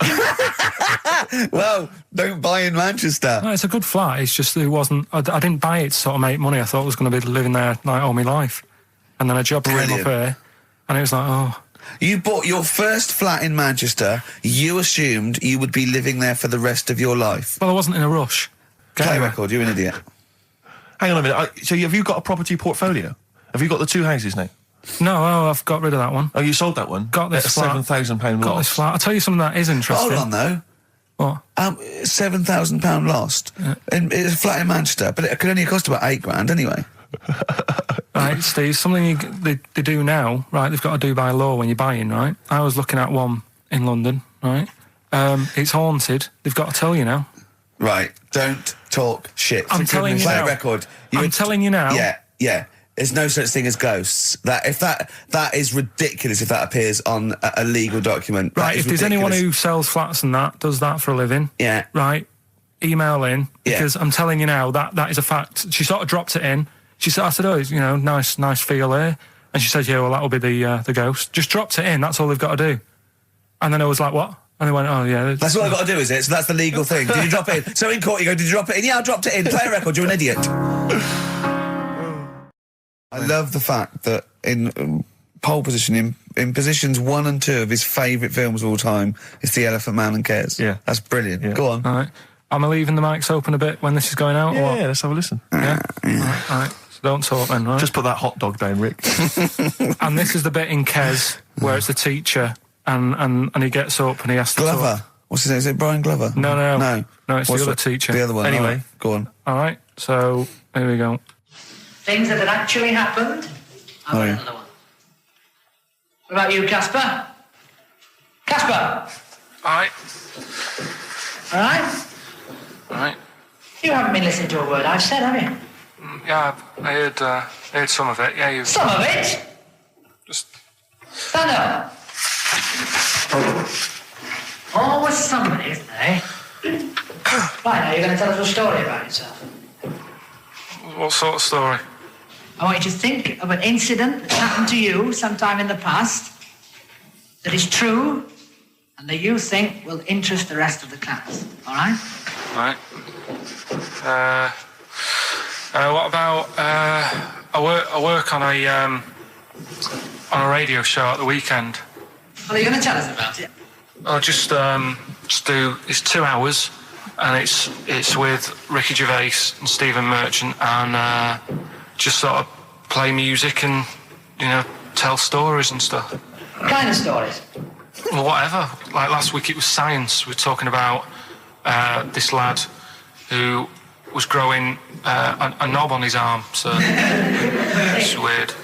It's tricky, sir, because like with Ricky, he gets bored quick and he won't listen to the stories, and he'll start squeezing my head. All right. I'm not interested in what he does. That isn't normal, is it, sir? That. I mean, it sure is a bit gay. Is he? Just messes about, though. Do you know what I mean? I try and like come up with good stuff, like monkey news and like quizzes and stuff, but then he'll just, Ricky will just mess about. I mean, on Saturday he did it again. He squoze me head. How do you spell that? Squoze. S-Q... Oh, you're going to show us off the wall. This is a new word to me. Squoze is S-Q-U-O-Z-E. Now tell us what it is. It's when he gets me head and he puts one hand on the back of it, right? And he puts the other hand on the front of it and he just sort of swivels it. Swivel, right down the back. Oh, swivel's not it's spelled S-W-I-V-R. How many times a day? How many times a day does he swells it? It depends what time he gets in. If he gets in about 12:30, he could get a good 3 in. But I think, I don't really want to talk about. Don't you? Well done, Billy. Big round of applause. That is the effort. Yeah. Wow. That's the best thing you've ever done, Karl. Right. Here's the last clues of the year. You had. There's a load of letters there asking for advice. Put them on Claire's desk. That was F. That was for foreigner. I don't know what you mean. Claire Rayner, she took advice, she gave people advice, so that's a foreigner. That is shit. Right. I'm sorry, that may be Christmas, that is absolute garbage. A lot of people got the right answer. I know, that annoys me even more. Number 2. The second one, ask your mum. Foreigner. Second one, ask your mum if you should. That was S. That was Shalimar. Shalimar. Right? No, bizarrely, what was the clue there? Ask your mum if you should. Now, we got a lot of people saying Smashing Pumpkins as the answer to that. But I don't know who's saying that today, Mum. Smashing Pumpkins. Merry Christmas, Mum. Smashing Thanks Pumpkins. very much. Nice bollocks. Oh, that's great. That's great. Right. Smashing Pumpkins. Your dad bought them for me for Christmas. Yeah. And the last one. Lovely plums. What, my Victorians? Oh, God. Right, we've got to wrap it up. Come on, then. A couple of people were arguing in the supermarket at the fruit and veg counter. That was B. That was banana drama. They were, having an argument. What do you mean banana drama? Wait. What group is banana drama? What group is banana drama? So, you're a fool. You're a twat. Well, you say that, but you accuse Karl of that. You're also accusing lots of the listeners, including the winner, Nicola Rogers of London, and she wins those great prizes, and she got them bang on. So banana drama. So can we finish there now? Yeah. What do you mean? What do you mean? Can we finish there now? Just play the ads and go. What? No, what are you talking about? We're going to play Joey Nick and Waiting River all day. Play that then. Goodness me, Karl, look at you. We haven't got time. Merry Christmas, Karl. Merry Christmas, Karl. Enjoy the show. Let's give him a little kiss. A little kiss? Oh, no, with tongues, it's Christmas. No, don't. Stop messing about. Get up! You don't talk to anyone, do you, in the week? You just hide in your little sound booth thing, and you really don't talk to anyone, do you? Much? Not really. No. I mean, you might call up. Yeah. But no, I keep myself to myself. Yeah. Then you don't get bogged down in the office politics and stuff. Yeah. Is there a lot of office politics here? I don't know. I don't get involved in it. Oh, yeah. Proved your point. So when we're away and we're out of action, who, other than Suzanne, who will you talk to of the day? How will you get a sort of feedback from the world? How will you get sort of input and? I always, if ever I've got a question on anything, the internet's sat there and I can just go online and find out. The internet is good. It's brilliant. But it's not all verified. It's not all necessarily factually accurate. Anyone can put things onto the internet. It's it's freaks and things that put on things one, right? Here's one that I read in the week, right? Go on. About this woman. Yeah. She was a bit of a punk. And to get her hair done like she wanted it. Super glue? Right, no. She got lard. Apparently it's a popular thing, you might know. Put lard on your head. Yeah. And you put it in the oven. Oh. Now, apparently the heat that you get from the oven is different from the sort of heat you get from an hairdryer. Right? And she had to do that to get the style that she wanted. But anyway, she comes into some money or whatever, treats herself to a microwave. Right? It's not true. Opens the door, jams the things, the little catch. So the microwave works. She jams it with a screwdriver or a knife or something. Yeah. Puts the microwave on, sticks her head in, boils her brain. Don't be ridiculous. Right? Well, why is that ridiculous? Boils her brain. She boiled her brain. She boiled her brain. And this is what's good about the internet. I went straight from that, and there was a subject about brains. And do you know that Russell Crowe, when he dies, is given his brain to charity or something, some sort of some people who can do stuff with it. She gave hers to Pot Noodle. Vesta. Yeah. Oh, That's boiling the a sort of skull. Yeah. It's not true. It's not true, Karl. Just urban myths. Someone made it up. Yeah. For a laugh. They're just too convenient urban myths. Everyone's you can tell an urban myth's not true because it's always this happened to a mate of mine, and when you say what happened then, they go, don't know, that was it. Was it? Was that it? Was it? Someone boiled a brain and that was it. There was no more story. Well, were there any dates, locations, times? I think it was in Belgium. You're listening to the best of, basically, Karl Pilkington. Well, listen, I'm a big fan of that TV show. It's on digital TV. A lot of people won't have it. But Inside the Actors Studio with James Lipton. Yeah. And he interviews lots of big Hollywood stars, and he always asks them these same questions at the end. Can I just run a few of them past you? Go on. Okay. So, if you could do any other profession other than the one you do now, what profession would you do? Can you just change that to apart from a paper round? Apart from a paper round. Oh. If you could do any other profession, Karl. And it doesn't matter about, like... It doesn't matter if you've got the skills or anything. In an ideal world, if you had the ability. Well, I think I'm about to buy somewhere, so I reckon something, you know, using tools and, like, doing a bit of plumbing and that. So a plumber? Well, sort of an all-rounder. Right. A handyman. Well, yeah. I think... You know, you don't get paid that much, but it's useful, isn't it? So, but you could get your own show, couldn't you, with Carol Smiley eventually? Well, all that, but the money that you don't make, you save by not having to pay someone else to do the chores. Do you know what I mean? I don't know what that sentence meant. Right. No, a plumber. How much is the average plumber on? The money you don't make, you save on not getting someone else to do it. No, just think of that. No, look, break that sentence down. Are there any? Sorry, Rick. Sorry, but people who live in glass houses. Yeah. Anyway, let's just go back to Lipton quickly. We've got a couple to get through here. So, your favourite noise or sound?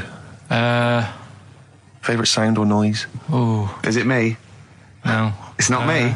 Hang on a minute. It's not me. Are you sure it's not me, Karl? I like Elvis. Noise. Elvis in the ghetto. The sound of Elvis. Elvis in the ghetto. Brilliant. Okay. Yeah. And your least favourite noise or sound? I don't think it should really be records and music. Noises, things that you hear at home or whatever. Maybe like a sound of a... The least favourite noise? Least favourite? The sound of... Probably like... sound of ghosts? Fire engines and that. Right. That's annoying. Except if your house was on fire, presumably. I think it's a bit unnecessary. You think they're just doing it to wind people up? I live on like a busy street and it's happening all the time, and it is like... Just sort of have a blast of it, and people will hear it. You don't have to keep it going. Yeah, sure. So that is pretty annoying. And if heaven exists, Karl, when you get to the pearly gates, what would you like God to say to you as he welcomes you into heaven? What would you like God to say to you? Who asks these? What show's this? It's a programme where celebrities are interviewed by a guy, an American interviewer, and he always asks these questions at the very end. What would I say to God? What would you say to God if you believed in heaven, and if heaven exists, when you eventually go up to heaven and you're welcomed in through the gates by your God? Parker and your Stussy t-shirt and your... What do you want God to say to you as he welcomes you in? Say, you all right? Don't know, just be friendly.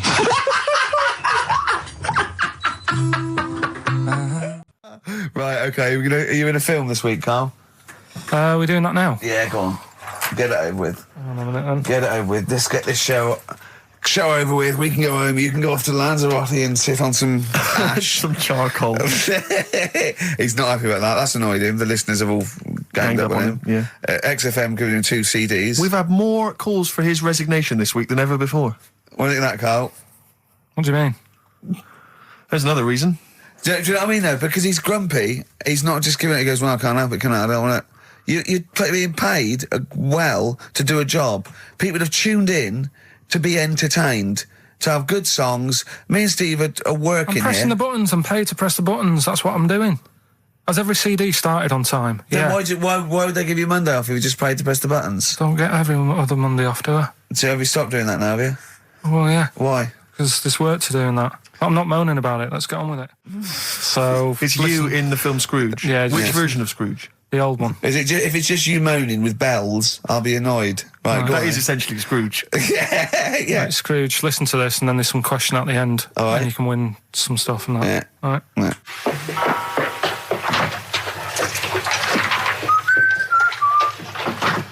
You're late. Only 20 minutes. What do you mean by coming in here this time of day? I've just been doing some Christmas shopping, haven't I?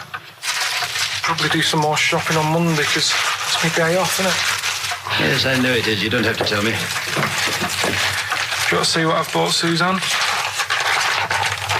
No, thank you. I don't mind showing you. It's only a Christmas present, isn't it?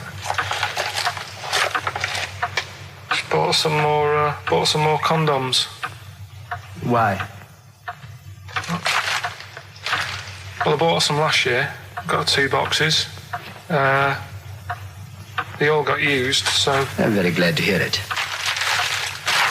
How much do I pay you? Why are you asking? The presents I buy has got nothing to do with what I earn. Like I say, if I won the lottery, I wouldn't go mental on her. Do you know what I mean? I probably wouldn't even tell her because I think she'd want to travel around the world and all that, and I'm not into that, to be honest, so I'll probably keep it quiet. Why? Well, once you've been around the world, where do you go next year? Each to their own, though, innit? You know what I mean? Well, what do you want? What for Christmas? Not that fussed, really. And you, it's just as well I'm not that fussed, because do you know I do some work at XFM? Do you know what they're giving me for Christmas present? Nothing? No, might as well have been nothing.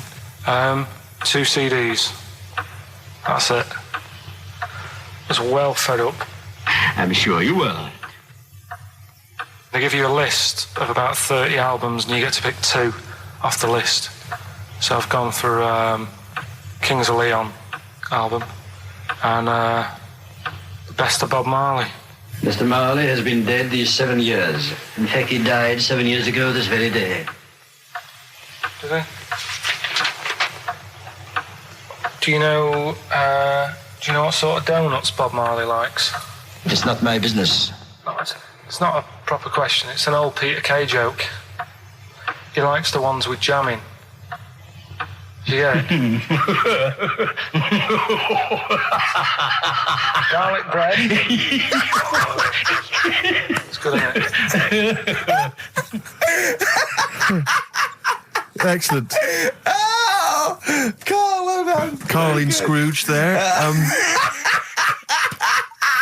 The only man more mean and depressed generally than Ebenezer Scrooge. Oh dear. The reason you became King of the Universe, of course, is because of your fascinating French bread anecdote. Oh yeah, come on story? then. How did baguettes come about? If this is going to be someone cooked a loaf a bit wrong and said I can still make a sandwich out of it, I'm going to hit you. No. Go on then. Right, Napoleon, when he was at war and that with Russia. 1812, yeah. Yeah, all his soldiers were like, not used to the cold weather and that. So they said, take some clothes in your bag with you because it's going to be nippy out there. So they put all the clothes in the bag. Sure. They were told, it's Napoleon, for Christ's sake. No room for any food. You're joking. So couldn't they make some sort of like sandwich? No, it wouldn't fit because of all the clothes. You had to take extra gear. Sure. So, anyway, he said, I can see where this is going. Is there a baguette-shaped gap left in their holdall? They thought, let's make some bread that you can fit down your trouser leg. What? That's not true! No, it's not, I read it in Euston train station. I was waiting to go back to Manchester. Where did you read this? Scrawled on the wall in graffiti? Yeah. Do you know was it also meet me here for cock fun at 12 o'clock? The Upper Cross Sandwich Shop, Euston Station. It's on the wall. What do you mean it's on the wall? Do you know it says, like, sail on at Dixon's, whatever? Yeah. Next to that, there was, like, a bit of information. Once you've read the stuff on Dixon's... I get information. There's a big thing about history of the baguette. I read it and I thought, Wait a minute, we got to make a sandwich we can split down our trouser leg. But how can you march and fight with a huge piece of bread down your train? Although it would be intimidating. You see them coming, you go, sacre bleu, look at the size of them. They're big fellas. Well, blimey. I can't help but feel that could be a practical joke at your expense. Yeah. do that. Well, the Earl of Do you Sandwich... ever question anything you read? If it's printed up, is that, like, fact for you then? Well, it's not funny. I mean, if they were trying to be funny, it's like... it's not, is it? So it's information. Have you heard us? Things sometimes want to be funny when they're not. That's exactly what happened with the sandwich. The Earl of Sandwich wanted something he could fit down his pants. And it was those triangle cut sandwiches wrapped in cling film were perfect. You might be right. You might be right. I am. Because the Cornish pasty, so they could drop it down the mines, isn't it?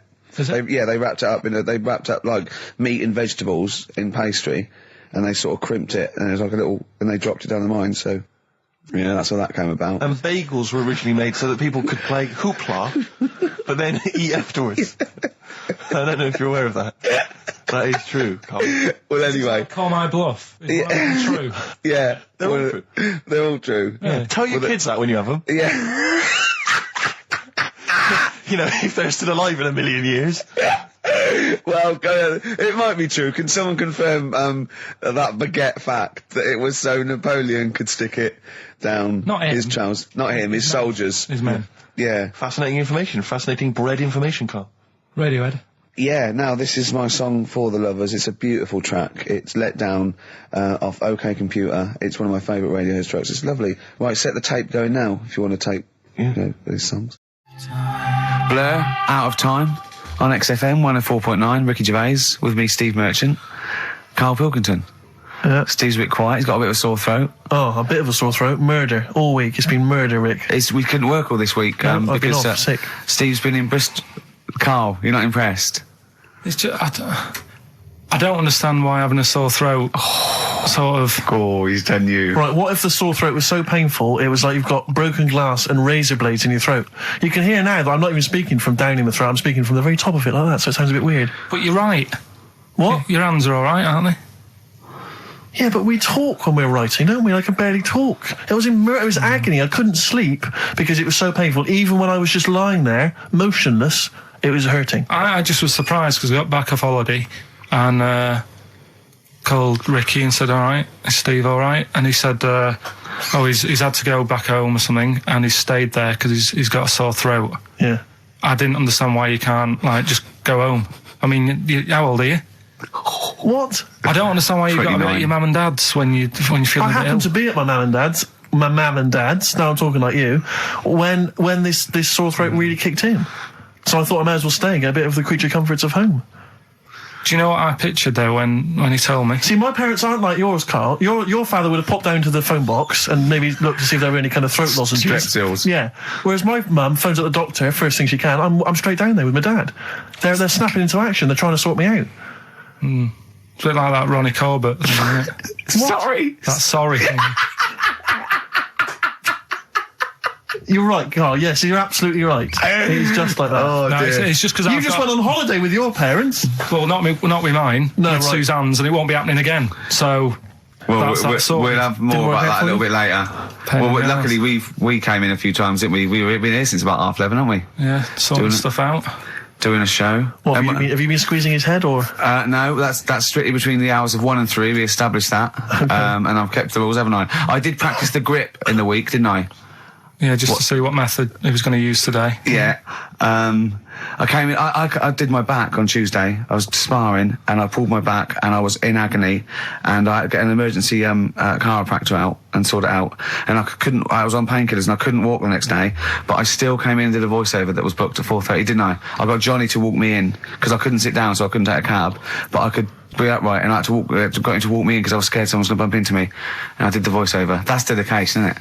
Yeah, but right, I got back off holiday on the Tuesday, right? First day back was going to be on the Wednesday, right? So I thought, well, I'll take it easy because you do that, don't you, when you've been on holiday? The first day you just want to sort of. I don't. I'm straight back into it. Well, yeah, but it's nice to. Do you know what I mean? Yeah. Just sort of look at your emails, go through all them, work out what people need and stuff. Sure. Doss around, yeah, sure. So I thought I'll take it easy. As soon as I got in, I was told that Ricky had been booked in to do a voiceover. And I thought, can't handle that. Do you know what I mean? On the first day, him coming in annoying me, probably trying to get a week's worth of head squeezing in. So I called him up and he said, I might not come in because I've got a bad back. I thought, well, that's all right, right? Then you just turned up, didn't you? He said, I managed to get in a cab. Yeah, Johnny walked me in, and that's what, yeah. And he did the stuff, which I haven't got it here at the moment, but I'll find it on the system and I'll play you what he did. That he's been paid to do as well. It's all right. Yeah. Well, it's not all right. I had to pretend it was all right when I played it to all my bosses to try and look, let's play that a little bit later. But now, as we're all back together, Steve, would you say the boys are back in town? Yeah. Brilliant. Thin Lizzy, boys are back in town on XFM 104.9. Right, we are back in town. Me, Steve, and Karl. Karl's on holiday. Steve's been living with his mother because he had a sore throat, and I've been hobbling around still trying to keep things going. Do you know why I think I was ill? Stress. I genuinely think it was stress. I think I'm beginning. No, I'm analysing it. What do you think of that, Karl? But I'll tell you what it is. Look, think about it though. We live in London. We got the war, the threat of terrorist activity. That's where I live. I'm all right. Next one. We got SARS. One. Yeah, but you can walk to work. I got to travel on the tube. I came in this morning. I saw a Chinaman sneeze. I was terrified. S Club 7, they've split up. I mean, I worry about those sort of people. They're young kids, they're talented guys. I mean, they say they're going to be all right. I'm not sure Tina is. I'm not sure she's got the talent. So there's just so many elements that stress me out. I remember you were worried about hearsay. Well, Kim Marsh is doing all right. Well, Kim's doing fine, but she got out early. Yeah. But, I'm not sure the rest of them will be. I'm just... They're quite emotional. I've got to worry about the show. I've got to be worried about this, It's just me. I've never been that good when, like, anyone in the family's ill or anything. I've just got... Just because that's the way I am, do you know what I mean? If I'm ill, I don't expect people to run about. No, well, I've never been off for being ill. I mean, you were. Did a couple of weeks ago. Yeah, but that's... But hang on, I've not missed either of the shows. I'm ill today, but I'm still here. You took I seem to remember you took a show off when you were ill. Yeah. You were whinging. I was really ill. Right, sure. I couldn't even walk to work though. Yeah. That's what I mean. Did you go to the doctors? No, I was too ill to get there. Right. That's how bad I was. Did you call a doctor out? No. No. Interesting. But it's just that, I mean, we were talking about it last night because I was saying to Suzanne, I said, oh, Steve's, he's been living at home all week. She said, oh, is he really? I like the way he talks right behind your back as well. Thanks. And she said, what's up with him? Malingering geek. And I said, oh, he's got a sore throat or something. She went, sore throat? Oh. So she said, well, you don't know how serious it is. Don't be offhand with him tomorrow because, if he's coming in and he's still not right. Because she always sticks up for you. Yeah. Right? And she said, anyway, got some sense. She said, and anyway, you're no good when people are ill. I said, hang on, what are you talking about? So apparently, when we first sort of started going out, the first time she was ill, she kind of thought she saw the real me because she was ill in bed and that. And I was saying, oh, get up. And, of course, you can drink alcohol with these. And I just was like, you make yourself feel worse if you lie in bed. I said, come on, we need to go shopping. And she said, you go shopping. I said, no, I'm not, because I'm rubbish at shopping for food. Do you know what I mean? I'm all right at getting that night's food, but once it starts, like, you've got a plan. Sure, yeah, you're dropping the bananas. I forget all sorts of stuff. Yeah, so she said, all over the floor. Well, she was like feeling out on that. She said, I've got a temperature, so we'll come to the supermarket and not hang about in the chicken. Frozen chicken section, cool yourself down. Yeah, sure. And it made her worse. So now she was like, do you remember that? And I was kind of like, yeah. Who's that hot woman sitting in the chicken fillets? Yeah. That's Carl's girlfriend. Yeah. She's obviously ill again. Even when I was younger, do you know when I told you that I was picked at school to give old people biscuits? Right, yes. Because you had nice hands, wasn't it? Because I had nice nails, right? Yeah. And then because I went down a storm at that, went down a storm at that. Said, bravo! Getting back with the Garibaldi's the best I've ever had. Bravo! What do you mean you went down a storm? Because I'm into biscuits, so... you knew your stuff! I was talking to him about I'm into biscuits! Right, so... Did you make sure that they finished the first layer before you dipped into the second layer? No, there's no rules like that. Just no rules. What do you want? What do you want? What do you fancy? Yeah. So then, because I was good at that, we were going to like an old people's home where they were a bit iller. Rather than just being old, they were like ill. Yeah. And I said, no, not doing that. Not going there. Because they're old people. Yeah. They don't want biscuits. Well, yeah, that's the they're too old to eat. So did you have to dunk them in tea before you fed them to them? No, it was just like. Did you feed them like? Did you have to chew their food, then stick it down their throat with your face, like a little bird? Yeah, a little trolley, right? Yeah. A lad who I didn't really get on with. He had good nails as well, so he was serving the tea. Yeah. And I just had a chat and said, oh, do you want a biscuit with that? Yeah. What about this one? Do you like bourbons? Yeah. Oh, you really did the whole... Oh, right, so you weren't just... It wasn't like their choice, you offered a selection. Well, I sort of sold them, because the thing is, there's only so many, so you've got to handle the situation well. Sure. You don't want too many in one type, so it's like, well, you've had a bourbon. Yeah. What a great life they lead. They probably only pay about 900 quid a week to stay in that particular home. Yeah. And they get a free bourbon by a kid with clean nails. Brilliant. Whoop-de-hoo. Oh. So anyway, I found these things. Do you know yeah. So explain this again. Right, so I got back off holiday. The first job I found out I've got to do is work with Ricky for a voiceover. I do a regular thing. I do X-Ray magazine, but I'm allowed to make the script up. And they said I could, so I did. Right, so imagine this. Well, I know you, Rick, and I know you like to put a lot of work into these things. Yeah. You want to do a good job. So he rolls up, he says, let's do it then. He said, what's in the magazine? I said, well, here's a selection of stuff. This is what you've got to sell. He said, leave it with me. He goes into the little booth, and the first one he comes up with is this little advert for it, right? X-Ray magazine. It's out now. It's £3.50 May edition. Music of Tomorrow. Dandy Warhol's picture, and there's a free CD with all the Placebo and the Donners and Smog and Nightmares on Wax and Alpine All Stars. Only £3.50. It's out now. Buy it, innit? Have you got a sore throat there? Well, that's all right, isn't it? And he was going, you can't. I said, we are doing that. I've done one. That is it. That's it. So I persuaded him. He went, right, okay, we can possibly put that on XFM, right? I'll have to see, right? And so I wouldn't do it again. And he went, but you need one for Capital. He said, right. Capital will know what I went, right, I'll do one more for Capital. Because all the stations advertise the XFM magazine, right? So this is the one that you thought would be all right for them. Hello, you loonies in Radioland. Dr. Frog here to tell you about the new edition of X-Ray magazine. It's out now and it's only £3.50. You've not heard of it? It's a great music magazine. And you get a free CD featuring bands like Placebo, They Wear Makeup But Leave Them Alone, Gold Chain, Smog, OK Go, The Donners, and all great bands that you'll love to. Froggy here, hello. Bye. Ribbit, ribbit, Froggy says bye it.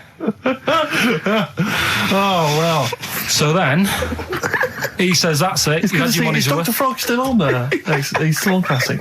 I said, that isn't going to go out. They're not going to be happy with that. He said, you've had your money's worth. I'm going. Yeah. So I'm left with that. I then have to get the bosses in. And because I've let him go, in a way, it's my responsibility. Yeah. So I've obviously thought I've got what I need. I had to play them to the MD. What did he say? And justify. Well, I was sort of thinking if I laugh, he might go, well, I don't get it, but he finds it funny. Oh, brilliant. Well done. So I was laughing, he was sort of thinking, you know. Excellent. Is that it? Brilliant. When do they go out then? I think one of them's going out at the moment. Excellent. I think the first one's going out. Brilliant. Well, let's play a great track then. Is it Dr. Frog? I'd like to see Dr. Frog feature maybe on our show more often. Okay. Oh, I've got some new comedy characters. I can't believe that. You know, I love the work of comedy greats like Chris Moyles and Noel Edmonds. I've got some really funny comic characters that'll be popping in and out of the studio. Save them. Okay. I'm excited. Badly Drawn Boy. All possibilities on XFM 104.9. I'm Ricky Gervais, with me, Steve Merchant and Karl Pilkington, and a few new characters. Steve. I can't believe that. As I said, you know, I know you love Moyles and his sort of wacky stuff, and Chris Moyles, Edmonds, one of the greats, and Edmonds, and just all the. No, well, I'm going to go along the same sort of vein. I've come up with a couple of. Can I do a little? Can I show you one? I'm excited. Okay. Well, it always starts with a sort of doorbell. Okay. So it goes, ding dong. I go, oh no, hold on, Steve, hold on, Karl. Who's that at the door? Yeah. Hello. Oh, hello. Oh, look. It's Camp David, the right queer gay. Oh, hello. Hello. You look all gay today. Is that because it's nice weather? Oh, no, that's not what it means. Oh, have you got a girlfriend, Camp David, the right queer gay? No, but I've got a boyfriend. Yeah. Oh, bye. Yeah. Right. Oh, ding dong. Oh, it's another one. Another comic. Hello. Oh, look. It's Holy Fuck, the little funny Chinese fella. Wait, that's his name, Karl. That's his name, Karl. Karl. Hello, Holy Fuck. Harold. Yeah. Right? Yeah, that's fine. Mr. Fuck. You can call me Holy if you want. No, I prefer to call you Fuck. Yeah. Right? You're right. Nothing wrong with this so far. No. Have you got a girlfriend, Mr. Fuck? Achoo. Oh, you haven't got that SARS, have you? Yeah. No, that's my girlfriend's name. See? Yeah. Oh, just before you go, Mr. Fuck, I've got two things here. I've got a nice Trilby hat that you could wear, or I've got a little lampshade. Right. Which one do you want to put on your head and walk around? I presume the Trilby. No, but it's not. No. Yeah. The lampshade. Lampshade, of course. Bye. See you later. Yeah. I thought they were genius. Can I be honest? I'll be honest. I thought they were brilliant. I thought they were. You didn't steal them off Chris. No. They're original. They're original. Sometimes characters. Chris Moyles has done stuff as good as that. I know. Yeah, I know. But no, these are all mine. So there you go. We'll be hearing more from Camp David, the right queer gay, and Holy Fuck, the funny little Chinaman. What? All right, Karl. Yeah. Is that your sort of humour? It might not be your sort of humour. You just should have run it past me before you did it. Yeah. What one are you worried about in particular? The Not Camp David. Well, say his name. No. Say his name. Which one? I don't know which one you mean. The Chinese fella. I forget who that was. What was his name? I can't remember. Well, if you can't remember, it can't be that good, so we'll leave it. We won't do it again. Right? I'll tell you what I've got, Steve. Oh, what? I'll tell you what I'm thinking. Go on. Right. Do you know, like, TV programmes sort of get rested in the winter? Ding dong. Oh, no. Hang on, who's this? Oh, go on. Hello again. Not now, Mr. Fook. We're talking. Bye. Is that Holy Fook again? Yeah. Okay, Carl. Look at Carl's face. Right, okay, that's it now. I'm not answering the door anymore.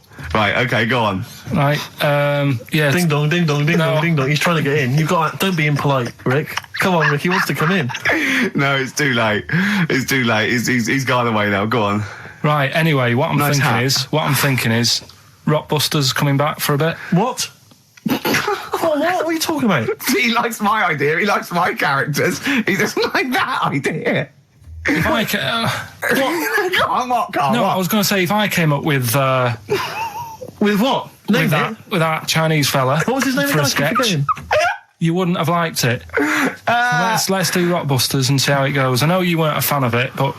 Hang on, yeah, to be honest, Carl, he dissed Cheap as Chimps, and we know that's a brilliant idea. Hang on, sorry, we all agreed that Rockbusters was a piece of old toss. No, I didn't. I said it needed resting. That's why we stopped doing it. I said it needed resting for a bit. I don't remember that conversation. What do you mean it needed resting? We abandoned it because it was appalling. It started off as a nice idea, but you just gone crazy. Let's play a record and come back to this, shall we? What do you want to play? Bit of sugar. Oh, yeah. Brilliant. That cheer us all up. I don't know why you were thinking of bringing this back. I'm genuinely worried about this.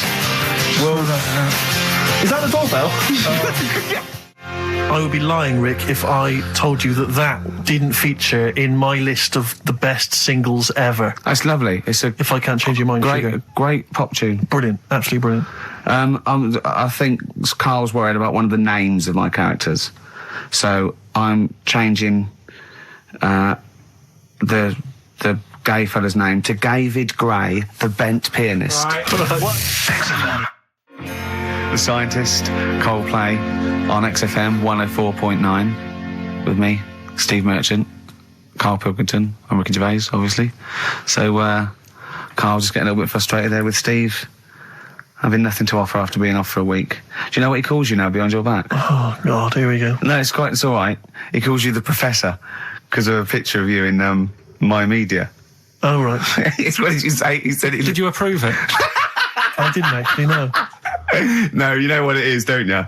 It's, you know, when you take it from an angle, it sort of distorts one side, and they've taken a picture from a bigger picture, I think, and so it's, do you know what I mean? Like he's looking in a kettle, and he went, "What's going on there?" He said, "He looks like one of those professors of BBC Two schools programmes." Well, I take that as a compliment, considering what I call you behind your back.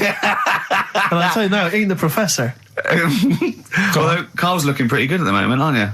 I'm surprised. Can I just say, I'm surprised that you got chosen for having clean nails at school to serve the biscuits, because I always imagine you, when I look at you, I see you as a child.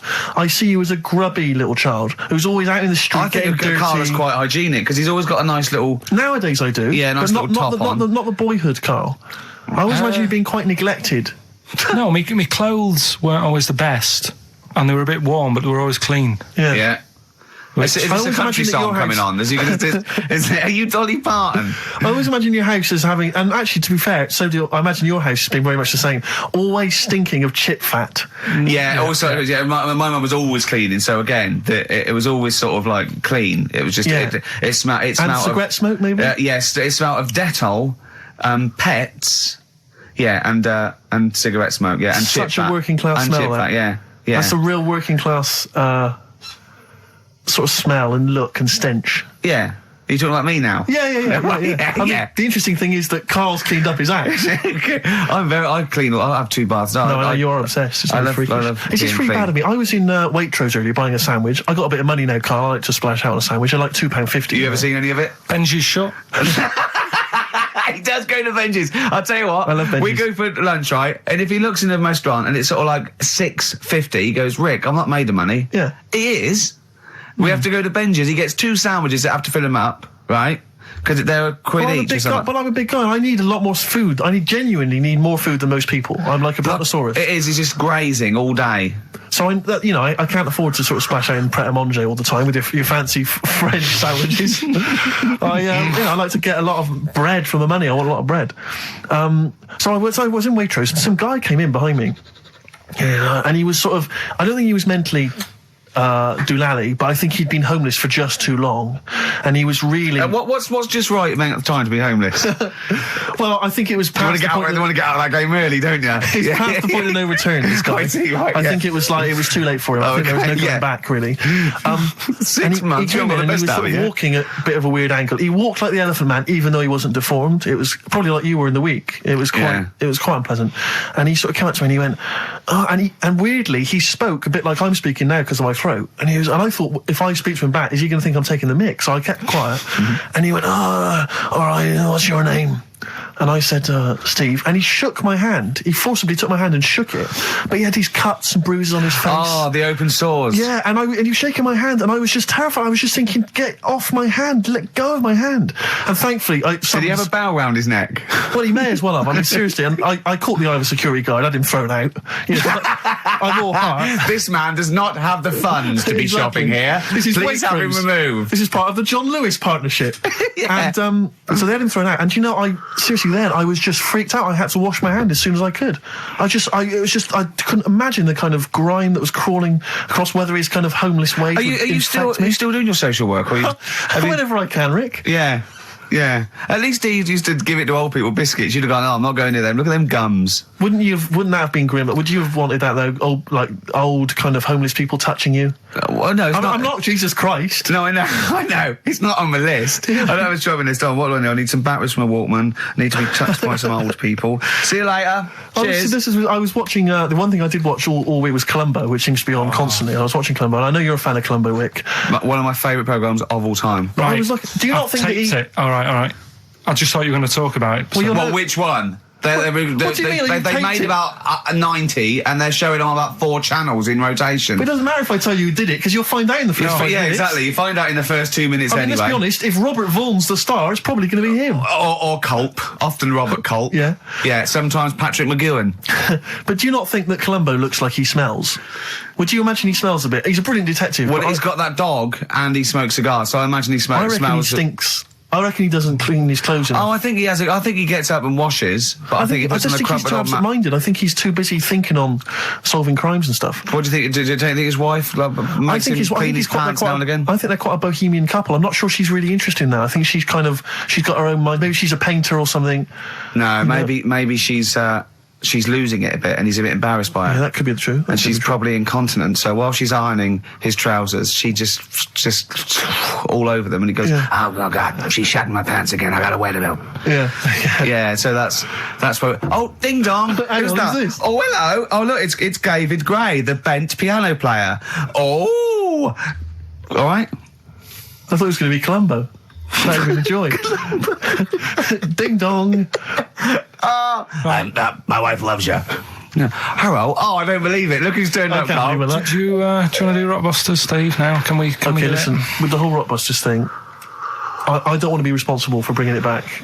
So I think we should put it to the vote. You should email in. We'll give people 5 minutes to email in. I'll take a straw poll. Do you want to see the return of Rockbusters or not? We're leaving it to you, the audience, to decide. Okay, Steve.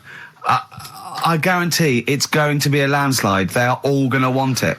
But why have we ever trusted our listener? We know what they're like. You've just described some of them with a bloke in Waitrose and Columbo's wife shitting herself. So that's the sort of people that, you know what I mean? Yeah. It was weird because the Waitrose guy did ask for my autograph before he was hauled away. So maybe he is a listener. But all I'm saying is maybe the posters have drawn in some fresh blood. There's some people who've maybe not heard Rockbusters before. They're the ones who probably vote for it. Anyone else who's heard it before, surely they're not going to see the return of that. No one wants to see the return of that. What's the number? No, let's email only. We don't want to speak to these freaks. Ricky.Gervais at XFM. I love the fact we don't want to speak to these freaks. We work with one of them. Yeah. God. Yeah. If you want to see the return of Rockbusters, vote yes. If not, no. Tone it down a bit. Let's not do 3. No, he's got to be 3, otherwise it's too easy. Ricky.Gervais at xfm.co.uk. All right, just choose the best one. Right. The Seeker from The Who. Brilliant. Classic rock. On XFM 104.9, I'm Ricky Gervais, with me Steve Merchant, Karl Pilkington.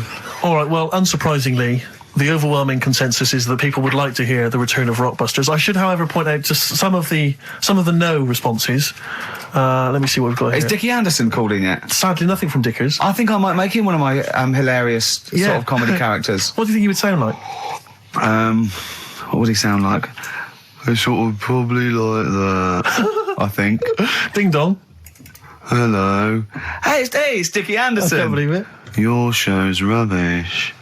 Something like that? I mean, I think you should work on them perhaps before You're saying there's not a lot of substance these I'm just saying that, you know, once the novelty of the doorbell has worn off... I don't think you understand comedy on radio, Steve. I'm not sure I do, to be honest. Listen to Noel Evans, listen to Moyles. You'll see you don't need to riff with it. It's just, you just do the doorbell and just say they're here. Right. That's all you need to do. Sure. So, that's the main thing. Well, so we've had a couple I'm of thinking of some responses. more characters as well. Well, keep working on those. Yeah. Marcus has emailed. He says no to Rockbusters. He hasn't heard it, but it sounds rubbish. Believe me, you couldn't be more right. Well, does The Office sound good as a title? Right. This is someone else. Don't bring back Rockbusters. Please, can we have more Holy Fook? You're not pronouncing it right, Steve. I know. I was just a bit edgy there. It's Holy Fuck, the little Chinese fella. Holy Fuck, the little funny Chinese fella. No, okay, all right. Well, otherwise, Karl, other than those few negative ones, most people want to see the return of Rockbusters. So, do I go on then. Tell people what the prizes Let's go. Let's do it. Yeah. Are these the prizes? Yeah, they're the prizes. All right, let me have a look. We've got the new album from Goldfrapp. What's this one here? Oh, I've no idea. The Yardbirds. A new album from the Yardbirds. On VHS, Coogan's Run, the show where different characters make an appearance each week, including, I think, Pauline and Paul Calf. Good stuff. Who the hell wants this? Meglos, a Tom Baker Doctor Who edition. And the only decent thing really in the collection, other than Coogan's Run, is the X-List, the double CD featuring lots of current indie favourites. So, not bad little selection there, Karl. Yeah, well, if you are new, you haven't heard it before, I'll sort of give a cryptic clue and then some initials. I'd say it isn't cryptic. It's like, what am I thinking? That might or might not be the initials that I'm going to say. That's how you got to think, really. Yeah. But go on. Do you want to remind them of any that spring to mind? Just as a... Exploding Pet was Atomic Kitten, doesn't really work. What else? I fell down in a puddle in Texas. I got my legs wet. Knelt down in the puddle, got my legs wet. Wet Knee Houston doesn't work either. Wet Knee Houston, Whitney Houston. Jamaican swinging a fish round. Detroit Spinners doesn't work in the slightest. Doesn't work in the slightest. That's how they work. So, there's three of them you email in. So here we go then. Number one, the gingerbread man has only got one leg. Right? The gingerbread man has only got one leg. Got the it. Initials there, LB. LB, right? Okay. Second one, these people from the East Midlands swear a lot. All right? These people from the East Midlands swear a lot. These people from the East Midlands swear a lot. The initials TTD. Right? And the third one, have a holiday in Italy. Right? So you've done three then? TB is the initials on that one. So quickly again, the first one, gingerbread man's only got I got that one as well. I got that one. I got two. These people from the East Midlands swear a lot, TTD. And the third one, have a holiday in Italy, TB. Email in with what the songs are and you win that stuff. Ricky.Gervais@xfm.co.uk. Hang on, it's not the songs, it's the artists, isn't it? Yeah, just... Oh, yeah, like he said that. Yeah. Yeah. Okay, fine. Email only, please, ricky.gervais@xfm.co.uk. So we got that going. Yeah, looking forward to the answers on that. Bit of feeder would be good, wouldn't it? All right. I love this. Forget about tomorrow. Feeder on XFM 104.9. We've had a response from Dickie Anderson. Dickie Anderson, our number one fan, although not a man who's, he's not afraid to criticise constructively. Yeah. And he's simply emailed in, surely your show is bad enough without bringing back Rockbusters. A valid point. Placebo and Bitter End. I don't want to contradict you, lads, but it's not. We've got a full hour to go on the Ricky Gervais Show on XFM 104.9. I am Ricky Gervais, the aforementioned Ricky Gervais, with me, Steve Merchant and Karl Pilkington. Rockbusters. Oh, ding dong. Oh, who's that? Oh, it's a posh bloke who doesn't care about poor people. Hello, posh bloke, what are you doing? I'm in my Rolls Royce and I don't like the homeless. Oh, posh bloke, don't be a... You want to do that? Satire. That is satire. Yeah. There's nothing like it. It's political as well. I'm getting in there's so many. Don't even begin to show off. I was showing that some foreigners are funny. I got in the fact that, like, if you notice that Chinese people wear different hats to us. Yes. So that's political in a sense. Yeah.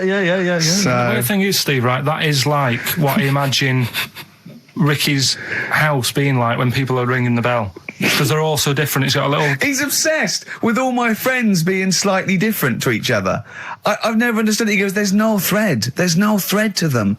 All my mates have got a thread running through them. I was in literally after they walk out of the home. Yeah. But what do you mean my friends all different? Well, that could be... It wouldn't surprise me if I was round there and the bell went and I said, do you want me to get it? And he said, yeah, and I opened it and it's, what, holy fuck? Holy, yeah, he's at the door, right? And then I'd say he's busy, close the door, bell would go again, then you got the little gay fella. David Gray. Yeah. And then, do you know what I mean? Yeah. Not really, no. Because he's met some of my friends and he looks at them in a weird way. I mean, some of them are weird, but he's just... Oh, the other night, right, he's got a thing about Robin, my mate Robin, right, he was a lovely bloke, right, he's going, I can't be handling him, he talks too much, Robin sort of goes, and he talks really fast, and he's sort of riffing all the time and that, and because it does me head in. Why is he talking like that? And I said, Carl going for a drink. He went, Robin's not going to be there, is he? I went, no. And I was there with Johnny, and I'd set him up. I knew Robin was going to be there. Robin comes in, sits down and goes, hi. I go, all right. Carl goes, I'm going. And Robin sort of looks at him. I went, oh, don't be stupid. He went, no. And this is in front of Robin, who's confused. Carl goes, points at him, he goes, I said, was he going to be here? I don't like him. And Robin just... it was unbelievable. It was unbelievable. Appalling. It was unbelievable, Steve. And Robin sort of looked like really genuinely sort of upset. He goes, well, shall I go? I went, no, don't. And Johnny went, oh, Carl, he's a lovely bloke, right? And Carl went, well, no, I'm less annoyed at Robin now, who's done nothing no, of course. than you. And I went, look, just have a chat. He goes, no, it's not worth it. And Robin was going, right. I go, Robin, stay. He went, no. And I made him stay. And in the end, they were getting on, weren't you?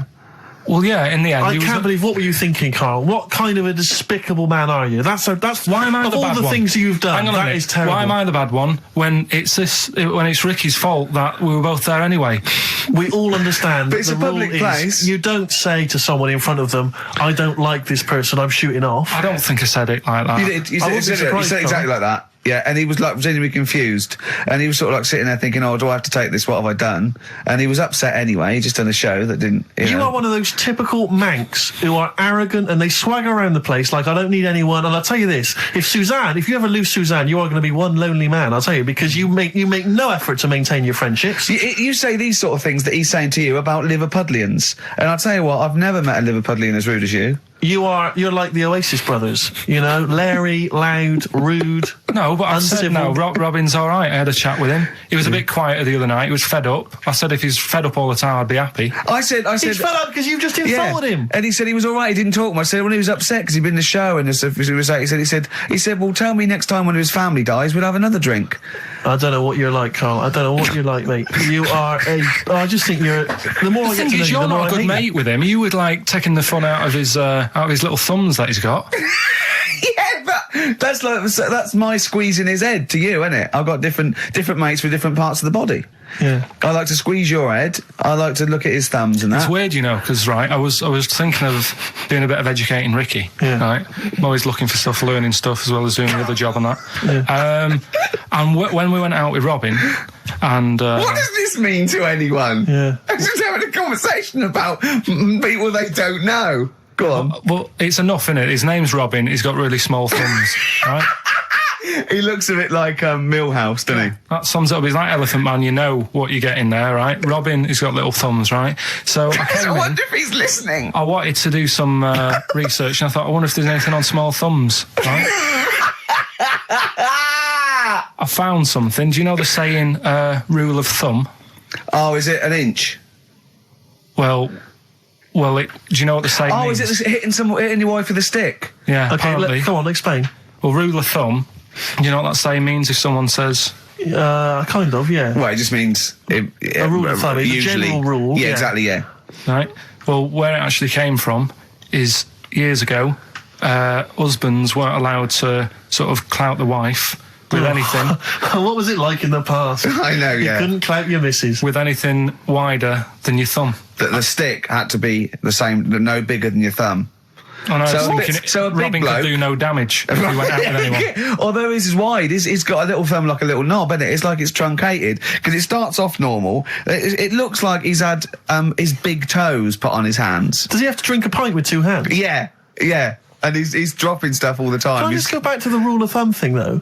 The idea, what date was this? I'm not asking Karl, I'm looking at Ricky, because you're not going to have any idea, Karl. It's just going to be the past. Yeah. But I like the idea that... I think it's the same sort of day where, I don't know, you got hung for being homosexual and you could shoot a Welshman. I just love the idea that there's blokes beating their wives with shovels, logs of wood, and someone's gone, hang on a minute, everyone, Hold on, wait a minute. Let's have a look at your thumbs. What can we do? Wait a minute. We've got to have some kind of rule here. I'm all for beating your wife, but let's have some kind of rule. Let's give them a sporting chance, surely.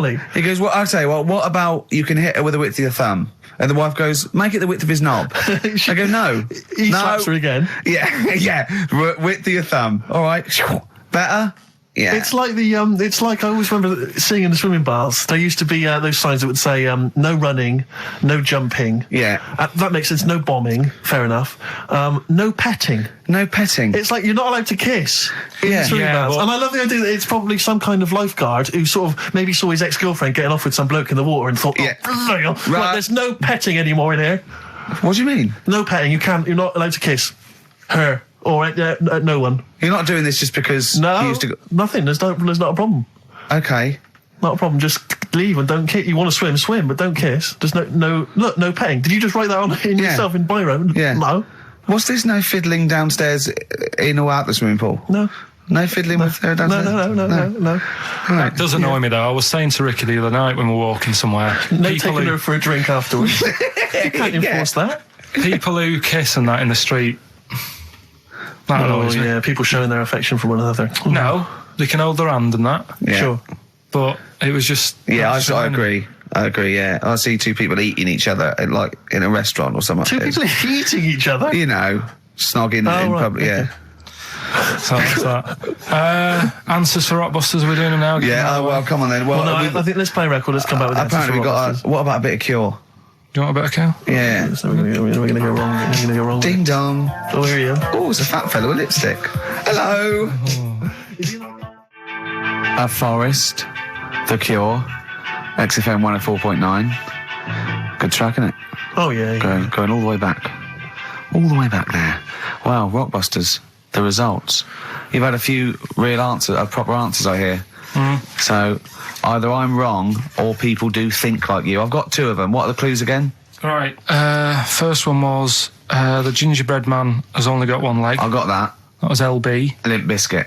Right. Yeah, the that third works. The third one that I think you worked out. Yeah. Have a holiday in Italy. Chewing Breaks. TB, Chewing Breaks. Yeah, this is the one I can't get. If there's a reason why I can't get this, we're not doing Rockbusters. Can I give the answer to this one? Yeah. What's the clue? The clue, these people from the East Midlands swear a lot. Yeah. TTB. The answer? TD. Yeah, go on. Give the clue again. These people from the East Midlands swear a lot. Tourette's Trent D'Arby. Right, you're never doing Rockbusters again. Tourette's Trent D'Arby. Right, you're not doing it. You've blown it. You see, you sneak that one in. Yeah, but I always like to sort of give two that, are fairly easy, and then you sort of work out the men from the boys then, don't you? Yeah. Well, I mean, if I'd have done a character called Tourette's Boy, friend of the little Chinaman, and it went, ding dong, oh look, it's Tourette's Boy, friend of holy fuck, holy fuck, you'd have been annoyed. Do you know what I mean? Oh, who's your mate, Tourette's Boy? Holy fuck. You'd have been annoyed, wouldn't you? Is that a character from Lenny Henry's show? I can't remember whether it's Chris Moores or Lenny Henry. Yeah, one of them. Anyway, the winner, lucky old Richard Perks from Birmingham. He's listening presumably on Sky, and so nice to have him listening. And that's Richard Perks. He's got those answers, all of them right. In fact, most people seem to get Terence Trent D'Arby or Tourette's Trent D'Arby. Well, I think that's offensive. If you want to complain, what's the number? What do they write to complain about that? Using the same person you told people to write to and tell them I was a knobhead and shouldn't be on the radio.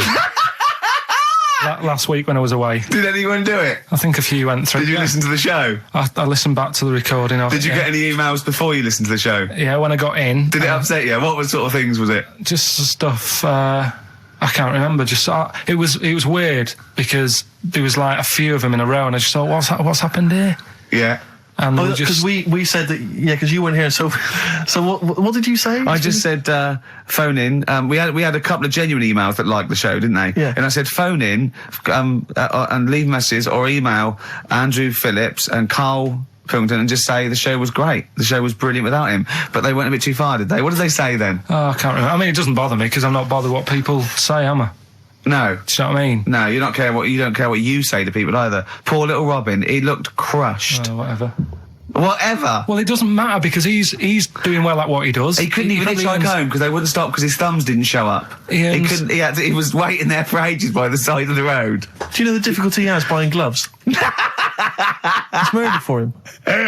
He wears little oven gloves. Yeah. From like Wendy houses. He has to wear Barbie oven gloves. Yeah.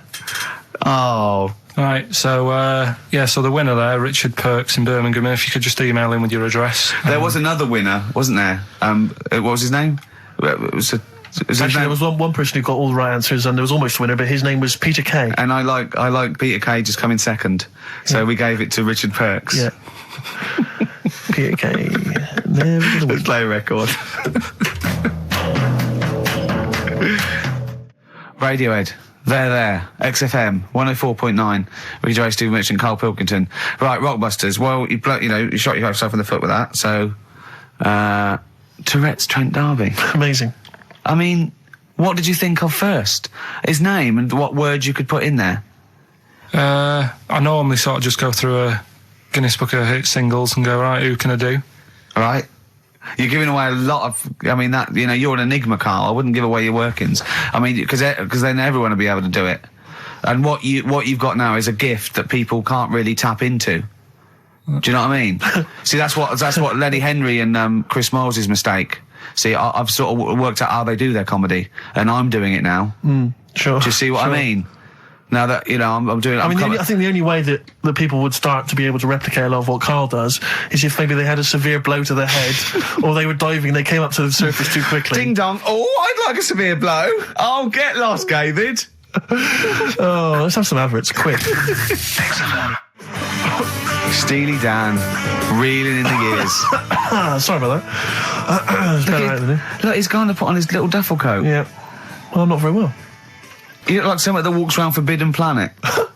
Don't say that, that's the ultimate insult. You can say I look like something that you'd buy in Forbidden Planet, but not someone that goes shopping in there. Please. The Professor. Oh, the Professor. Oh, brilliant. Oh, talking about weird-looking heads and stuff. Go on. We're doing that cartoon on the internet at the moment, that little cartoon I did of Karl.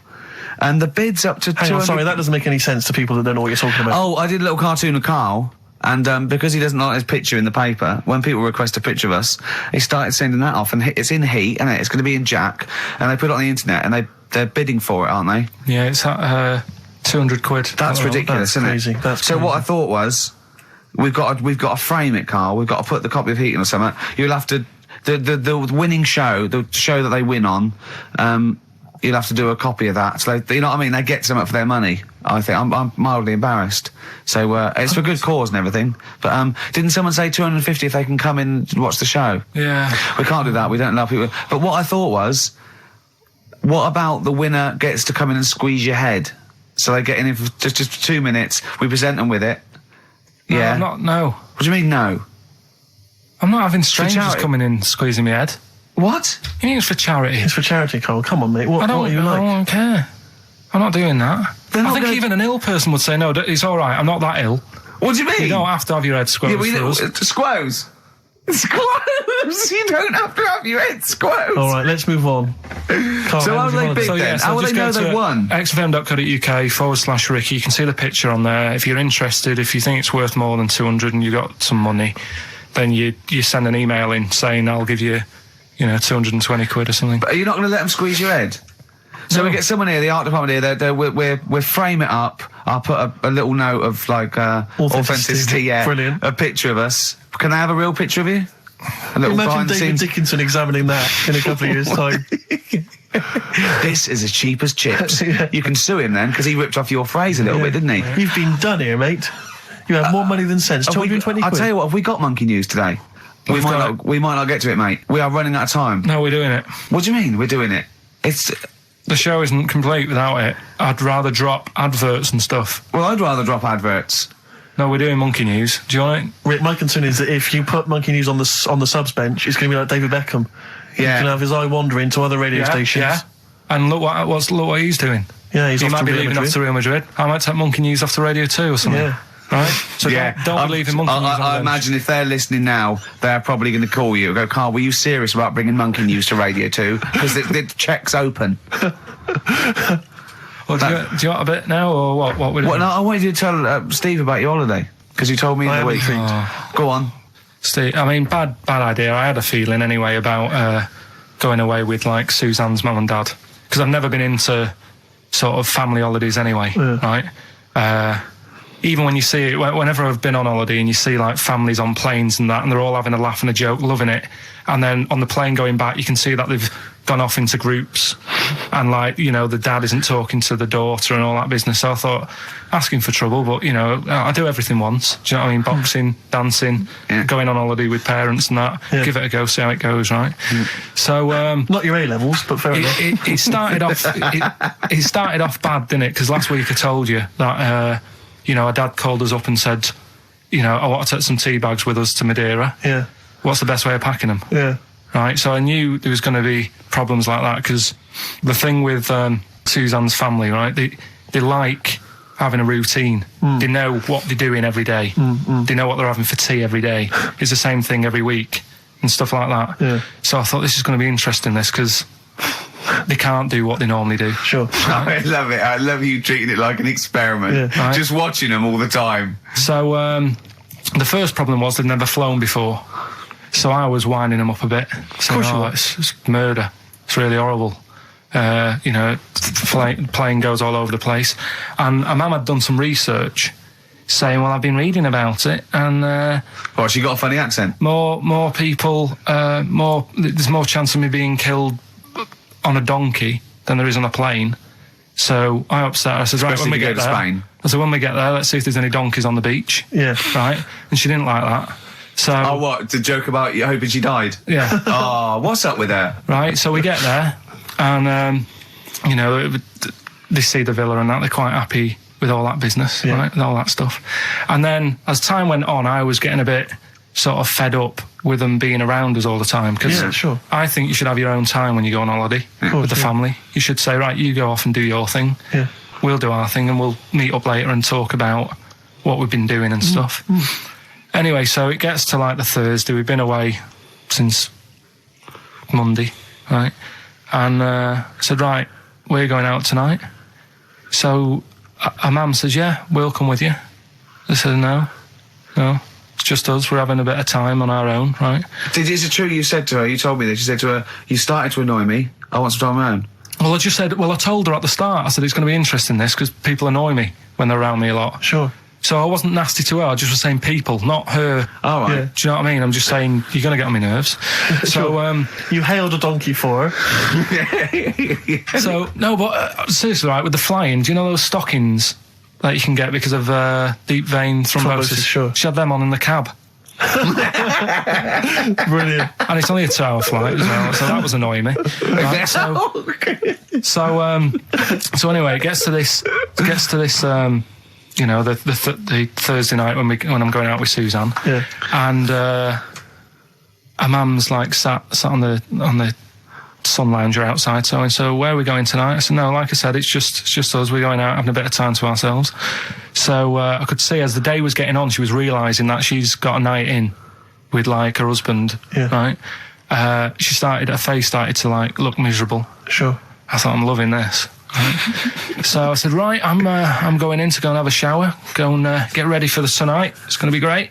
And winding them up, wind them up because they can't come, because he said they can't. Yeah. Right, so I go upstairs, have a shower and that. I come down, and a mum's smiling. Oh, hang on. So I'm thinking, hang on a minute, what's gone on here? So I went to Suzanne, I said, why is your mum smiling? She's not coming. She said, no, but my dad said he'll take her out now. So in a way, she was happy because she got her own way, which annoyed me. That annoyed you, sure, because you wanted you don't even want her husband taking her out? Well, it's just the fact she didn't want to go out. She was happy to stay in and have sausage, egg and chips that they'd found from some shop that sold English food. Right. So that's almost like what they do if they're at home. Sausage, egg and chips. So she was happy with that if we were staying in and having that. But because we were going out, she was fed up. Right. So she's smiling. So she's going, yeah, I'm going out now. So I said, well, enjoy yourself. She said, where are you going? I said, well, it doesn't matter, does it? You don't need to know. Sure. She's not going to where we're going. Oh, you just don't want us to be in the same restaurant. So yeah, that's right. I said I want a night out on my own with Suzanne. It's our holiday as well. I don't know. I can talk to you about this. This is not even his own parents. This is someone else's parents. These are the parents of the woman he loves. But even Suzanne sort of agreed with me. There's only so much time you can spend with your parents. That's why you leave. That's why when you're ill, you don't go home to them. Yeah. Sure. Yeah. Because the slight difference between me and you, Karl, is that not everyone in the world annoys me. Well, not everyone does. Just I can see what I felt a bit guilty that week when he said I was annoying him, but I realise it's not my fault now. No, everyone annoys him. Yeah. So yeah, it was an all right holiday. It was good to get back. Brilliant. Won't be doing it again. No. And what now would you say is your relationship with Suzanne's parents? Is it a frosty one? No, I just think they know that I don't like to put up with them for a long time. Yeah. I mean, when we were packing, her mum was upset because, like, she really liked the place where we were staying, right? Because it was quite a big villa, because there was a few of us. There was a brother as well with us, right? Yeah. So our mum said, oh, I love it here. She said, I'm definitely going to book this place again. I said, it's a bit big for two of you, isn't it? Just being sarky, like, we're definitely... I said, because, I won't be coming again. You're like, I don't know what you're like, Karl. You're a monster. You're an absolute monster. You're one of those people that goes, I says that speakers are fine, I says and gibbered whap the wibble. Yeah. And never the werewolf slept. You're like a middle-aged man. You're like an old man. You're like an old man and you're what, 30? I'm just imagining you scraping along in clogs and a flat cap going, oh, that tree's got to come down. Yeah. Puncturing a kid's ball if he kicks it into your garden by mistake. Yeah. Refusing to give it back. Yeah. Gather round. Yeah, there were once Chinese kid as airy as that cow, which is weird because there's not many Chinese people that are airy, but this one, I tell you, it were back in 1990. Grandad, are you eating a Twix? Well, that's you too, with or without you, but we've got to cut it a little bit short because we're actually running out of time. It's so jam-packed, this show. We've got monkey news on the bench. Karl just remembered, we've got Cheeky Freak of the Week to fit in. I don't know what to do. What's your Cheeky Freak of the Week, quickly? Just throw that away. Right, well, it's just like, we look at Cheeky Freaks. Is this show offensive in any way to some people, do you think? Ding dong. Got any buns? Oh, it's the Elephant Man. Go on. Right, well, it's a bit of a problem for you, this one, Steve, right? I'm chucking it forward to you. Remember the Cheeky Freak of the Week that we were talking about?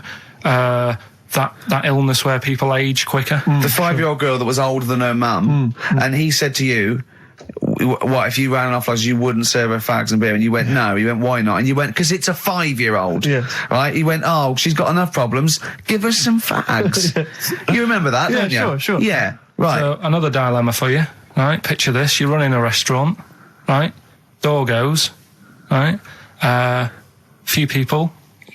Most of them look normal. You notice the woman at the back, crawling on all fours.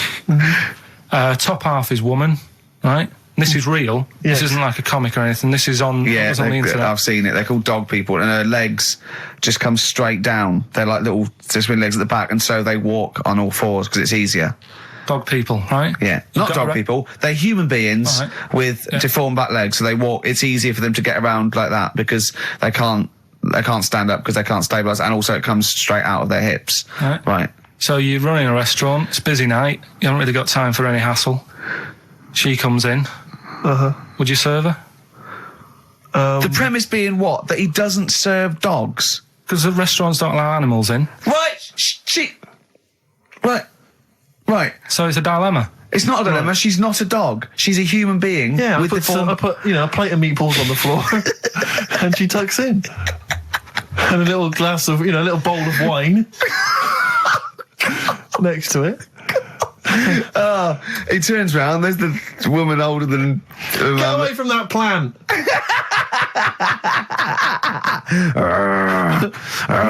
Is service included? Oh dear. Okay, so monkey news, please. All right then. Let's hear the jingle. Oh, chimpanzee that monkey news. Right. Now, before and again. Go on. Oh, chimpanzee that monkey news. Brilliant. Right. Right. Before I went away, I told you about Alfred. He was the monkey where there was a robbery going on in a bank. And then he nicked the robber's loot and backed out with a gun. Yeah, he sort of stole. He robbed the robber, didn't he? Yeah. Did he take his gun as well? He took the weapons. He took all the weapons. There was like a couple of robbers. He managed, because they were so amazed that a monkey was coming in. It was like, don't talk shite twice. Right? Anyway, got a follow up to that. Okay. Now, what was that monkey's name? Alfred. That was Alfred. So anyway, because a lot of people wanted to know, well, what did he do? Did he go off and have a holiday? Did he? No. So the follow up is, what happened is the monkey had the guns, had the cash, which was $250,000. Sure. Right. It went back to the zoo. Right. All right, Carl, you're talking shit. Ricky, I get angry with you when you won't let him finish his monkey news. Right. Can we just get out of the official Imagine thing? if people were interrupting Trevor McDonald. It wouldn't happen. I want to make sure I don't get anything wrong. No, of course not.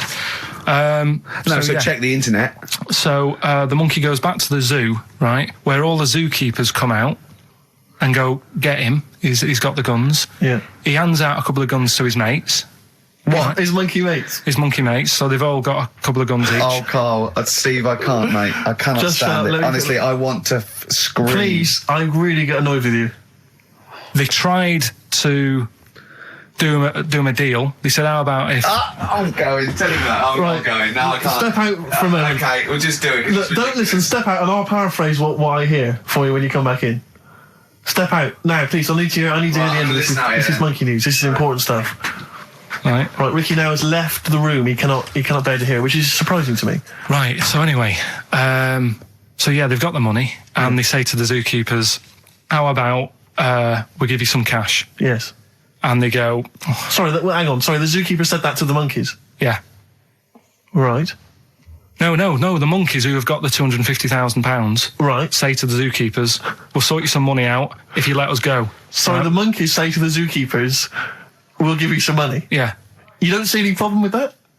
Right, listen. Okay. It's nearly finished. Right, I'm listening out there. This is ridiculous. What do you mean the monkeys say? What do you mean the monkeys say to the zookeeper? They were probably holding the money out, like, kind of going, look, we'll do your deal. Right, okay, come on. And what happened is, I think they were happy with that. I think they left, and that was that. They wanted to get out of the zoo because they didn't like it in there. There's the thing. Right, I don't... Just have a look. Right, Carl, think. Right, how did they get out in the first place, this one? Just let Steve have a... So why did he go... So he went and robbed... He thought... he knew there was going to be a robbery that day, did he?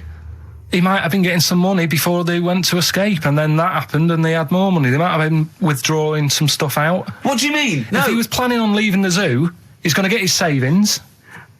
What are you talking about? What have you read there, Steve? I've got a feeling this is a review of one of the Planet of the Apes films. I think it's Escape from the Planet of the Apes. I'm not certain. It could be Beneath the Planet of the Apes. Right, Carl, think. Please think, right? So this monkey, right, he leaves the zoo, right? So he leaves the zoo, which he can do, presumably what? They leave him the keys or what? They're chatting to him, they might as well.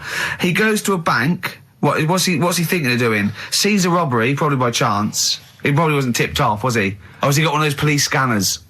Probably got one of those police scanners. Well, I think he was going to the bank to get a mortgage to build slightly. I think he wanted an extension, didn't he, on his cage? Think of that. And so I love the fact that he hands out the guns and they do a deal. It's honestly, you've got the best mind working on radio today. It's incredible. The only person who makes less sense is Terry Wogan. He goes up and down, doesn't he? I can't understand his sentences because I don't know. No, it's like freeform poetry. Yes, I don't know whether it's the end of a sentence, in the middle, is a new one. Yeah. But let's have the jingle again, a record, and then we'll probably have to wrap up the show, I imagine. That was chimpanzee that monkey news. Well, Mr. Stipe, I am not Kenneth, but I can tell you the frequency was 104.9. See you next week. I'm Ricky Gervais, with me Steve Merchant and Karl Pilkington. Do you think that when Marconi invented radio, this was what he had in mind for it? Yeah, 2 hours of absolute. See you later.